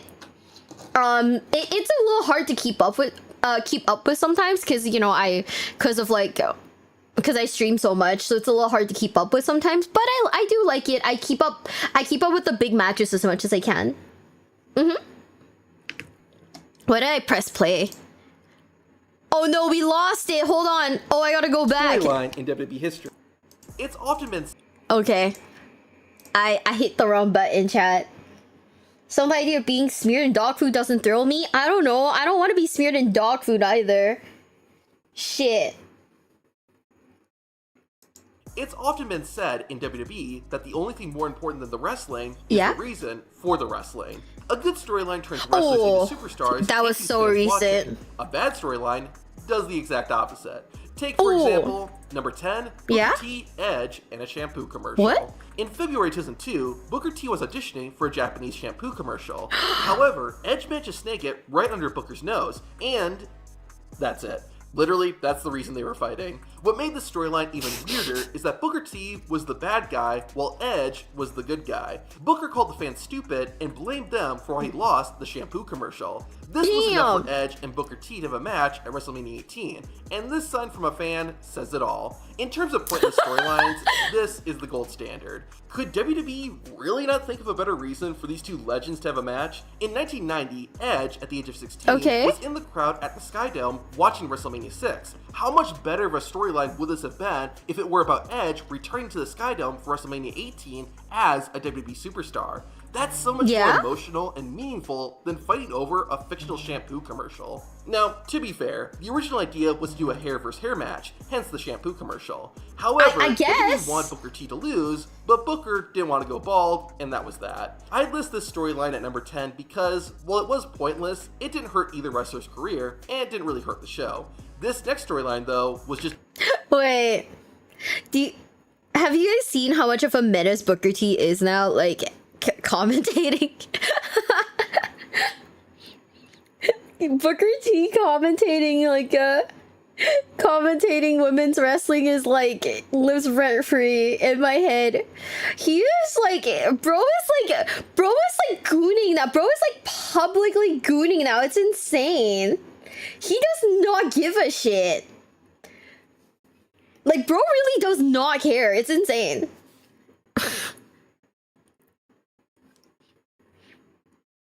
Yeah, gotta go have fun. If you guys are heading off, have fun and be safe. Let's keep it going. Downright disgusting. And that's number 9, Mae Young's hand. Mark Henry's sexual chocolate character was made purely for outrageous moments. A lot of it was shocking for the sake of being shocking, and the Mae Young hand storyline is the perfect example. In late 1999, Mark Henry was already established as a sex addict, so it wasn't surprising to see him in bed. What was surprising was who he was in bed with. The two kept bonking until Mae Young made a shocking announcement. I'm pregnant! What? Yes, 77-year-old Mae Young was pregnant with Mark Henry's child. Again, this storyline was just meant to shock and disgust people, and somehow WB managed to make it even weirder. Soon after the pregnancy announcement, Mark Henry was having a match against Kurt Angle. Mae Young ran in, but was then attacked by Angle. This not only led to the baby being born premature, but it wasn't your typical child either.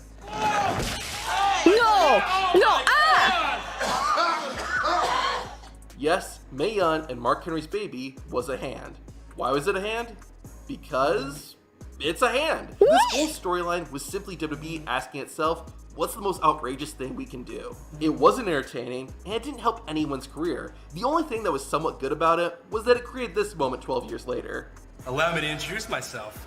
I'm Mae Young's son. Now, at least WWE had a plan with the Mae Young storyline. This next one was ruined before it had a chance. I'm of course referring to number 8, Eric Rowan's cage. You want to know how to kill a wrestling storyline before it even starts? Not knowing how it's going to end. And Eric Rowan and his cage fell victim to this. In November 2019, Eric Rowan started carrying a cage with him to the ring. What was inside? How did Rowan get a hold of it? Why was he bringing it to the ring? We didn't know. But whatever it was, Rowan was very careful with it. Over the next couple of months, we would see the thing inside attack Eric Rowan's opponents and even him at one point. Some people don't like these types of storylines in wrestling, and I understand why. They can be a bit silly and unrealistic. To me, I don't mind them as long as they have a good payoff. So, what was inside that cage? A mechanical spider. Where did the spider come from? Why did Rowan have it? All questions that WWE never answered. What was the point of that? Revealed, Drew McIntyre destroyed it, and Eric Rowan was fired about a month later. Was this going to be an all-time great storyline? No, but it could have been alright. The problem was, WWE created it without having any idea of where it was going to end, and it clearly shows. Eric Rowan shared what he would have wanted to have inside the cage, and it's way better than what WWE actually went with. I wanted the actress that was in American Horror Story, La Petite. I wanted her to be in the cage. I wanted her to be my friend that I was protecting from the outside world, and she knew that she would lock herself into the cage to protect herself from the looks and the jeers. I would get looks and jeers. Number 7, Michelle McCool gets abused. I mean, that's low-key, I think locking a person in a cage will also be like a human rights violation. I don't know, even if, it would have been cooler, but like, yeah. But I don't think it would have. I don't think it would have been okay though, right? Yeah, that would be like some like heel shit, right? It's different. I mean, I guess it's different, but like, that's a really small cage to lock a person in. Also, Michelle McCool gets abused is a crazy thing to pause on, and now I'm scared. I don't hear the storyline talked about much at all, which is probably for the best. In 2007, Michelle McCool is paired with Chuck Palumbo as his girlfriend. During this relationship, Palumbo would begin to lose match after match. It was implied that Chuck took his frustrations out on McCool as she was seen backstage with a black eye. WWE didn't actually say it was Chuck Palumbo who hit Michelle at first, but as the storyline progressed, Palumbo grew increasingly enraged with Michelle McCool, partially due to Jamie Noble also showing interest in the future Mrs. Undertaker. Anyways, this led to Chuck Palumbo threatening Michelle and then actually hurting her. Domestic abuse storylines rarely, if ever, work in wrestling. Why? Well, a lot of reasons, but one of the biggest is the setting. Wrestling is filmed in an arena in front of a live audience, and that's not the environment that really works well with a serious topic like domestic violence. The Chuck Palumbo and Michelle McCool storyline was another attempt to make it work, but why does it make the list? Well, for one, it was basically the same thing week after week, and it never developed beyond Palumbo abusing McCool, with Jamie Noble being the nice, but smaller guy. Plus, there wasn't a satisfying ending. Michelle McCool just broke up with Palumbo. To make it even worse, Chuck Palumbo beat Jamie Noble not once, but 3 times to end the story. Yeah, let's have the domestic abuser be the winner in the end.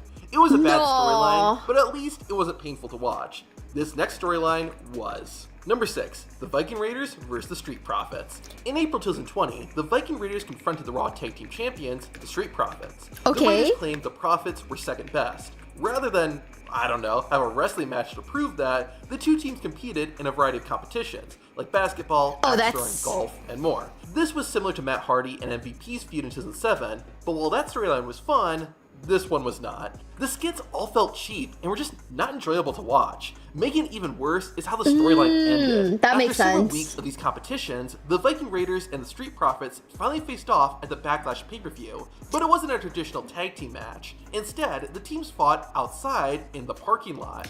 F in the chat for the Street Profits, by the way. We're a wild time in WWE, especially when Raw and SmackDown split up. Bro, I can imagine. That's like insane. That's like insane. Dude. I don't know if they should bring back some of these old storylines. Honestly, some of these storylines are like weird. It was essentially like a short film. A bad one. Okay. The two sides later had to team up to fight off a group of ninjas, but they later had to retreat once a giant ninja came in. The quote-unquote match ended when both teams landed in a dumpster and were attacked by a tentacle monster. It was just as insane as it sounded, but it wasn't a fun kind of insane, just a random and directionless one. This was during the pandemic era, so I'm not as critical because of that, and I also give WWE props for trying something different. But this I guess so, wasn't yeah. it. Number 5, Daniel Bryan and the Bellas love quadrilateral. What? You know the phrase, right place, right time? Well, that applies to wrestling storylines too. The rivalries and feuds that we see in WWE right now wouldn't have worked 40 years ago, and vice versa. It's not that these storylines were bad, but they worked because they were right for that era. So, what happens when you have a storyline in the Raw era? Well, you get the Daniel Bryan and Bella Twins love quadrilateral. In late 2010, an idea was pitched where Nikki and Brie Bella would battle to be the first woman that Daniel Bryan lost his virginity to. What? The payoff would be the twins eventually found out that Bryan was a vegan, not a virgin. In the Attitude Era, this still would have been sophomoric, but it would have at least fit for that time period. However, this was pitched in 2010, the peak of the PG era, so obviously they couldn't do it. For some reason though, WWE felt the world needed a Bella Twins Daniel Bryan love storyline, so they still did it, but just had the Bellas fighting over Bryan's affection. But wait, how did they end the storyline? Well, the Bellas discovered that Bryan had been in a relationship with Gail Kim all along. Oh gosh, where do I begin? Outside of timing, the biggest problem with the storyline was how awkward it was. None of it felt natural. Oh, Daniel! Oh, gosh. Oh, that is such shit acting. Damn. Gosh, that's so hot. Yeah, baby. Oh, I don't like this. This sort of turned Daniel Bryan heel, I think. WWE didn't really commit to it, which was for the best, because Bryan as a heel wasn't gonna work. I feel like I'm becoming a heel just from watching this. What?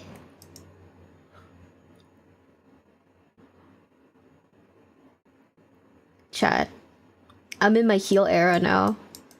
Yesterday's cringe stream, today's whatever this is. I think I'm becoming a heel. You see, I don't know how, but I've been planning Valentine's Day streams, but somehow every day of the Valentine's streams, yeah, I just keep getting constantly reminded that I am incredibly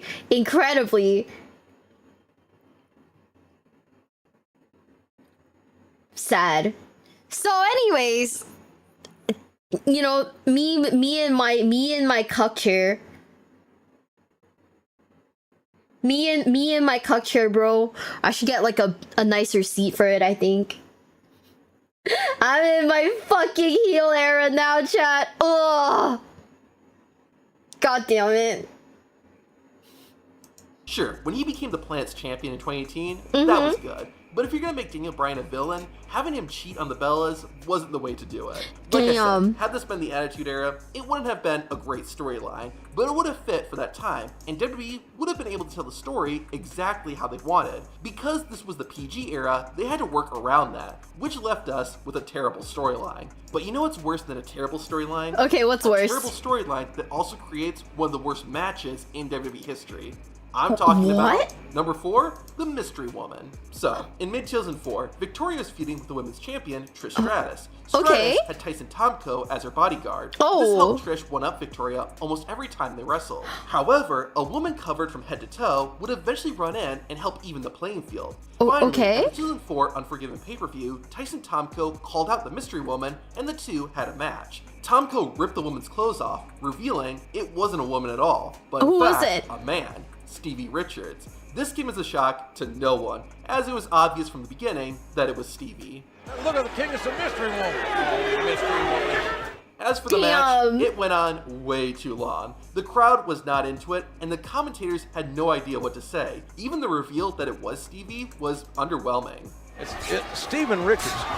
Now, one thing I do give the storyline credit for is that Stevie Richards and Victoria had history together. Around late 2002, the two formed an alliance, but they split up after Victoria stopped being a heel, a bad guy, and became a babyface, a good guy. So, Stevie Richards being the Mystery Woman wasn't random. However, why did Stevie start wearing drag? Why was he hiding his identity? The storyline never explained. The whole thing was just a waste of time, and it left an awful taste in everyone's mouth. So far, a lot of these storylines have involved mid-card wrestlers, not the big stars that WWE was really trying to sell to fans. That changes with, number 3, the anonymous Raw General Manager.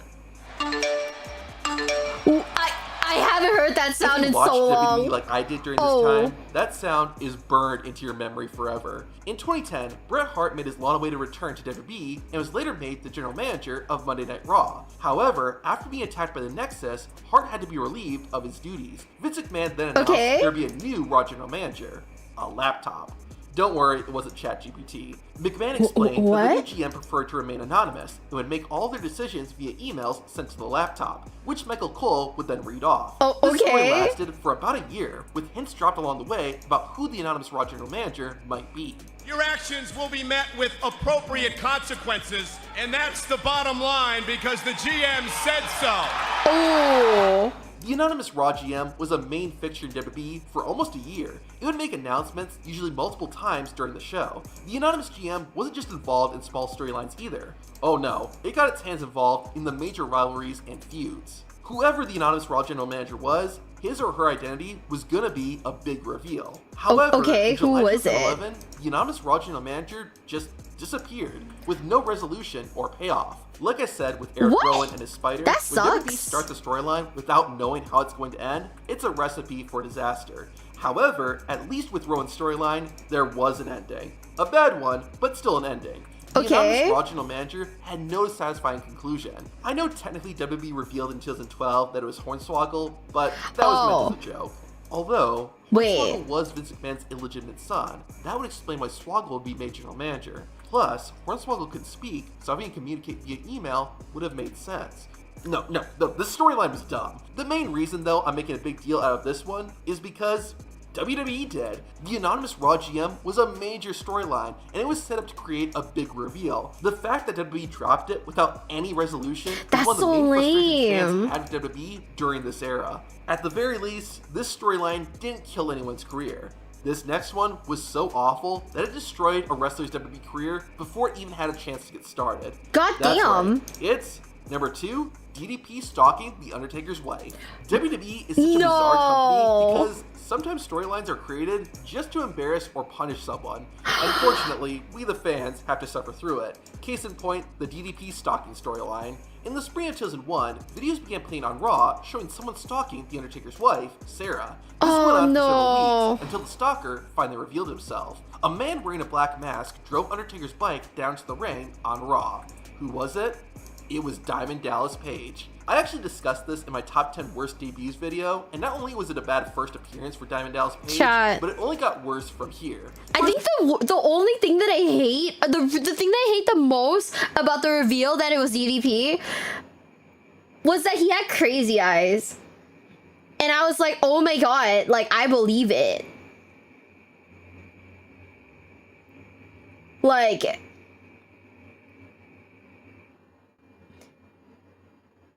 I know I know he's a really nice guy, but oh my god. Like, the reveal... He had, like, those, like, Chihuahua crazy eyes, and I was like, oh, I believe it. I believe it. You know, damn. Hi, Nova. Hi, BB. I feel bad for him, though. Ooh. Like, I genuinely do.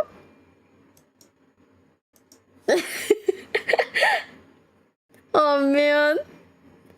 First off, why was DDP stalking Undertaker's wife? Yeah, why? That was weird. And an incredibly attractive wife, Kimberly Page. It just didn't make sense. Anyways, after DDP's debut, the storyline went on for about 2 months. During that entire time, DDP never got a single win over The Undertaker. Not even in a tag team match or anything. The Undertaker was well established at this time, but DDP wasn't. At least not in WWE. Page didn't necessarily need to pin Undertaker, but he needed something to give him credibility, but WWE wouldn't give it. Oh shit, poor Hammer, thanks for the raid. Welcome in, besties. Welcome in, welcome in. Bro, you were playing... Wait. You were playing Jurassic Park? Oh wait, I gotta play that game. Yo! We're watching wrestling. We are scratching my hyperfixation right now. It's I promise I'm not crazy. But yes. We're watching wrestling. Okay, I'm mildly crazy. We had dinosaur eat a person. What? I'm sorry, what?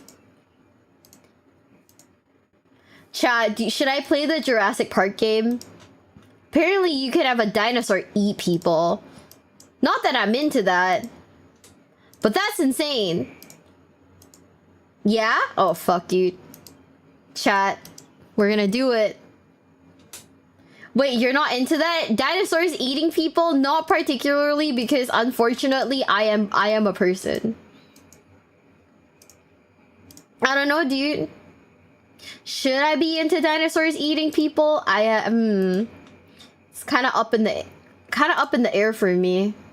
Haven't quite decided yet if I'm a fan of that. Eating men for Valentine's Day, brother.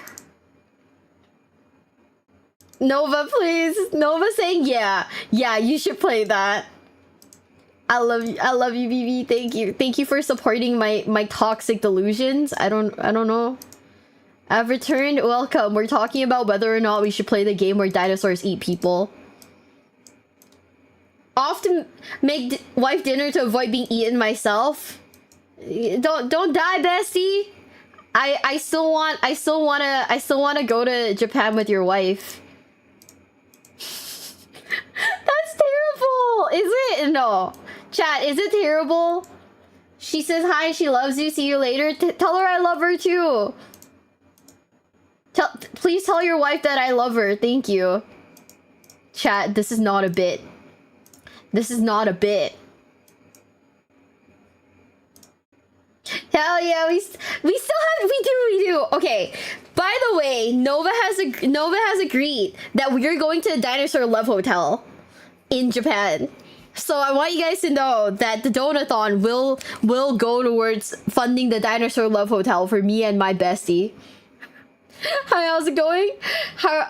Hope you're doing wonderful. We're doing so well. We have like big plans for the future, and that's to go to a Dinosaur Love Hotel. Yeah! Convince my wife to go with me. This is how she said no when I tried convincing her. Okay, hear me out. What if we all go together? That way it's less... No, it's still weird. Man. What is this? A cuck Dinosaur Love Hotel? I'm just gonna be there by myself, bruh. Shit. There's a slide? Yeah. This is me, my bestie. The chair is waiting for you. I will never escape the dinosaur cuck chair, huh?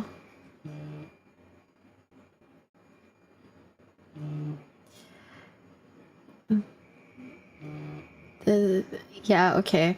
Okay, guys, well, you know, wait, okay, hold up.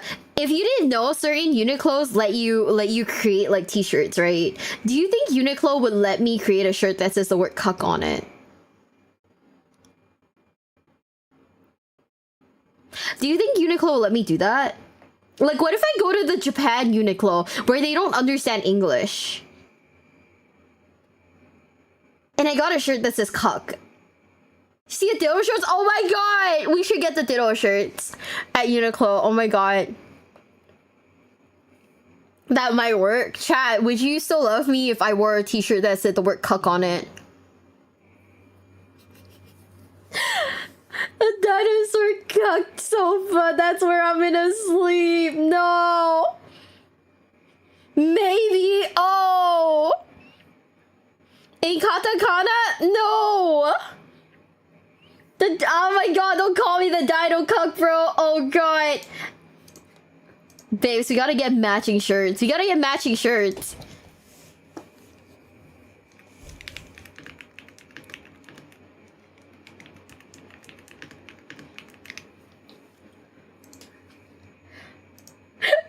Average Farfa viewer, I should get that shirt. What I just come back to, we're trying to decide if I should get a shirt that has the word cuck on it. Just the word cuck. What did you say? Should I get a shirt that has the word cuck on it? Yes, you should get it. No! But we should also get the ditto shirts together. Hi wifey. Hi BB. I'm excited. I'm excited for Japan. I'll get one too. Oh my god, wait. We're gonna get a shirt that say cuck. Chat, we gotta do it in Japan now. Holy shit.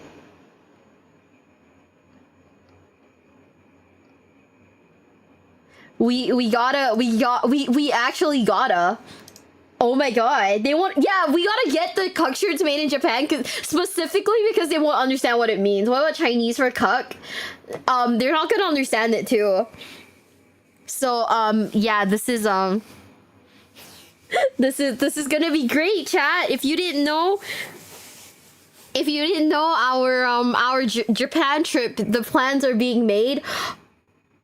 I checked my passport, we're good. I'm gonna take you to this like one garden that is super pretty and has barely anybody. It's super pretty. Like we can take nice pictures. Yo, yeah, it's so nice. And then there's like a really cute cafe. There's a really cute cafe at the same station, right? They do this like it's so weird. It's like Showa era curry. So it's like back like war times like curry, right? They put it over toast and they cover it with cheese.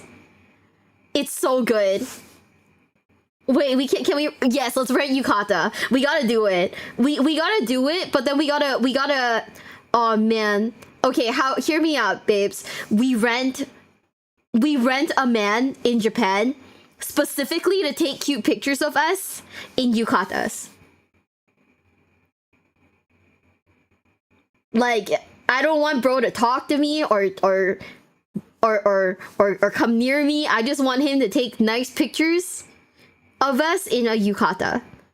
I got that 17 Pro Max. I got a 17 regular because the Pro Max is too big for my hands and I'm scared it'll fall on my face and like crush my nose at some point. Make sure he's a nice old man. Dude, we gotta hire we gotta hire a photographer. We want cute ass pictures. Let's go. Mira took my art seriously. She's gonna beat this patter as the main spouse. I will DDT this patter. He has enough neck. I'll fucking do it. Dude, oh my god. I'm excited. I'm excited. We're gonna eat. We're gonna eat so much like good food too.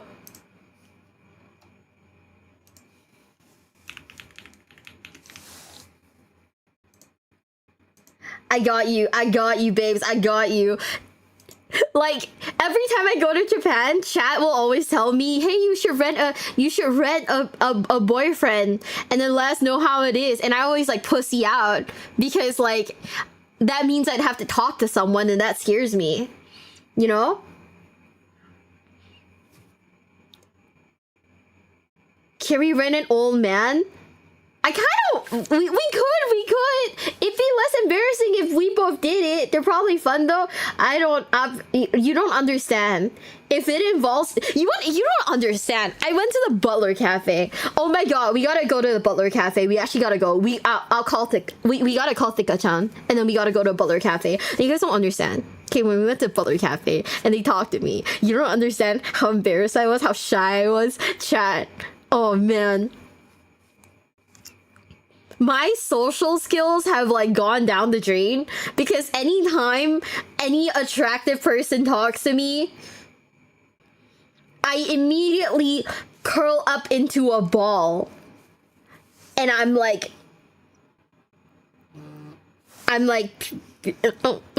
yeah, okay, okay, that's me whenever any attractive man talks to me, okay? And like they don't even need to be good looking. They're wearing the butler uniform. That's peak, like that's peak, bro. I die of embarrassment. You don't understand. When Thika and I went the last time, we both agreed that we were gonna take you. We were like, we gotta take her. We gotta take her to the Butler Cafe, bro. Like, it is insane that they have so many regular customers, right? And most of them just go there to read. So I low-key wanna, oh my god, okay babes, I will, if we go to the Butler Cafe, I wanna read, like, I'll bring like a Warhammer book with me. Will you take a picture of me reading a Warhammer book at the Butler Cafe? I miss her too. She's so nice. Sure. Oh my god, let's go, chat. Let's go. I'm gonna read Warhammer at the Butler Cafe. We're locked in. We're locked the fuck in. You know what's gonna come back to Butler BS? I can't get a boyfriend when I can't talk to men. You don't understand. I feel like a prerequisite for getting a boyfriend is being able to talk to him. And unfortunately, I am too people shy to talk to anybody.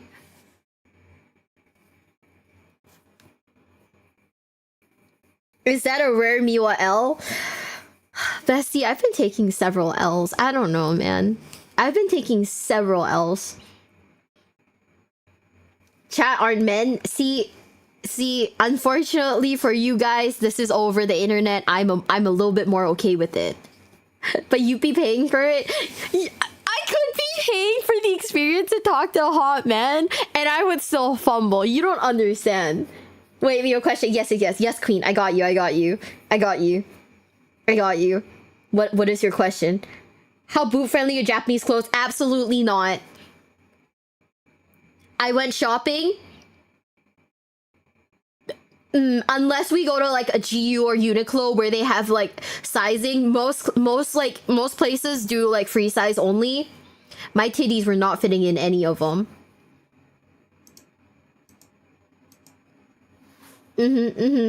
Yeah, I'm sorry, babes. I love you. It's not happening. I'll put some cute music in the back so it's like less awkward. If it's just hot men, if they wear a mask, it'll be okay. No, you don't understand. If they have hot guy aura, I can't talk either. I just stare at them like.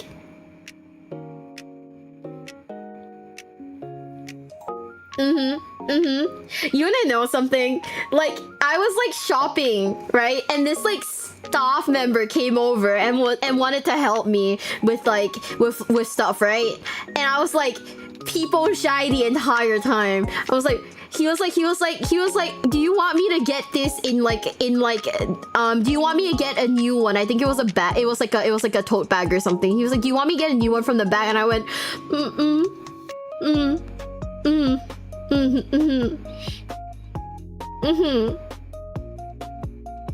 I was not talking it. I was like, no, stop. It's so bad. Also, hi, if you're coming in, I'm sorry, I'm weird and awkward. If a man got close to me at the butler cat, I'll actually punch him in the face. You don't understand. Babes. Okay. When we were at the butler cafe, right? They gave us a bell. They were like, if you need anything, ring the bell. Okay? And I needed to pee. And I got up, and the guy came over, he was like, no, use the bell. And I got so embarrassed, because I was like, oh, I don't have the courage to use the bell to ring the butler to come over to escort me to the bathroom. I had Tika-chan do it. I had her ring the bell, because I was too shy. Like, I probably, like, if she hadn't done it, I probably would have held it for, like, as long as humanly possible, bro. I was like, oh no. Like, you don't understand, chat. Maybe the Butler Cafe experience isn't for me. Dang, still going? I was watching you try to find a man in the USA ages ago. Yeah, we're still going. We always do pretty long streams. You know what, I get startled easily. Oh, they actually keep like quite a white berth, but they will come up to talk to you on occasion. But you're sat in a chair, so you're not you're not able to like smack them in the face or anything. So that's pretty nice. The princess carry you to the toilet? No. So what I'm pretty sure why they do a system like that is because the cafe itself is like really small. Right, so what they do is they like coordinate so that with the other butlers, so that, you know, nobody's like walking in your path. Yeah, no one's like walking in your path, so you don't bump into anybody. Which I mean, it makes sense because of how narrow the walkways are, right? Which is why I get the system, but also they kind of make you like wait at this like red carpet, right, for them to escort you back to your seat. But I can't explain how awkward it is. I was embarrassed. I was so embarrassed. You know? Never really thought of it that way. That's why I was like, when I was there initially, I was like, I don't really get why they do that. I was like, oh, maybe it's part of like the princess experience. And no, I actually saw the cafe and I was like, oh, it's because like everything's like super narrow and they just want to make sure that like nobody's like, you know, jostling into you or bumping into you. And I was like, okay, that makes sense then, like party. But oh my god, they call you like princess, or like they call you princess the entire time, and you don't understand how embarrassed I was. I was like, oh no. I was like, oh god, like this attractive man is calling me princess and I paid for it. Oh. By the way, you might think it's expensive. It was like weirdly, I would say it wasn't actually that expensive of an experience. I think it was like $50, right? It was $50 with like tea, and then they give you like a little like desserts and whatnot. So you get like 2 rounds of desserts that you get to pick. And it's basically like tea time, like high tea, that kind of thing. And then they also do like a thing where they make like they literally, oh my god, okay, you don't understand, chat. For like 800 yen, which was like at that point I think it was like $6, right? For 800 yen, they were like, we will hand make ice cream for you. And I was like, okay, cool. What is hand make ice cream, chat? The guy came out with one of those like metal like churning things, and he literally churned the ice cream next to my table. Like he rolled up his sleeves, like muscles like forearm muscles exposed, and was churning the fucking ice cream. And I was like, this is too much stimulation. I'm just a girl. I want to go back to my hotel and take a nap. I can't do this. You know, I'm just a girl. So anyways, for like $6, basically for $6, you get his number. No, you know, that's not the point of like the cafe. It's not to date the dudes, but it's just to enjoy the experience of like somebody being very nice to you. But chat, I want you to know, someone in the chat, your sub money went towards me paying for this man to churn ice cream in front of me. You know? Yeah, the butlers are like VTubers. Yeah. Essentially, yeah. You know, you don't understand. So there's like a literal like store across the street where if you like a butler, you can go there and buy like Oshi stuff for him. It's like it means something more than shit. I have no idea. But anyways, a man churned ice cream for me, and it was pretty good. And it was pretty good. Like the ice cream wasn't bad or anything. It was pretty good. It was like nice. But also I didn't leave there spending like hundreds of dollars. And the cakes and like canapes were like actually pretty good too. So for like the experience, I'd say if you do it once in your life, it's worth it. But also I would say it's more catered towards girls. You know, I'd say it's more catered towards girls. It's entirely different from a maid cafe. If you guys are considering going to a maid cafe in Japan, the experience is a lot rowdier, cause like they do a lot more. They do a lot more there. Like it's a lot louder. If you go to the Butler Cafe, it's very quiet.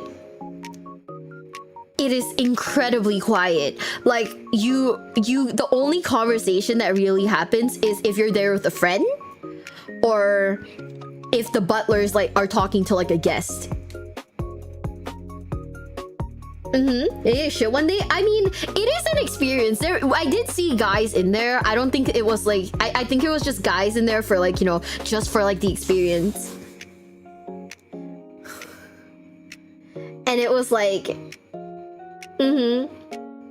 and it was like it's genuinely like, if you are a fan of like quiet cafe experiences, just like sitting there and like reading a book while like drinking like tea or coffee or whatever, it's great.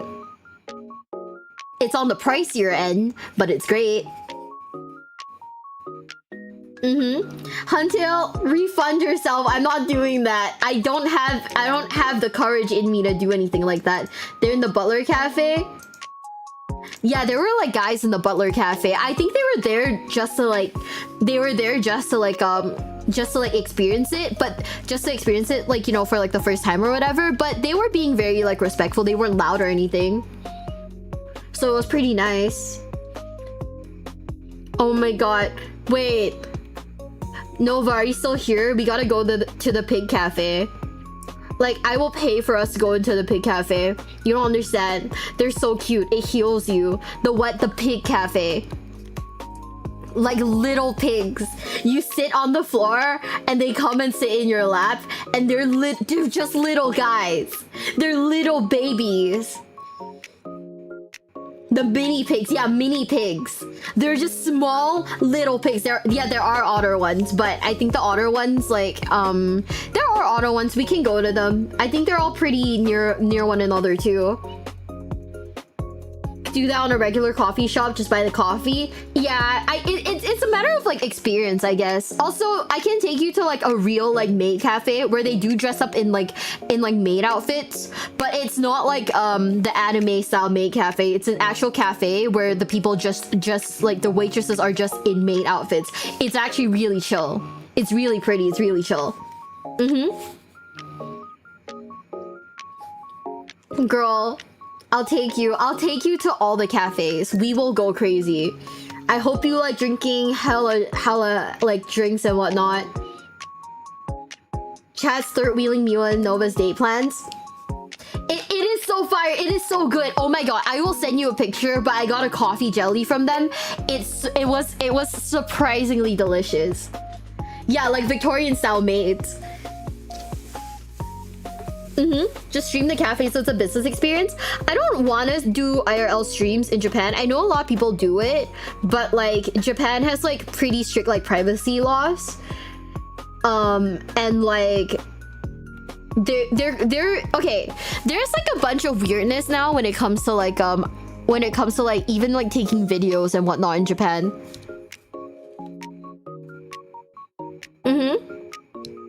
Disney Sierra Nova. Oh, bet. Babes, you want to go to Disney?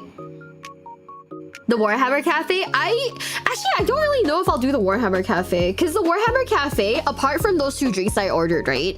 Everything else is like really... It's really normal stuff. So... those 2 drinks I ordered, they were the only like special drinks for the cafe. The rest of them were like... it was like a vanilla latte, maybe with like a fancy name. Or like, you know, I think they had like a calzone on the menu. They had like a teriyaki calzone, which was just, it was just listed on the menu as a calzone.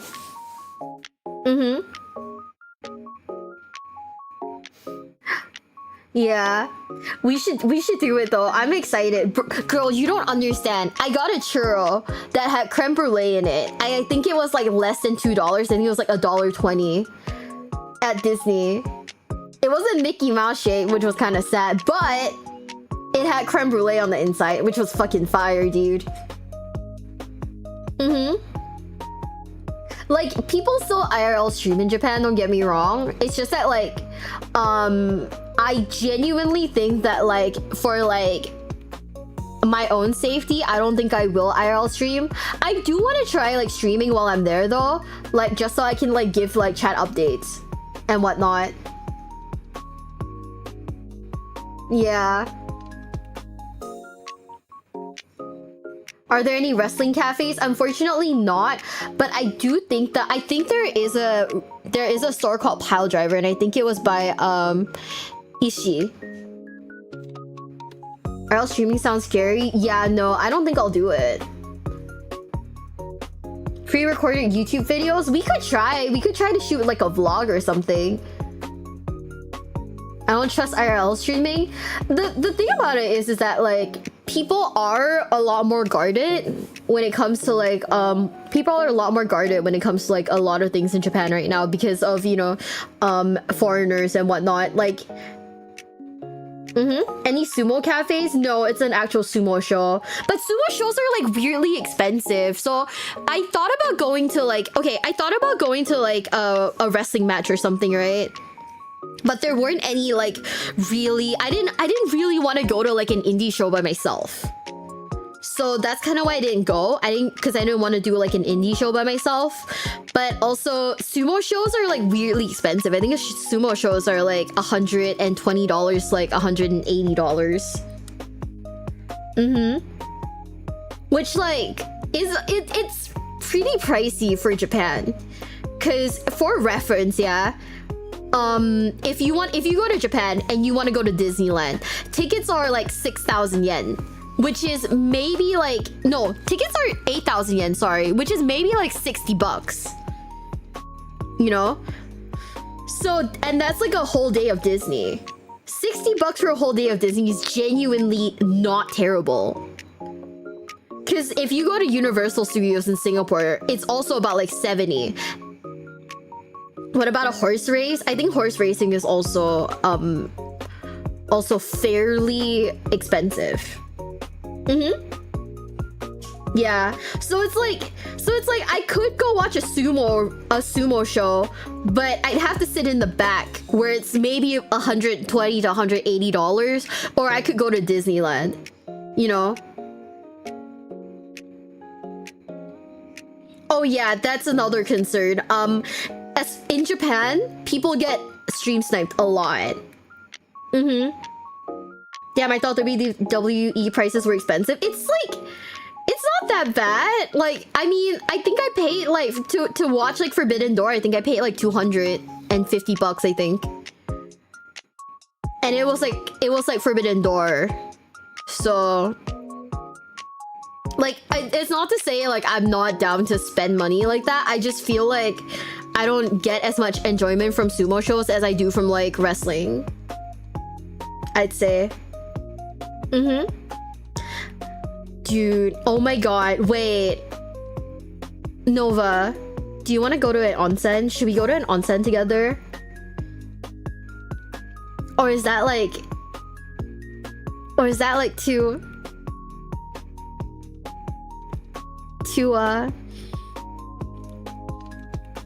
intimate? Wouldn't I have to be naked for that? We could just wear a towel in. You could just wear a towel in. Cause like you don't actually shower in the onsen, you just kind of sit there. I can do that. Yeah, you could like just wear a towel in, or you could just like wear like a swimsuit in. Most places actually let you do that.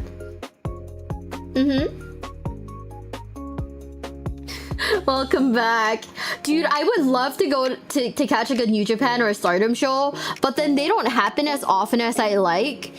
And like this trip, yeah, I don't know if I'm able to like kind of center it around that, you know? I don't know if I'm able to center it around like a match. I'll try. Maybe I'll go. I'll think about it. I just don't know if I want to go by myself. Which one is which? I'm the short one. Nova's tall. Nova's taller than me. Nova's like way taller than me. Also, guys, I want you to know I'm thinking about getting Zoe a Valentine's gift. Zoe and Baby and BB. I might do that. I probably will. Zoe and Baby and BB. Bunch of Pokemon cards to sell to that guy that scalps them on TikTok, brother. I'm not doing that. I don't want that man to talk to me. Give them a Stardom book. The cats? I don't know if the cats will read Stardom books. New Japan is forget the New Japan shop was nearby the hotel saying, oh my god, I went to the New Japan shop, right?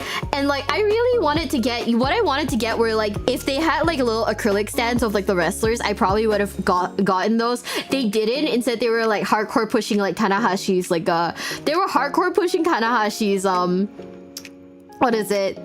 His protein powder. Is everyone taller than you, short queen? I'm 4'11". I am 4'11", bestie. Should get the Tana drink? No, I don't want to get protein. What if I become swole?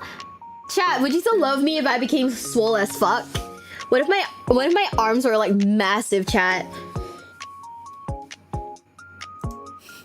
That's so funny. I mean, maybe. I don't know. Maybe.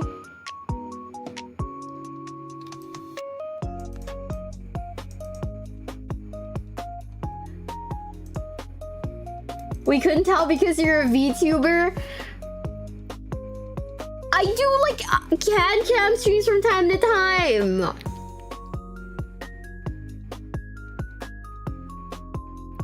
I do hand cam streams from time to time. What if like one day I did a hand cam stream and you saw my muscles were like, you know, what if I look like, I don't know, fucking prime Triple H, bro? Shit. What if I look like prime Triple H? Have you ever think about that? Huh?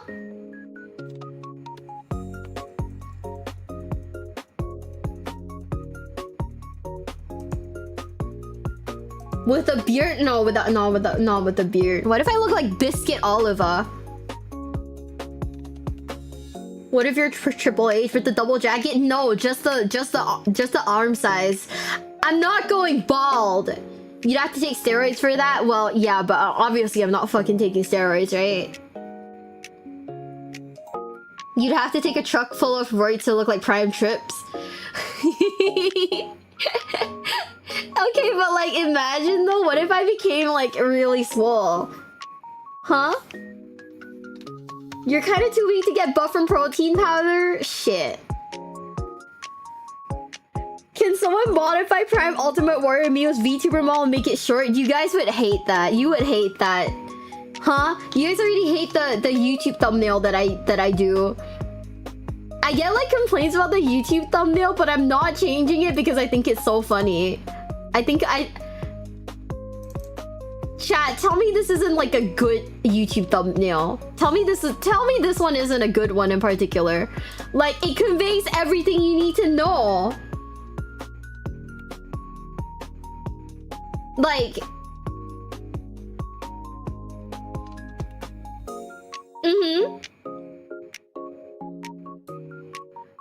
like this is all you need to know, chat. Wrestling. That's all you need to know. Imagine you in a denim jacket and a leather jacket. You know, WWE's kind of ruined my brain. In like so many ways. Like, I don't know. Like, I get so... I'm like incredibly insecure. Like, I don't hide that. I'm incredibly insecure as a person. Not like in relationships, in general. Right?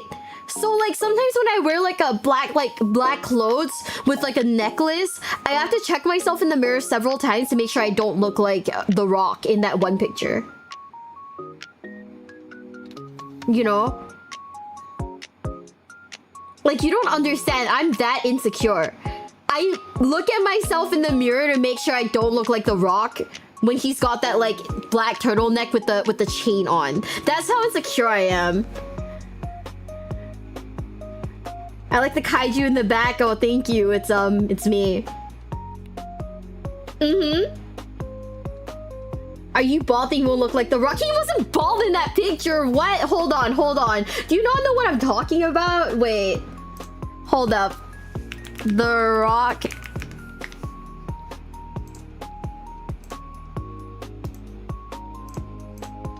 Chat. I'm talking about this one. He wasn't bald in this one. Like, I get scared sometimes because like my go-to, right? Like, my go-to is like a black shirt and like shorts. And then sometimes I'll put like a necklace on just to make it like a little fancy. And then I look at myself in the mirror and I'm like, oh my god, I look like The Rock. And then I go back in the house and I take the necklace off and then I leave the house again.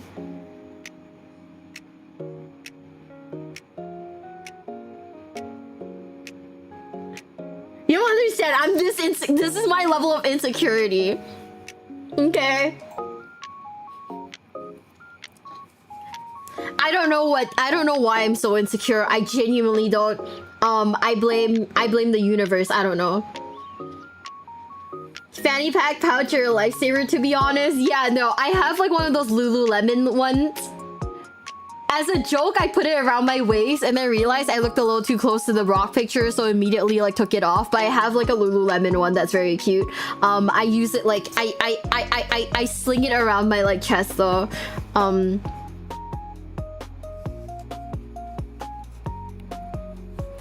That's an iconic look though. I'm gonna cry. Literally, yeah. I have a friend, like I have a good friend where like he knows exactly what this picture is, and anytime I feel like I kind of look like it, I'll send my friend a picture. I'll be like, hey, do I look like The Rock? And he'll be like, no. And I'm like, okay, good.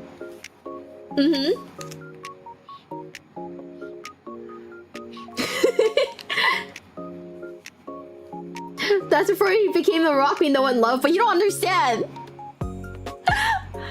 I know he got that shit on, but I am full of insecurities. His hairline does look weird in that picture. Oh my god. Is he just all forehead?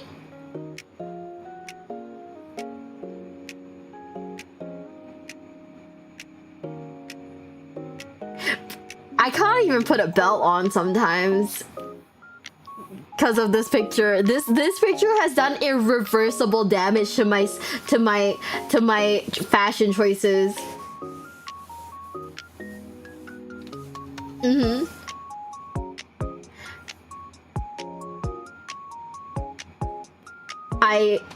I want to do the Rock eyebrow now. Oh.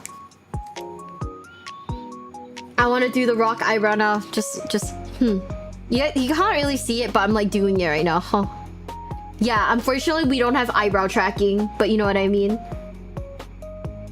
Yeah, I'm doing my best. Huge fit. I don't know if you can send links on YouTube. But like, oh man. Let me see. Triple H.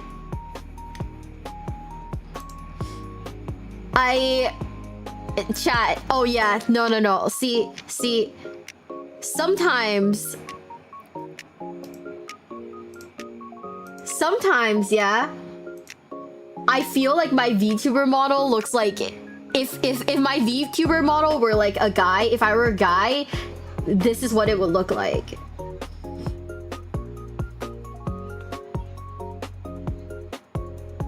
Sometimes. Chat. He was so fucking wide back then. Holy shit. Okay, hold up. I don't know if this picture is real anymore. Is this like an edited picture? Why are his arms like so skinny and he's like just wide as fuck? Or was he like on or was he like on roids? Oh my god, why does he look so weird? It's the angle. His arms look tiny. That's for sure edited. It's time to play the game.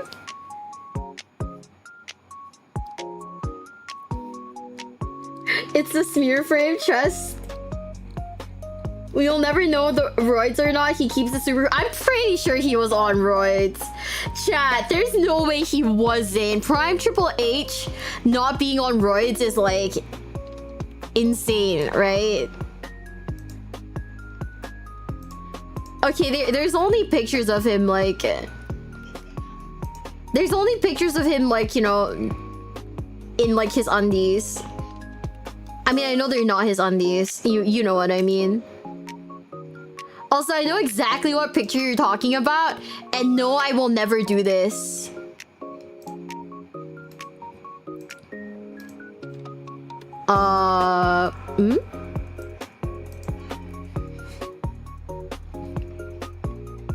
He looks like my dad. I don't know about that, bro. Here, this is the picture you're talking about, right? Yeah, I don't know, guys. I kind of get it. No, you know what's the thing? I honestly also think that this has like done irreversible damage to my mental health. Because sometimes when I wear like a leather jacket with like shorts on, I think I look like him.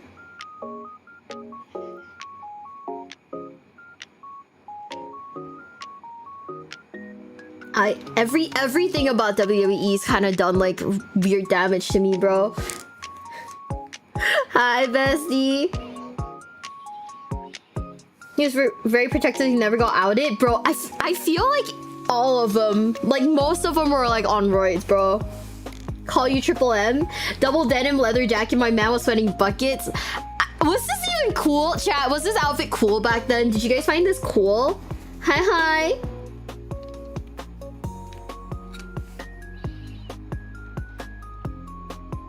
Yeah? I mean, I guess I kind of see it.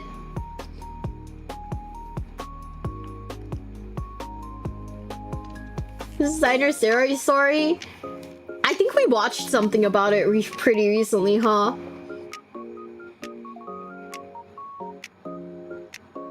We finished. Oh, we forgot about it. I'll do it like next time. I think we'll watch this one video and then we'll probably wrap up. I don't know. Do you think you could get a body like China? No, she's too tall. I'm too short. Honestly, wait, now that I think about it, I feel like I'm so short, right?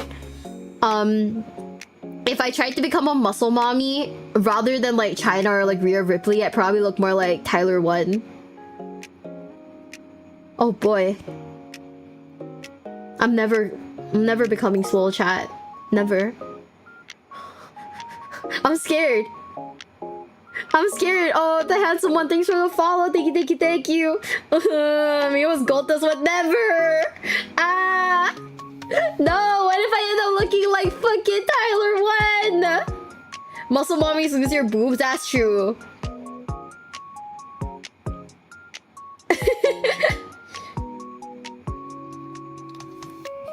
That would be. You know what's the thing? You want to know how insecure I am? Oh my god! Here's one of my biggest insecurities.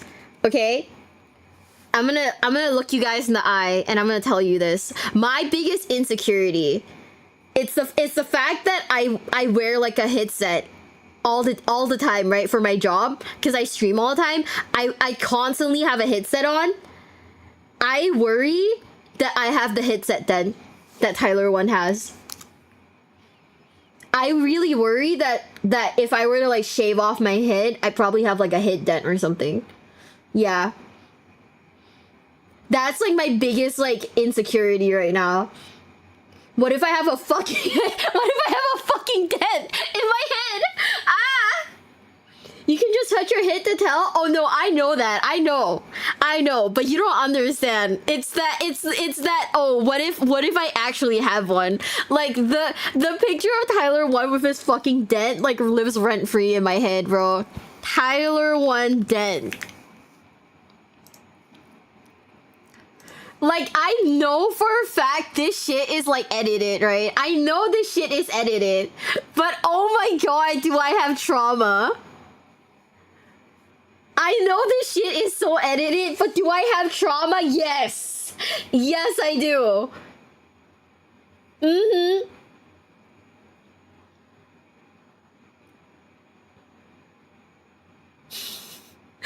Oh, man.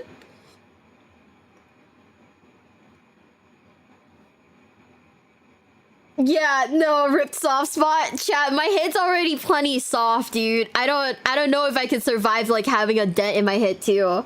Shit. Should be also be considered going bald on the headset spot? What? That's a thing? No way. No fucking way. Shh.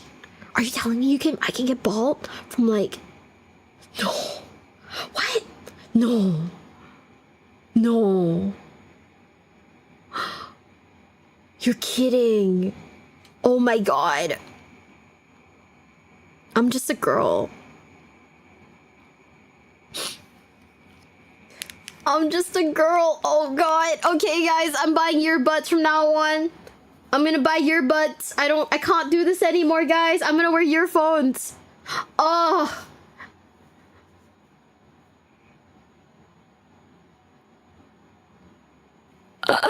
I'm not even kidding. You don't understand. The whole bulk. Oh shit. The whole might be because Paige was coming from WCW. I accidentally dropped like my pen on my mouse and it started the video. You don't understand, okay? One time my ex and my mother both gaslit me into thinking I had a bald spot. Okay? For like a year, they kept telling me that I had a bald spot. And then I went to like a hairdresser. And the hairdresser was like, I don't know what you're talking about. You don't have a bald spot. For what purpose? Oh, they just wanted to mess with me. So anyways, we broke up for a reason. And I don't talk to my mother anymore for a reason. And it's not because of the bald spot. Which I don't have. According to the hairstylist, I don't have one. Thank God for that. Mm-hmm. Why earphones tangle all over? It's better. I want... My mother is like that. And my ex was kind of a dickhead. My ex was kind of a dickhead. So yeah, it's fine. Are you ready? 3, 2, 1. Let's keep it going though before this gets sad. But WB wouldn't give it. Oh? Part of that might be because Paige was coming from WCW, the company that tried to put WB out of business. Apparently, there's also a backstage story of DDP hugging Vince McMahon instead of shaking his hand, which didn't sit right with Vince. Not sure if it's true or not, but either way, this storyline was more than likely a way to humble Diamond Dallas Page, especially when you see how the storyline ended. After being defeated he's at just a SummerSlam, guy. DDP fought Undertaker's wife Sarah on Raw. To put an end to the feud, Sarah pinned DDP, and that was that. Wow. If Sarah had been a wrestler, that would have been one thing, but she wasn't. I get that Undertaker did all the work, but this is still a bad way to end the storyline. It didn't benefit The Undertaker, Sarah didn't make any more appearances in WWE after this, and it killed DDP's WWE career. How bad can these storylines get? Well, there's one more that's even worse. Okay. Before I share that, here are a few dishonorable mentions. Okay, how Chris bad does it Jericho get? spilled coffee on Kane. In the fall of 2000, Chris Jericho accidentally spilled coffee on Kane backstage. That's what kickstarted this entire rivalry.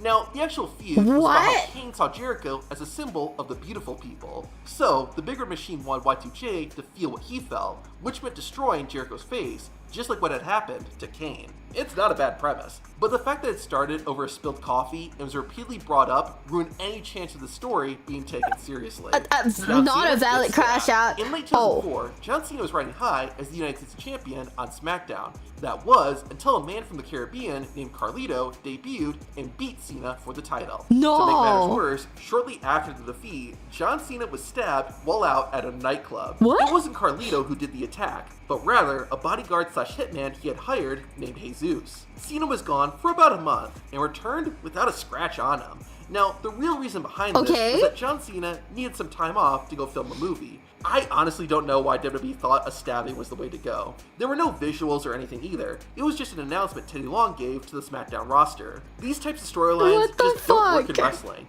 and that's why this one is so infamous. Lana cheats on Rusev.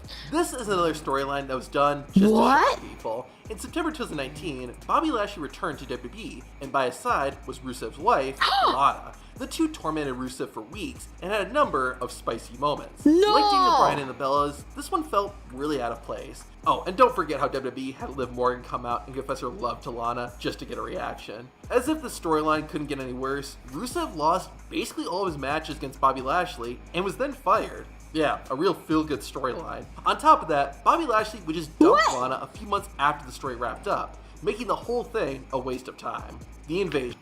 Wait, damn, Rusev had a cuck storyline? Oh. You know what's the thing? They keep trying to do the NTR angle. They keep trying and trying and trying. And like right now the cuck storyline is just basically any girl that like seduces Dom Dom, bro. Fucking Dom Dom and his like chicken nugget seduction.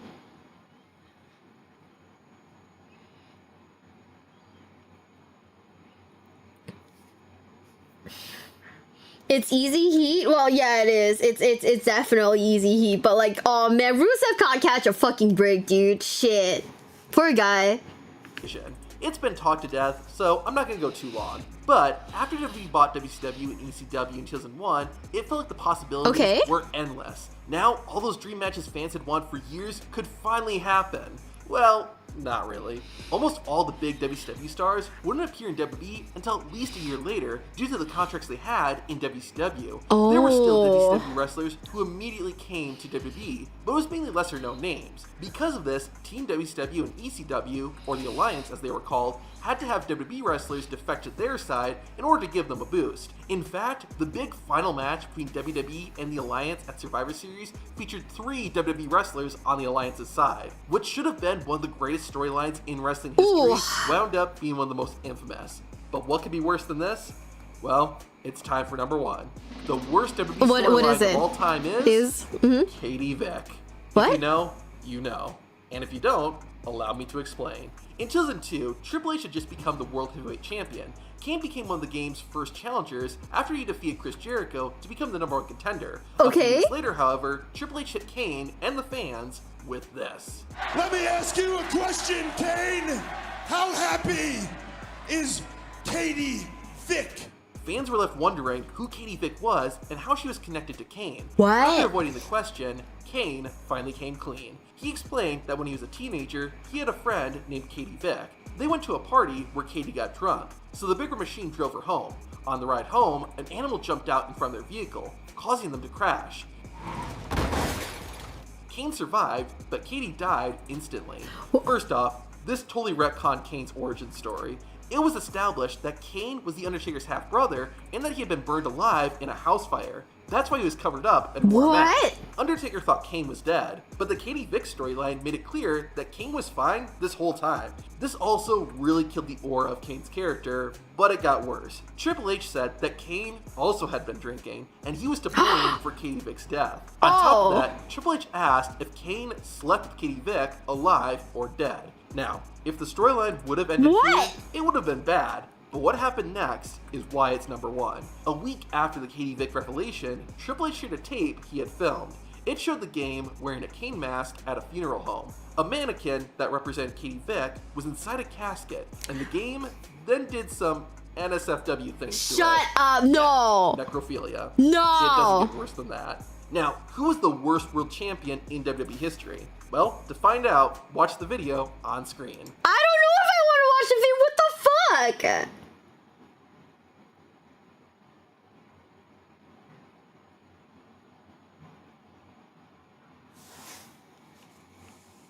What the fuck did I just watch? Oh, he blazed through that. I don't blame him. Shit. You know, that being the shortest segment, I understand. I fully understand. Oh boy. Okay, guys. You know what? You know what? Hold up. I need a palate cleanser. I need a palate cleanser right now. I need a palate cleanser right now.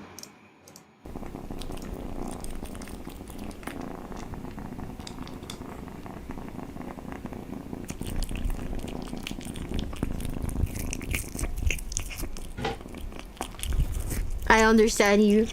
I understand you. I understand you. I get it. I too would do that, kitty. I too would do that. Do you want a Zoe picture? Yes, please. God, he's really going for it. She's really going for it, chat. Greed of that beast. Chat, does this like cure your guys from like does this cure you guys spiritually?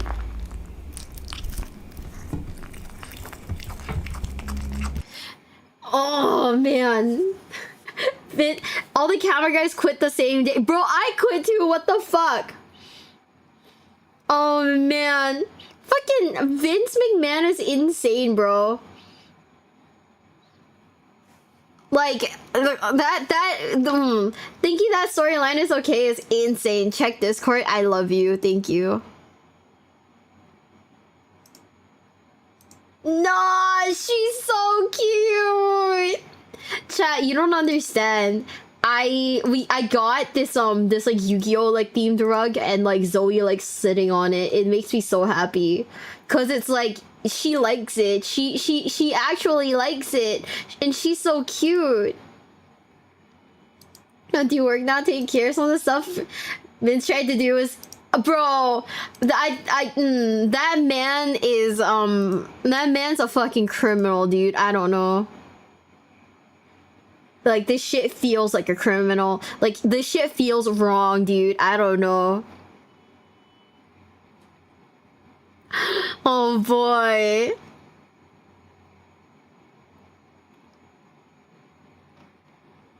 Do not like, chat. I don't know. I do not like it. You know, Mae Young had a storyline. Oh, no. Yeah, we watched the Mae Young hand storyline a little bit ago. Thank you, Huntail. I hate this. Thank you. Thank you, Huntail. This is the worst thing that's ever happened to me. And,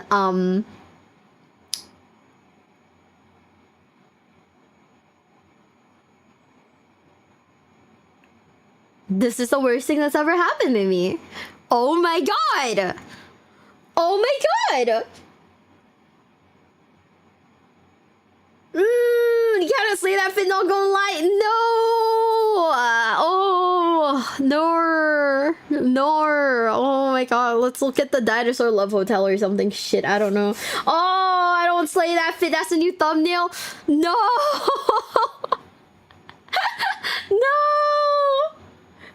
Why is oh my god. It's so disproportional. Look at the dinosaur love hotel, guys. Like, can you smell what the Rock is cooking? He's cooking my fucking tears, bro. My trauma of being the Rock. Oh, mate. Peak thumbnail. I'm glad you guys like it. I'm really glad you guys like it. People keep asking why my thumbnails are getting weird, and I'm like, you don't understand, okay? What is the like? Oh my god! Is this a SmackDown hotel? This is a dinosaur love hotel, okay? Like, chat. Hold up. Let me see. I can get to the point. Look at the bathroom, chat. It's very cute. Okay? It's a very nice bathroom. Look at that. Look at that shit. That shit's premium. Like, it's so premium. There's bath salts. Okay? But you think that's the good part? No, chat, look at this. There's a fucking water slide, okay? What's the cost? I think that... Let me just double check. Because I know she says the cost, like, towards the end or something. That's a fancy-ass love hotel. Chat, let me see. Okay. It's, 100 and... It's 2,000... Wait, 24,900 yen. Let's see how much that is in today. Yen to USD. It's $158, chat. For 2 people. Which... But I don't know. If you go to a love hotel with a guy, are you, like, splitting the cost? Chat, imagine if I was like, hey, I'm gonna take, like... Imagine if I went up to a guy and was like, hey, you know, let's go to a love hotel. Let's go halvesies on the love hotel. For how long? I think this was like a day-long thing for them. But it's like a really big hotel. And it comes with like meals. It comes with like dinner and everything. Chat, there's a love hotel that's themed like a theme park. I kind of want to go to that one too. Chat, just be like, hey bro, you want to go halvesies on the dinosaur love hotel? Wait, let me click on this one so you guys can see a little bit. Chat, this is a love hotel.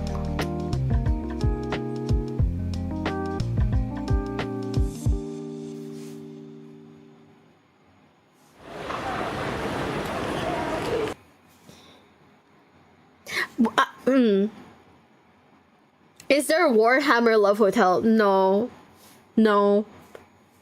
Unfortunately not. But what would that be? Like, what? There's a picture of like the emperor or something. Let's look at the love hotel. There's a fucking boat. Oh, this shit looks jank as fuck.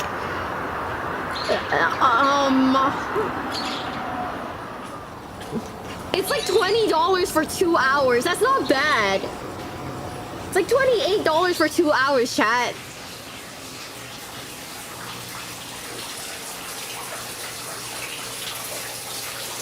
Oh.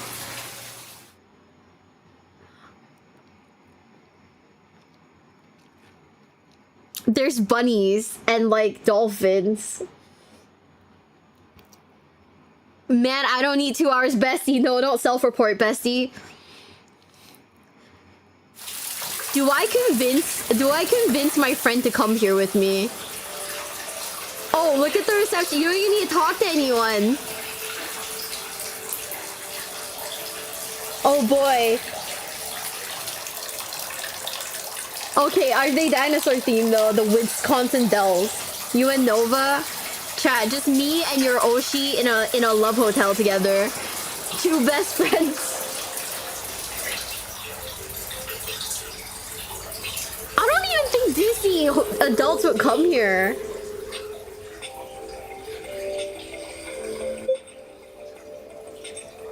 Okay, let me see. Okay. If you stay for like a full day, it's like 100 and wait, how much is it? Wait, I think that's really cheap actually. Let me see. Okay, if you stay for a night, it's $100.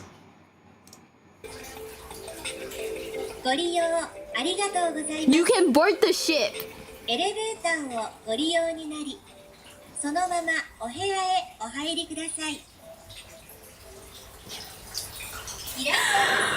Oh my god, I kind of want to do this. Am I insane? Tell me I'm crazy. This is insane work.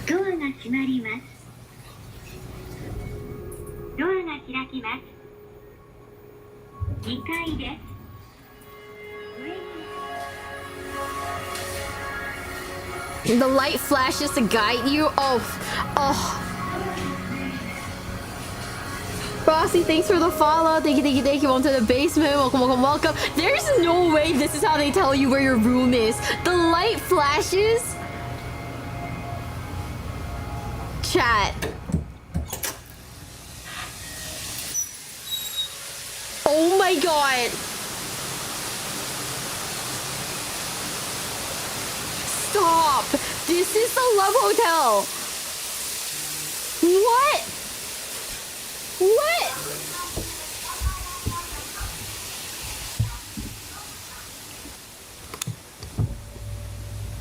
You ride the ship only once when you first go to your room.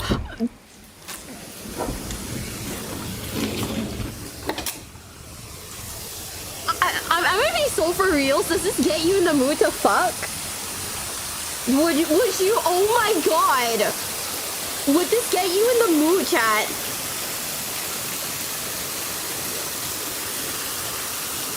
Bro.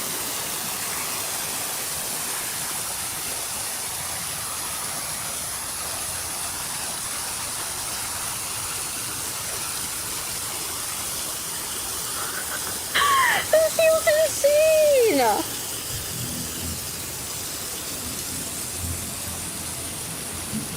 Feel like, oh babe, that boat ride was so hot. I can't wait. Oh my god, there's like a little Jaws thing too.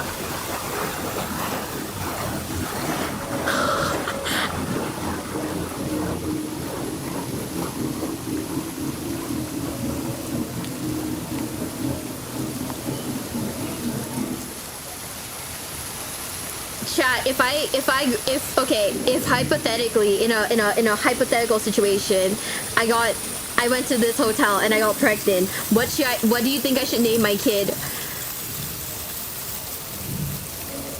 I hope you don't have epilepsy, babe. True. Miwa Jr., thank you, Gage, thank you. Jack Sparrow, Tyrannosaur. There's no dinosaurs though. No one under the age of 18 is allowed. Oh boy, we gotta make sure. Rowboat? Oh, thanks. I don't know, man. I genuinely feel like... Yeah, I would come here with my friends. Bro.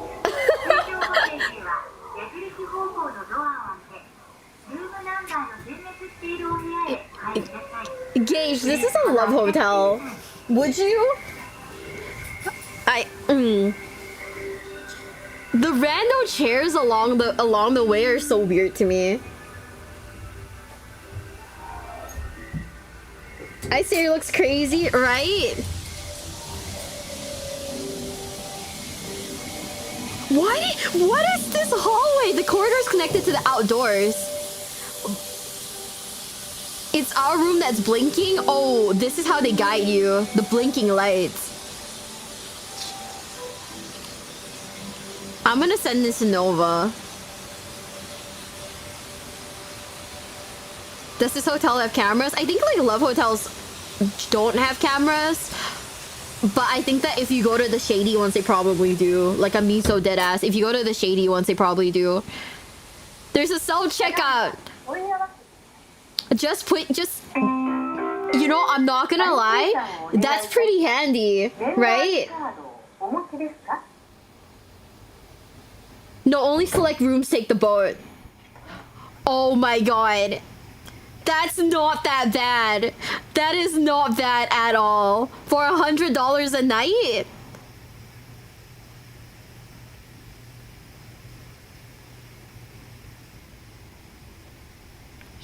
And you can see fish? Those are the fakest fucking fish I've ever seen in my life. I love how she's running across it to prove that it's like tempered glass and you're not gonna fall.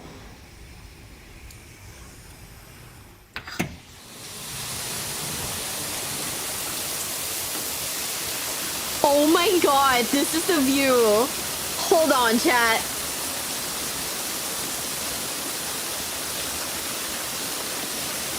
Hear me out. You can take a bath out in, oh my god, out in the open. That's insane.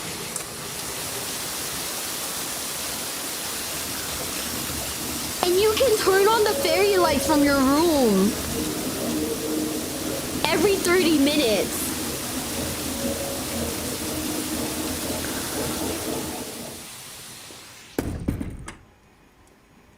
Chat, those buttons, the on-off buttons that you saw, that turns on the hot tub, by the way.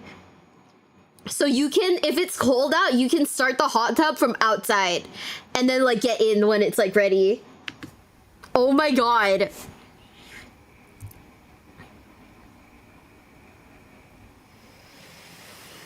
I mean, I guess for starters, you know for a fact that people have like, you know, done it in the room. So if you're like sensitive about stuff like that. What is that? Okay. Oh, if you need anything, they send it to your room, chat.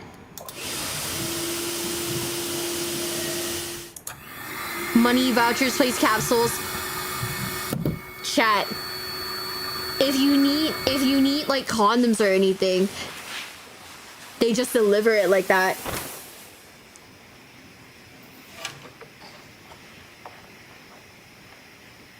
There's curry. There's also costumes that you can rent. I'm just saying, if you wear literally anything that's not a pirate outfit, you're doing that man a disservice.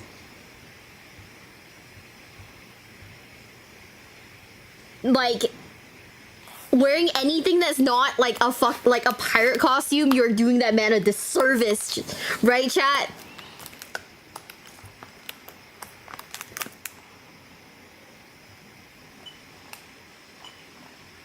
No, there's like movies or like adult videos.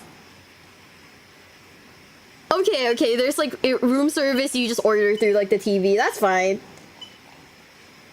Chat, do you want to watch Star Wars on like the on the bed with like oh man, in the Love Hotel?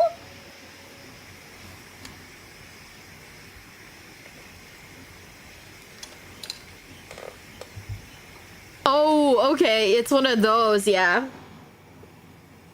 The sexy light. No, chat. Ah!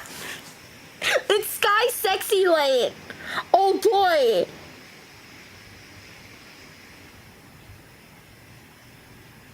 Items to deepen love. Oh. Do you trust a company called Toy Sack, chat?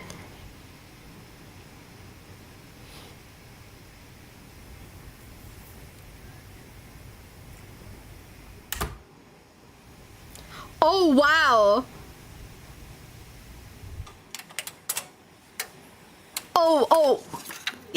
She's buying a membership card, you know? The membership card's like $2. That's probably all right.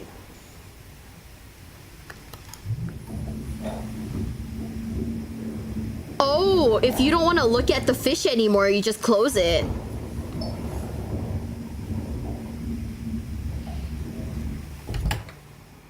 I mean, I honestly think this video is a great review of like this of the Love Hotel, right? Goodbye to the pervy fish. Like, this isn't as pretty as the Dinosaur Love Hotel, but it's also like half the price, so.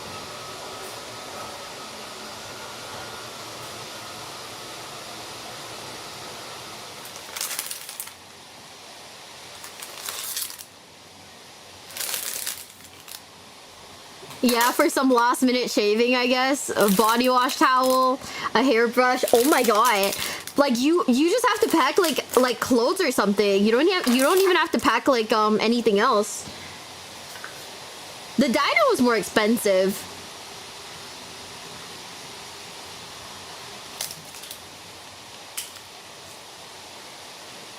Damn, those are good products too. A Dyson hair dryer. Oh my god, that's insane. Dysons are so expensive.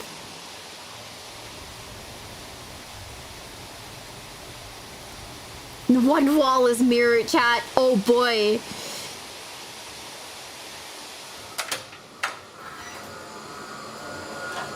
Oh look, it's a bidet.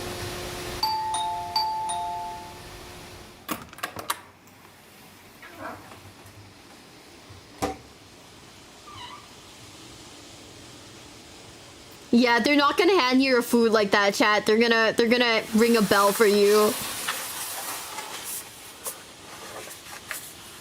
Which, I mean, it makes sense, right? Because, you know, it is a Love Hotel. That's $5.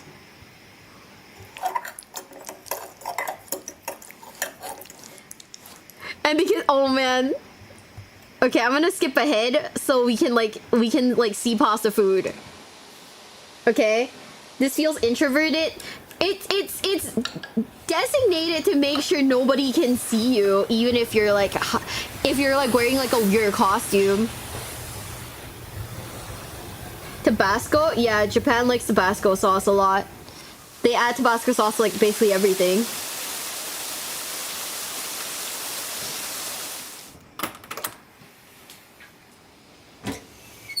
Mm-hmm. Oh, that actually looks so good. I love... Oh, that's like only $2, chat, for breakfast. The whole breakfast set was like maybe like $5.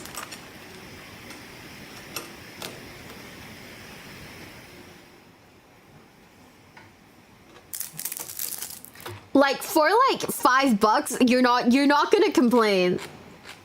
Right? I know, that's why I'm skipping a hit. That's why, so you guys don't have to... The fish on the floor is fake? Well, it looked fake as fuck the day before, lady.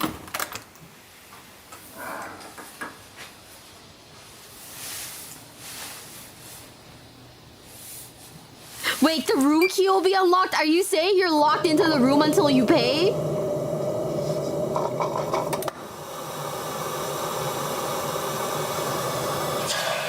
Use the tube system to pay by credit card. Oh, wow. Damn. Okay, that's a lot of, like, trust, bro.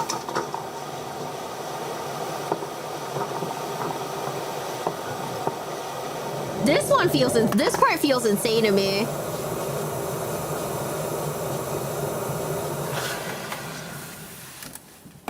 That's so scary, right? Oh, okay, chat. It was 127. Wait, let me Google how much this is in USD. Okay, this hotel was $107, chat. Bestie, you don't understand. This is like a Love Hotel that is insane. It says so right there. These videos are like pretty. This was like 2 years ago. So at the current time, it is $107 US.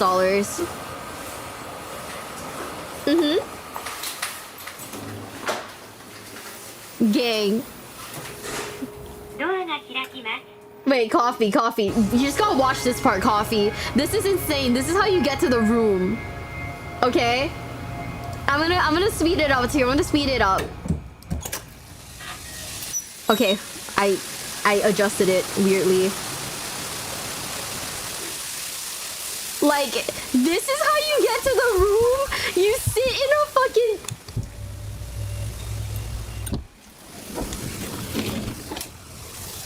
I mean, I'm just saying, I go to the onsen for like a true like romantic night and then come here the next day because it'd be really funny.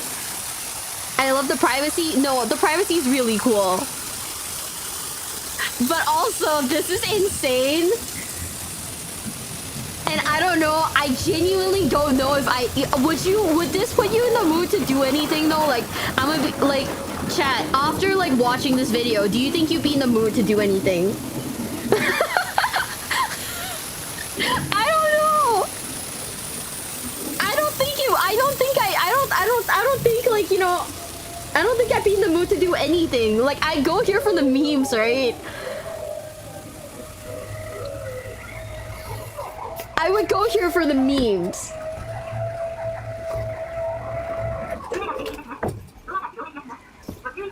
But I go like, I don't know. Puts me in the mood to watch Pirates of the Caribbean. You don't understand, chat. There's Star Wars on the TV. You could ride the boat over and then like watch Star Wars on the TV with your girlfriend or wife. Does Disneyland put you in the mood? No. I don't know. It depends. What if you've had a really romantic day at Disneyland with your partner? You know? What if the day was like super cute, super romantic, and it's like good vibes? Star Wars stays on. The cuck Star Wars is crazy. Chat, do you think I'm a little too obsessed with like love hotels? Thoughts? Am I insane?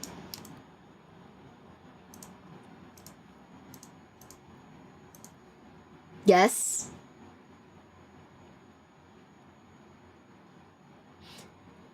And the statistics are make Chewbacca watch.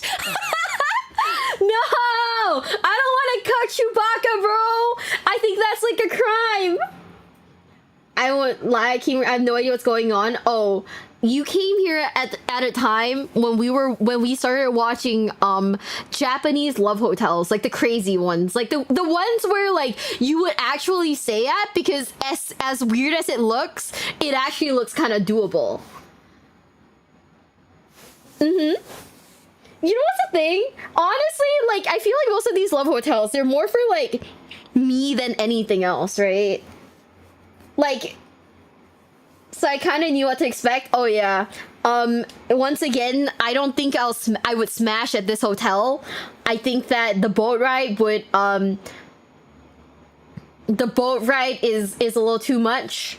I go here for the memes though. I would totally stay here for like one night. On God, I would. What do you guys think? I'm gonna raid out to Leah. Let me turn this off so I can like check my YouTube live stream. Today's stream was so erratic and I'm so sorry. Usually I have like a plan. Today I was a little more like messy with it.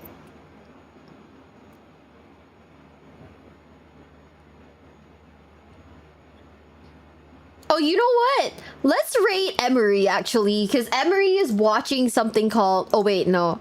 Hold up. Is she live? Who's live?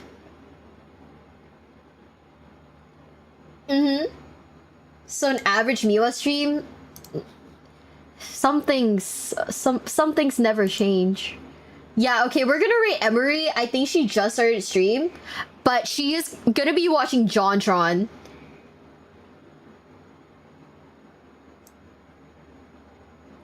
And I think that'd be like really fun for you guys. So it's energizing. Oh, I'm glad. I'm glad, because sometimes I worry I'm too chaotic. But yeah, we're gonna rate Emery. Take care, gamer. Thank you. I'll make sure to find the cool like Love Hotel videos, so we can watch Love Hotel together.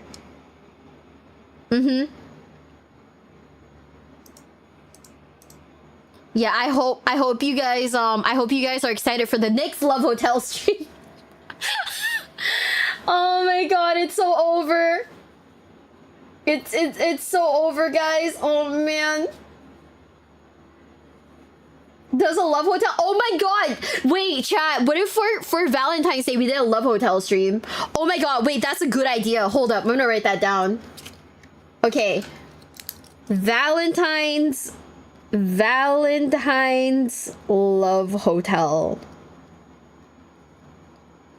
stream, and then we put it on like a tier list to see where we'd stay at. Okay. Okay, YouTube, I'm gonna send you guys over first, okay? Goodbye, YouTube. I'll see you guys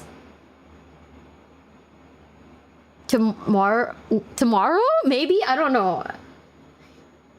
Oh man, I'll see you guys tomorrow, maybe. I don't know. And now Twitch, you guys are getting